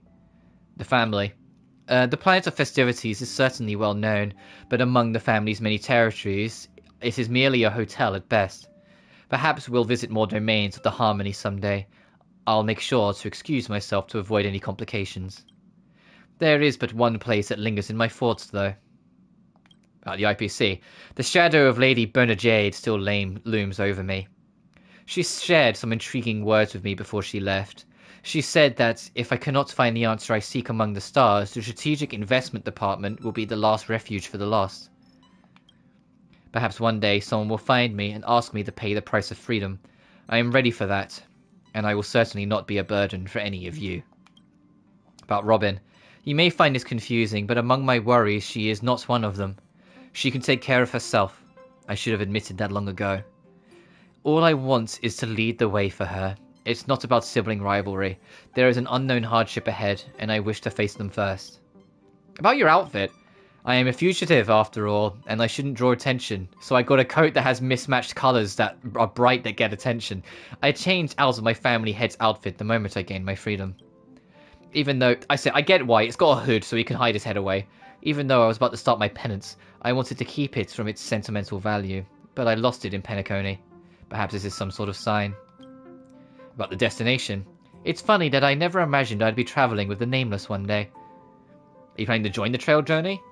You mean, will I disembark when we reach the destination? Absolutely. I want to explore more of the world for the sake of my aesthetic journey. Or ascetic. Even without the power of the Order, I will do my utmost to lend a hand if needed. Any destinations you're interested in?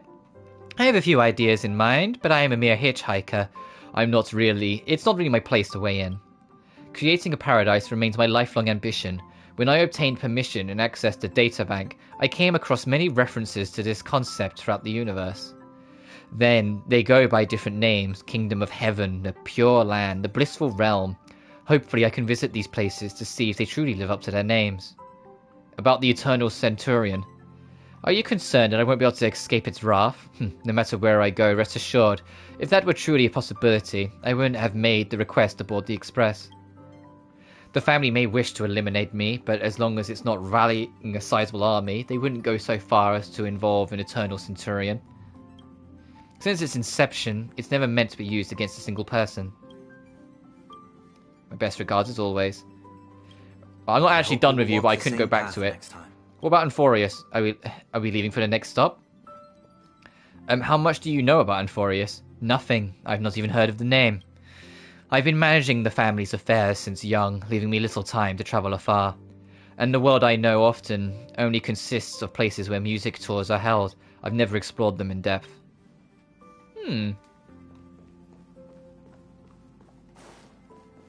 I'll make the very last thing we do then. Visiting Azel's room. We actually have our own bedroom, guys, and we can customize it. I imagine we have to do stuff to unlock more first. Pom-Pom has been looking for you all day. Oh, I'm sorry, Pom-Pom. I've been busy doing literally anything other than talk to you. What made you think I'd be here? Are you daydreaming? This is your room, silly. Where else would we go to look for you if not here? I've lost my memory. Who am I? Who are you guys? I have my own room now? Of course you have one. You're part of the crew. Well, I didn't up until now. Aw, looking at this mess reminds Pom-Pom of the time when they first joined the Nameless. Indeed. This utterly cluttered storage room brings your thoughts back to the past. Back then, you had just survived a perilous adventure on the Herta space station. Then you boarded the Astral Express and began your own space comedy. I remember that. It was shortly after I boarded the Express. Or maybe a long time ago. At that moment when I first boarded the Express. Are they going to say this room was here all the time and I just forgot about it? I'd heard noises coming from the Because if that's what they're going for, then fuck off. Curiosity got the better of me, and I climbed up to take a look. And then I got stuck. You got stuck in the vents? Did you manage to find anything out of the ordinary in there? I found somebody else stuck in the ducts. Her. Any thoughts to share on the matter? Went to explore the place. The point of my grave misjudgment, I heard noises coming from the ducts, so... No copycat excuses! Fuck. All right. Today's a happy day, so Pom-Pom won't spoil it with lectures. I've gathered everyone here today because I have an announcement to make. Yeah, have you come to make an announcement? Is Shadow the Hedgehog a bitch-ass motherfucker? Oh, okay, not that kind of announcement. It's terribly remiss of the conductor to have left her without a room of her own on the express. She seems pretty happy with the current arrangement, though. Yeah, I've just been crashing on the couch. No, she isn't. Go on, Himiko. Ask the golden question. Oh, but I think the conductor should be the one to do the honor instead. Then here goes. Will you join the Astral Express crew as a nameless? And here I thought he was going to assign me a room. I thought I was already a part of the crew. Not so easy. You can't call yourself a nameless until you've cleared the 18 Sentinels Mr. Yang trial. What? Which reminds me, March hasn't cleared it yet either. I'll set it up a little later. Tomorrow afternoon, you can be the first one to give it a shot. Oh, please don't. I was just joking. You don't have to give us an answer right away. Becoming a nameless signifies leaving the past behind to blaze a trail into the future. Exploring the far corners of the universe will seem more exciting than just looking out for yourself. You'll step out of your comfort zone to Yeah, this is way the fuck back. This is before we even went to Eurilo 6. Your home will no longer be the places you know and love, but the distant stars. Above all else, becoming a nameless means the responsibilities This is a distant memory. Now that you know all of this, do you still wish to become a nameless? What if I say no? Does it just cause a time paradox? Yes, I do. Yay! I'm sure we'll be the bestest trailblazing buddies. Since she has made her decision, let's gather round and formally welcome the Astral Express crew's newest member! Are you ready for your initiation into the Nameless? You better I am. You youngsters are so full of energy. I'm jealous. Welt, if I have even 10% of your energy by the time I'm your age, it'll be a miracle. I have no idea how you're so consistent for a dude in his 80s. Let's recite the Trailblazer Creed. Now, please repeat after Pom Pom. You guys too.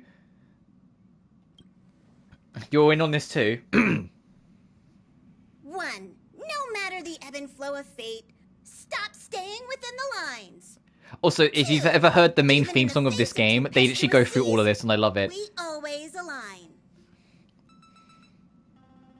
3. Even if we don't gain the upper hand, we'll fight for right. 4. Even if forgotten by the world, never care a rap for hindsight. 5. No matter how bleak the cosmos may get, let us light the night. 6. Even when there are wheels within wheels, go ahead. May this journey lead us starward. This is kinda cringy. You think we can drop this part of the initiation next time? No, it's Sunday's turn now. Hey, March 7th, don't ruin the moment. Ahem. You are now officially a nameless. I want to hear Sunday sitting there going, 1, we'll go the ebb and flow. 2. All right, let's get back on track. Now that you're a nameless on the Astral Express, it's only right that you have a room of your own. That's right. Pom Pom is so glad that she finally has a place of her own. It's just that the current express has far fewer cars compared to the past. The passenger cabin only has 4 rooms. Well, 3, technically, since Dan Heng has been sleeping in the archives. Doesn't bother me, though. I could just room with one of you. Okay. You can room with the Express's engine, then. What the fuck? Her room doesn't have to be in the passenger cabin, actually. Hey, we got a storage room. He's right. There's an unused room on the second level of the party car that you can Yeah, this conversation didn't fucking happen. Shut up. This wasn't a conversation back like when I went through it. Boy, let's head over to the party car that, we went to for the first time at the start of our adventure and Greetings, my nameless friends. My, look at those sunny smiles. Has something good happened? Don't tell me. Is it finally party time? How about a joke to kick off the party? I have just the one for you. Behold, a night of beauty on this night of beauty. Night and night sound the same. Get it? Ah, homophonous puns. You can't help but laugh, can you? Shush. Thank you. Maybe you should reformat its systems before allowing it to manage the car. Warning!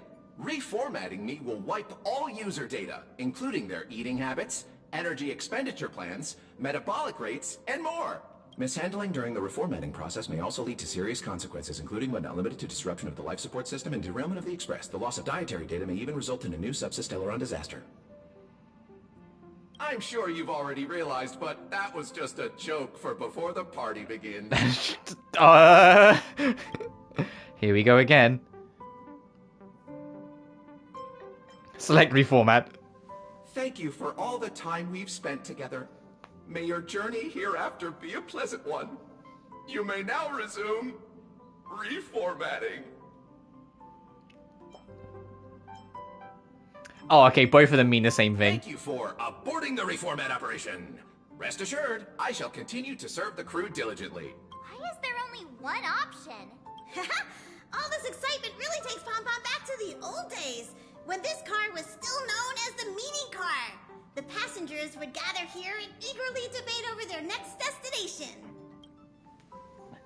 There is a large storeroom that is not used on the upper level of this car. I think it will make a fitting room.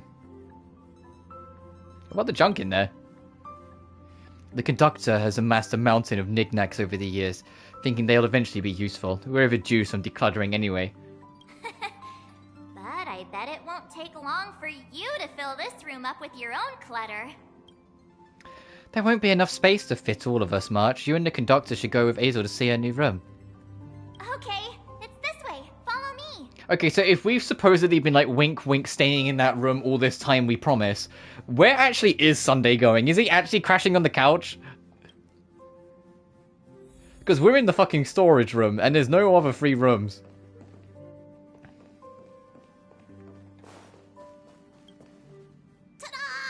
We're here!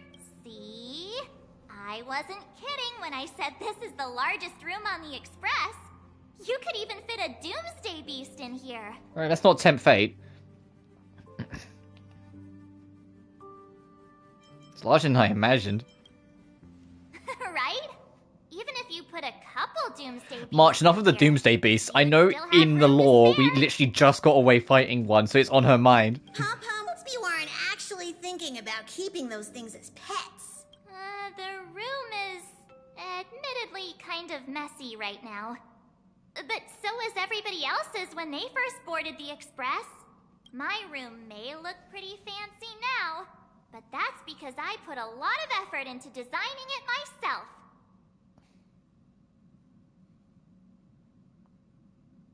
Oh, yeah. May I remind you that your expenses on lifestyle essentials have grossly exceeded your Express Fund budget?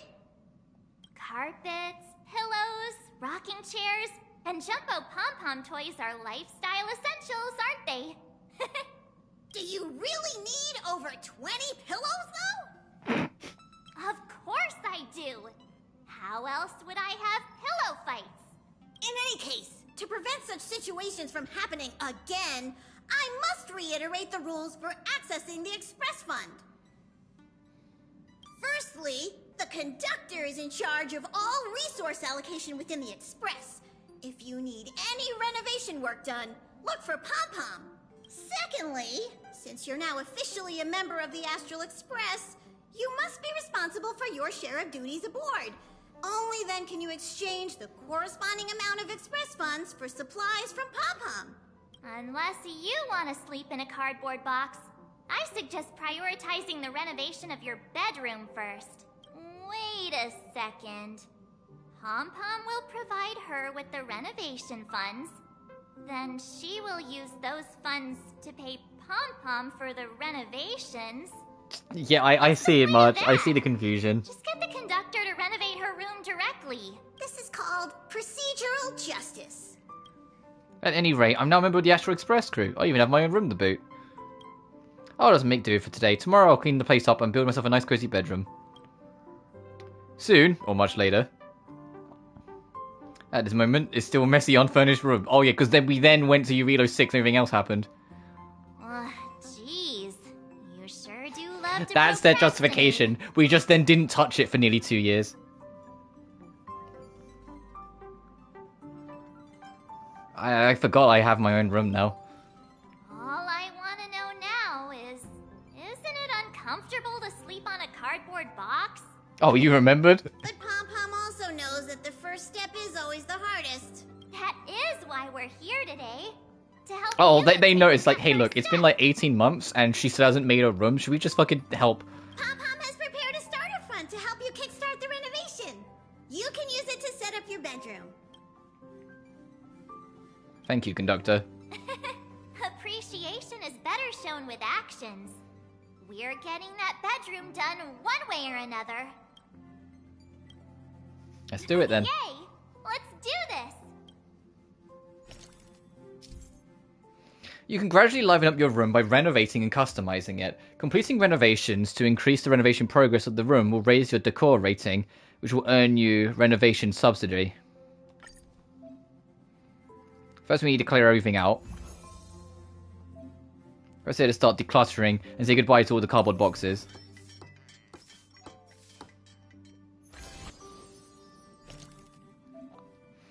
Next say hello to your new mega bed. Something's done. Phew, we're finally done. We have a bed, lads. Her first step toward completing the renovation of her bedroom. Pom-Pom is so glad. I was worried I might never see this room get completed. One small step for her, one giant leap toward humankind overcoming procrastination. We're still lacking a pillow in here. Although someone who can sleep comfortably on a cardboard box probably doesn't need one. Let's just leave it for now. And get one tomorrow? No can do. If we drag this out till tomorrow... Is it March? You have like 20 pillows. Spare one. Wait here. I'll be right back. March 7th hurriedly runs off. A few minutes later, she knocks the door open, holding a pillow in her arms. Here, use this pillow for now. It's a good thing there's no shortage of pillows in my room. I told you pillows were essentials. Oh, not bad. Yeah, I have 3 pillows on my bed. Pillow on your bed. Time for me to see if this pillow matches your bedroom. Considering March's aesthetic, I think it's going to be very bright. The size of the pillow seems right. Place it on the bed. It'd be marginally less cute, yeah. Oh, it fits perfectly. No, that's a wrap, and it seems like we're missing something. There's some custom decoration. Oh, ooh. We can have a side pillow. You've done well today. Get an early rest tonight. I thought only because of neck issues. Oh, fair. Well, I have... The way it works, my bottom pillow is a proper support pillow. Like, it's super, like, sturdy and, like, kind of thick. Then I have... Where's my yellow pillow here? And then I have 2, feather pillows on top of it for comfort. There's a ton of duties to do tomorrow. So I've got that support at the bottom of it, but my head can still sink into something. This time. It's getting late, so we'll see you later. All on my bed is either black or grey in terms of like what the sheets are, what the pillow is, etc.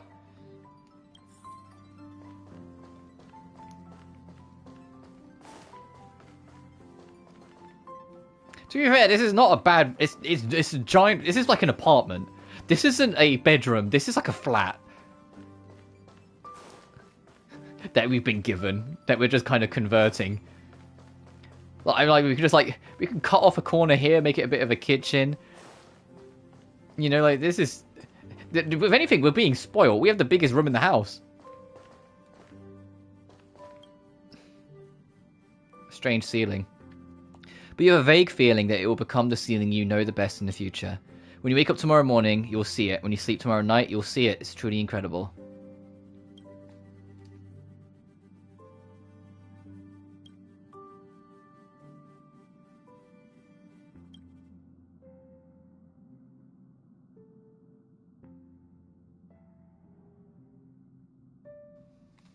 Oh, this is gonna be like a long thing, huh?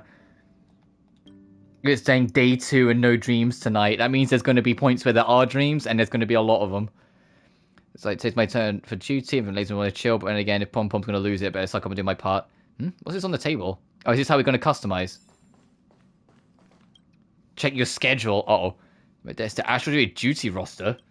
Good morning, Passenger Azel. Did you sleep well last night? Did you come to bring me breakfast? I suppose that came to my room so early in the morning. It must be for breakfast. Nice try. It's already the afternoon. Fuck! Hold on to that Astral Express duty roster on your desk. Next up, Passenger Azel. Make sure to give it a good once over and be all set to be on duty. Pom Pom will hand out the express funds based on your duty performance. Use it to conduct... Oh, okay. So if we do chores around the house, we get money, and then we can use that money.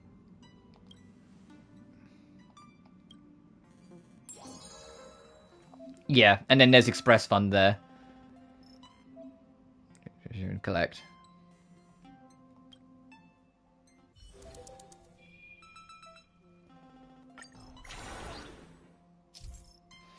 Select an action card to progress your duty schedule. Raise the corresponding member's duty level to obtain the funds.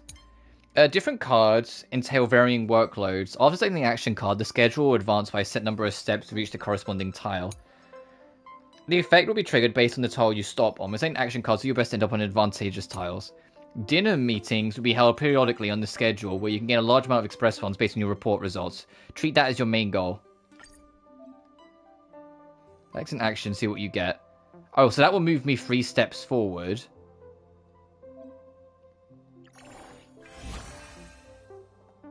Himiko checked the operations of various machinery in the express. She's supposed to continue its mileage, remaining safe. Himiko accumulated duty experience, and her duty level increased by 3, and the funds went up by 300. Oh, this is going to be a whole fucking thing, isn't it? It's a duty level. Every action will grant you express funds paid by Pom Pom. Working to earn your fortune is a pleasure indeed. Get used to things pretty quickly. Continue scheduling action and arrange our duties. Azel updated the purchase list for the Express's supplies. The Express crew can stop raving about the new snacks they got.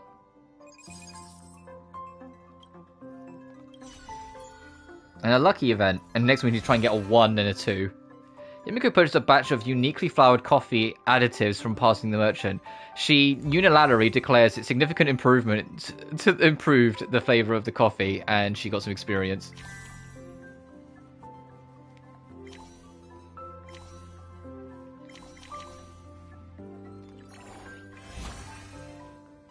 I'll do this for a smidge, but I am going to wrap up soonish. Because I've done my extra half hour that I was going to do.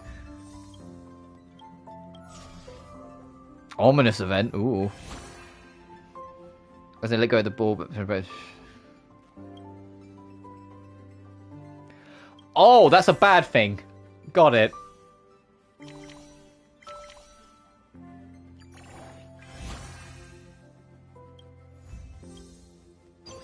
So avoid the red.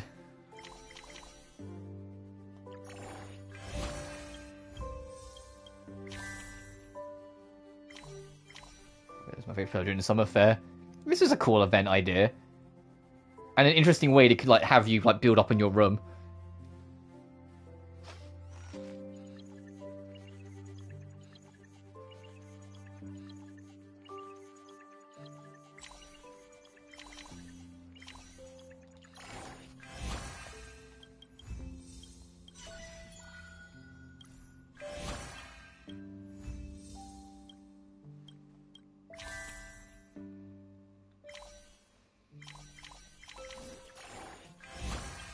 Okay, yeah, we're getting reoccurrings already.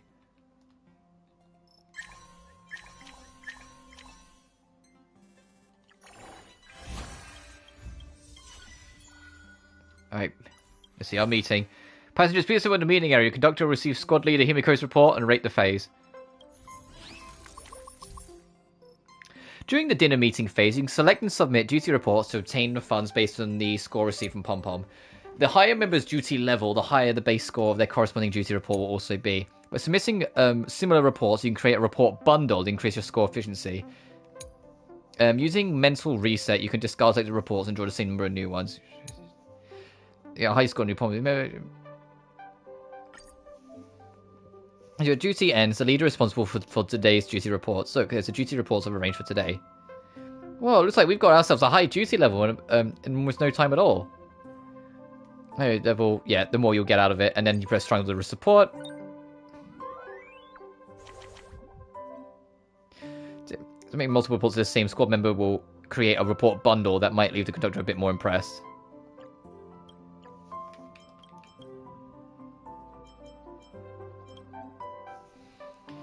Really reporting tip Pom-Pom usage manual. Anyway, report the highest proportion among them will count. Okay, I get it. And then you can press that to see the score efficiency. Basically, if you have one person do the same thing the whole task along, you'll get the biggest maximum.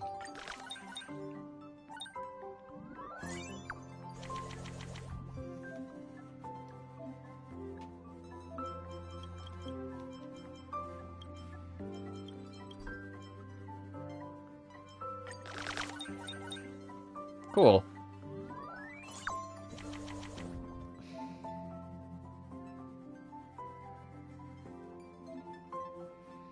Oh, as in you have to pay attention because you can over-report.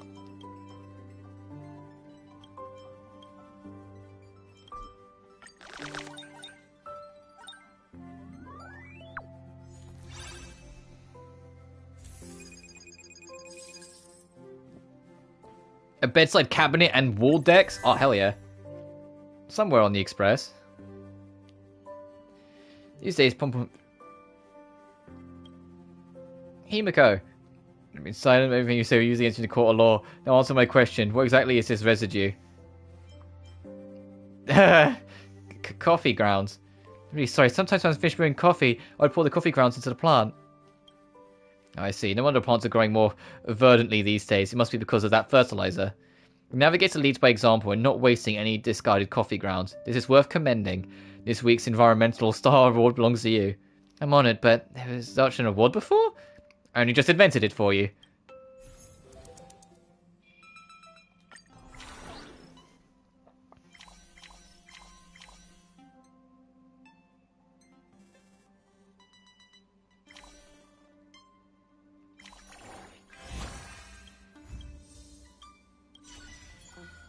Inspiration event.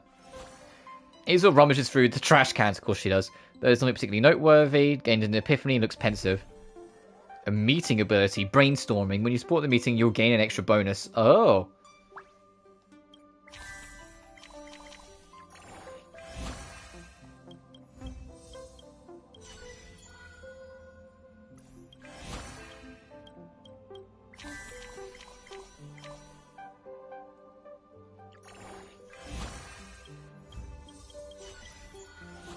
March 7th, flip through the photo album. Aww. Oh, I don't use mental resets. At least not yet.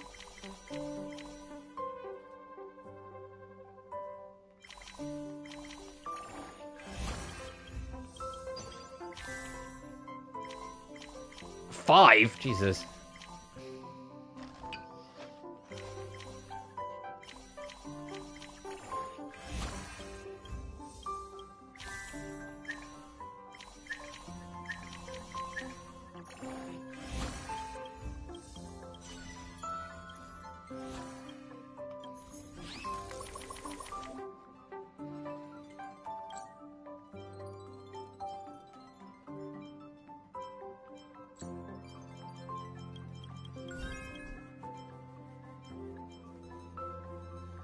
Oh, this is gonna go insane. This is gonna go sicko mode. Uh-oh.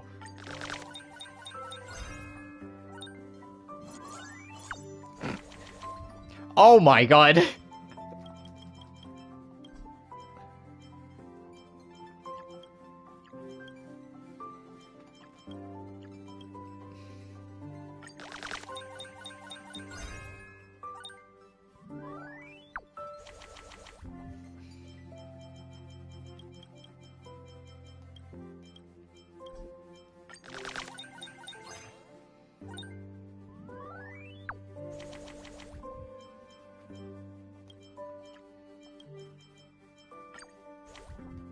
Oh, hell yeah.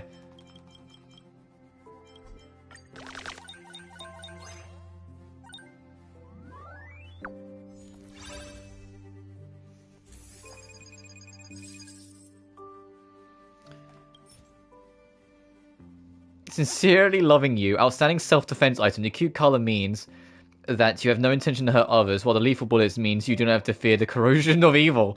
Fork me is the color a real man should use. And the poster, Hurry Love. Originally a billboard rented in the matchmaking company in a moment of dusk that broadcast dishonest romance advertisement. However, it fell for a passing traveler one day and became entangled in unrequited love. Beautiful lady, welcome to Penacony. Excuse my boldness, but have you seen my love around here?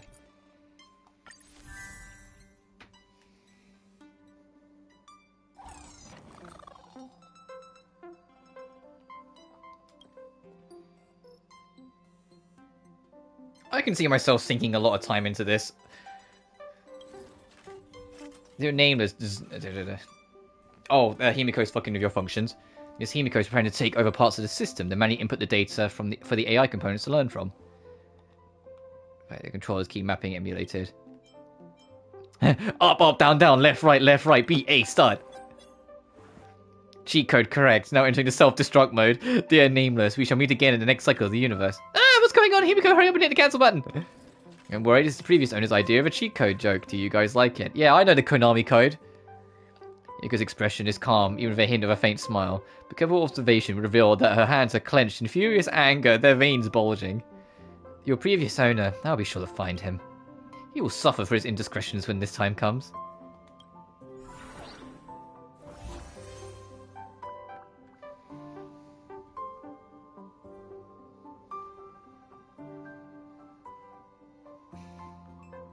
Oh, I've got a text, 1 second.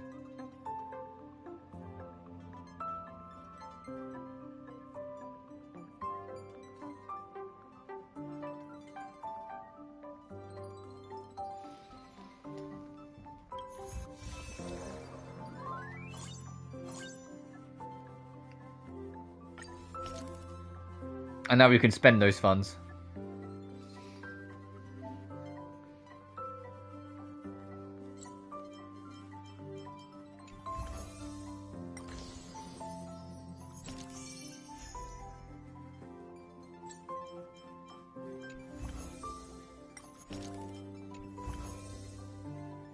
Can I get all three of these? I mean, it's a like tutorial still. Oh yeah, I can.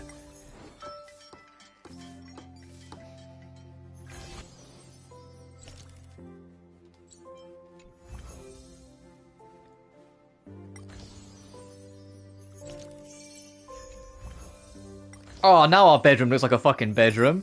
Oh, hell yeah.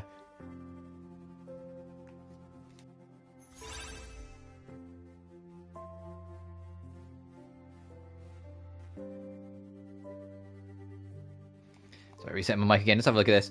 So we've done the bedroom. We've got a washroom, wardrobe, I'm assuming, or closet, kitchen, a games room, and a library to build upon. Oh, our room's gonna look sick when we're done. Good evening, dear Nameless. Congratulations on finishing the bedroom construction. I'm genuinely thrilled to see the space come to life. For the Nameless, the bedroom is like an energy core for the Intellitron. A stable shut down, and the rest ensure smooth operation as rebooting. This room looks nicer than my fucking room. And a bedtime story is just as crucial as holding down the power button before shutting down. Listen to the bedtime story. Alright, let's hear it, please. No more of these bad jokes.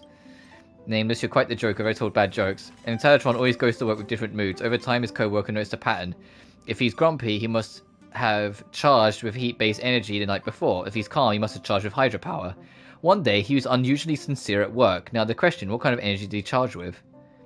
Answer, he charged with nuclear power because he's full of peace today. Get it? Contrasting nuclear with peace? That tickles my funny bone. Let me tell you one too. Oh dear Nameless, I always knew you were a master of humour. I'll make sure to save your jokes in the database and pass them on to future generations of the Nameless. Is it going to be, I'm going to hurt you?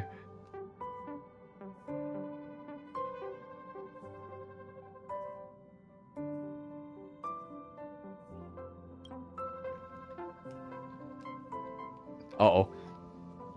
Once, there was a person who liked to cover his nose and mouth while his blanket while sleeping. Eventually, no one ever saw him again. Question, how did tragic an event ever happen? Because he became a shut-in. Do you get it? Shut-in sounds like shush, offering a thought-provoking warning, and makes me chuckle. Alright, please get some good rest or show myself out. Yeah, he realized, he's like, I'm gonna fucking... we kind of just nonchalantly threatened him. And then he finished. No more sleeping in a cardboard box. Funny thing is, I kind of missed the feel of sleeping there. Alright, let's keep the ball rolling and finish building the other areas.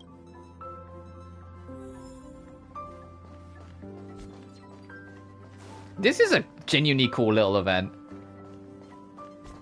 But I think I've done my piece for today. Like, yeah, this. I'll worry about that later. Oh, hey, when you do this, you unlock a character selection to take Moza, Misha, Shie, or Lynx. One problem about that. Do you want to see what the problem is?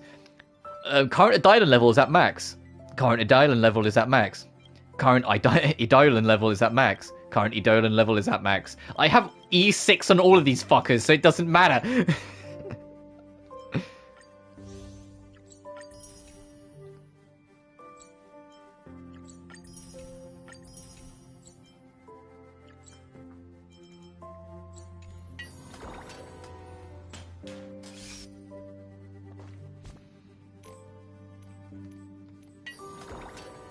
No, that's not what I was going on to.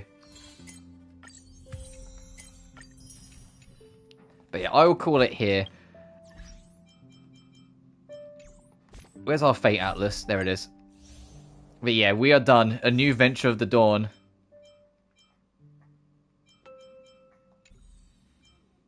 To be honest, even though that was Sunday's chapter and designed to be Sunday's chapter, I was more fixated on Tingyun getting a second shot at life. I thought that was more interesting, personally.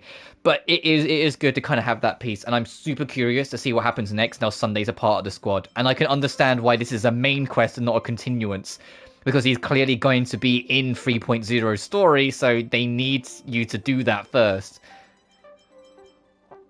But that's it. That's the end of Penacony. It's kind of depressing that we're there already. In fact, I know where I should go to wrap this. Let's go to Golden Hour, and let's go here. This haven of memories. Every touch, every...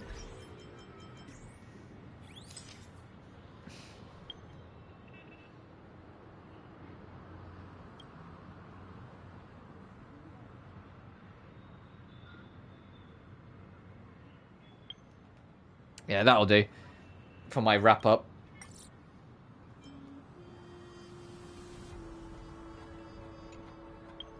But yeah, as a whole, I genuinely really loved Penacony. It's my favourite story arc in Honkai Star Rail, and might be one of my favourite story arcs from Hoyoverse in general. Easily in my top 3. This was phenomenal. I think the only part I wasn't too keen on, but I feel like this kind of rectified it, was I wasn't the biggest fan of how it ended before this. I thought the whole thing with the Trailblazers Stern, and like Sparkle's bombs, and Firefly saving you, and then yay, like happy-go-lucky, and then we go off to Amphorius, felt a little too silly. Like, I get that they were trying to lighten the mood after all the serious shit, but it felt a little too silly. And I kind of felt like it was a bit odd. But now it's like a little interlude before we get the proper finale with Sunday, so I feel like it fits in better. So, like, I don't have as many problems with it. But genuinely, Penacony was amazing, and I think I'm going to miss it. I'm going to miss its cast. Obviously, some of them we will see again. Black Swan, we will absolutely see again, because she's like alluding to a lot of Amphorius. Acheron, we probably won't see her for a little while, because her story arc here is mostly done, but it won't be the last time. Whenever the day comes, and it will come, because the devs themselves have literally told us they're going to do it eventually, that Kiana enters the picture, we will see Acheron again. But that's... our Raiden May will be some time. Robin, I don't... outside of, like, timed events, I think that's the last we're going to see of her. And I think that's a little depressing, because she added a lot to this story. But I get that she's kind of very, like, vocally a part of this. Sparkle, it will also probably be a while before we see her again, which is a little sad because the Masked Fools are a group and they keep on moving. They're not going to move. They're not going to stay put here, and they're not going to move alongside us. We might bump into Sparkle again, but it will probably also be events. Aventurine's part of the IPC, and Ratio in part of the Intelligentsia Guild. We will see those two again, probably fairly often, or decently often, in the same way that we saw Topaz in 1 point series, but then we also saw again in 2 point series. We will see those faces again. Mr. Wrecker, we know we've got to he isn't playable yet, so we know we'll probably bump into him yet again, at least at some point. Boot Hill, I don't know when we will see him again, but whenever, like, if we don't see him beforehand, whenever the IPC becomes center stage of the story, I think we'll see him again then. And Rapper, I have no idea. She kind of comes and goes with the wind. I know she's part of the same group as Boot Hill, but that doesn't necessarily mean, you know, like, she's that plot relevant. She kind of had her own mini-story in the continuance, and that was fine within itself, sort of thing.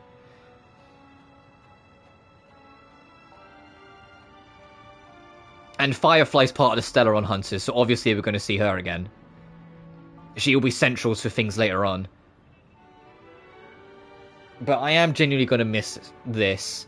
And also, across all the Hoyoverse games, that bit with Raiden Mei at the end of 2.3, where we get to see the real Raiden Mei as she reminisces, and you get to learn more about her, that, honestly, is probably the most emotional I've been in a Hoyoverse story since Himiko's death in Impact 3rd. That really fucking hit me, and I think that's worth commending and worth bringing to mention. That really fucking hit me. And it only hit, not just because it's a character I cared about, but because of how well written she was, and how well written finding out about what's become of her journey was. Because she's been through so much, yet was still so true to who she is at the core, despite the fact you can tell it's so riddled with pain. Penacony raised the bar and has set the standard, and I have extremely high hopes, and I'm extremely excited for Amphorius. If it can carry the momentum that this story arc had, especially considering that's going to potentially include Kevin and Elysia, holy shit, you know, we could be in for, like, peak. As in, like, we could be in for one of, like, the biggest highlights of Hoyoverse. And considering it's the same writer as the Flame Chaser arc from Impact 3rd, for anyone who has no idea what I'm talking about, all you need to know is that's, like, the best one. That's, like, the best fucking one. So I know it's in good hands. But I digress. I'm going to call it here. Thank you all so much for joining as always. And for those who stick around just for Star Rail, I will see you in 6 weeks for Amphorius. But for those who stick around for my other stuff, tomorrow is a new beginning. Tomorrow is the grand release and launch day of Infinity Nikki, a game that I've been very much looking forward to. A game that's designed to be a cozy open world experience. I think it will be a good, comfortable time, and even if we don't end up liking it, it's free, so what harm does it do? But until then, thank you so much for watching. Remember to like and subscribe if you haven't already. It genuinely really helps the channel grow. Additionally, you can find my BlueSky and my Patreon in the description of every single video. But until next time, peace.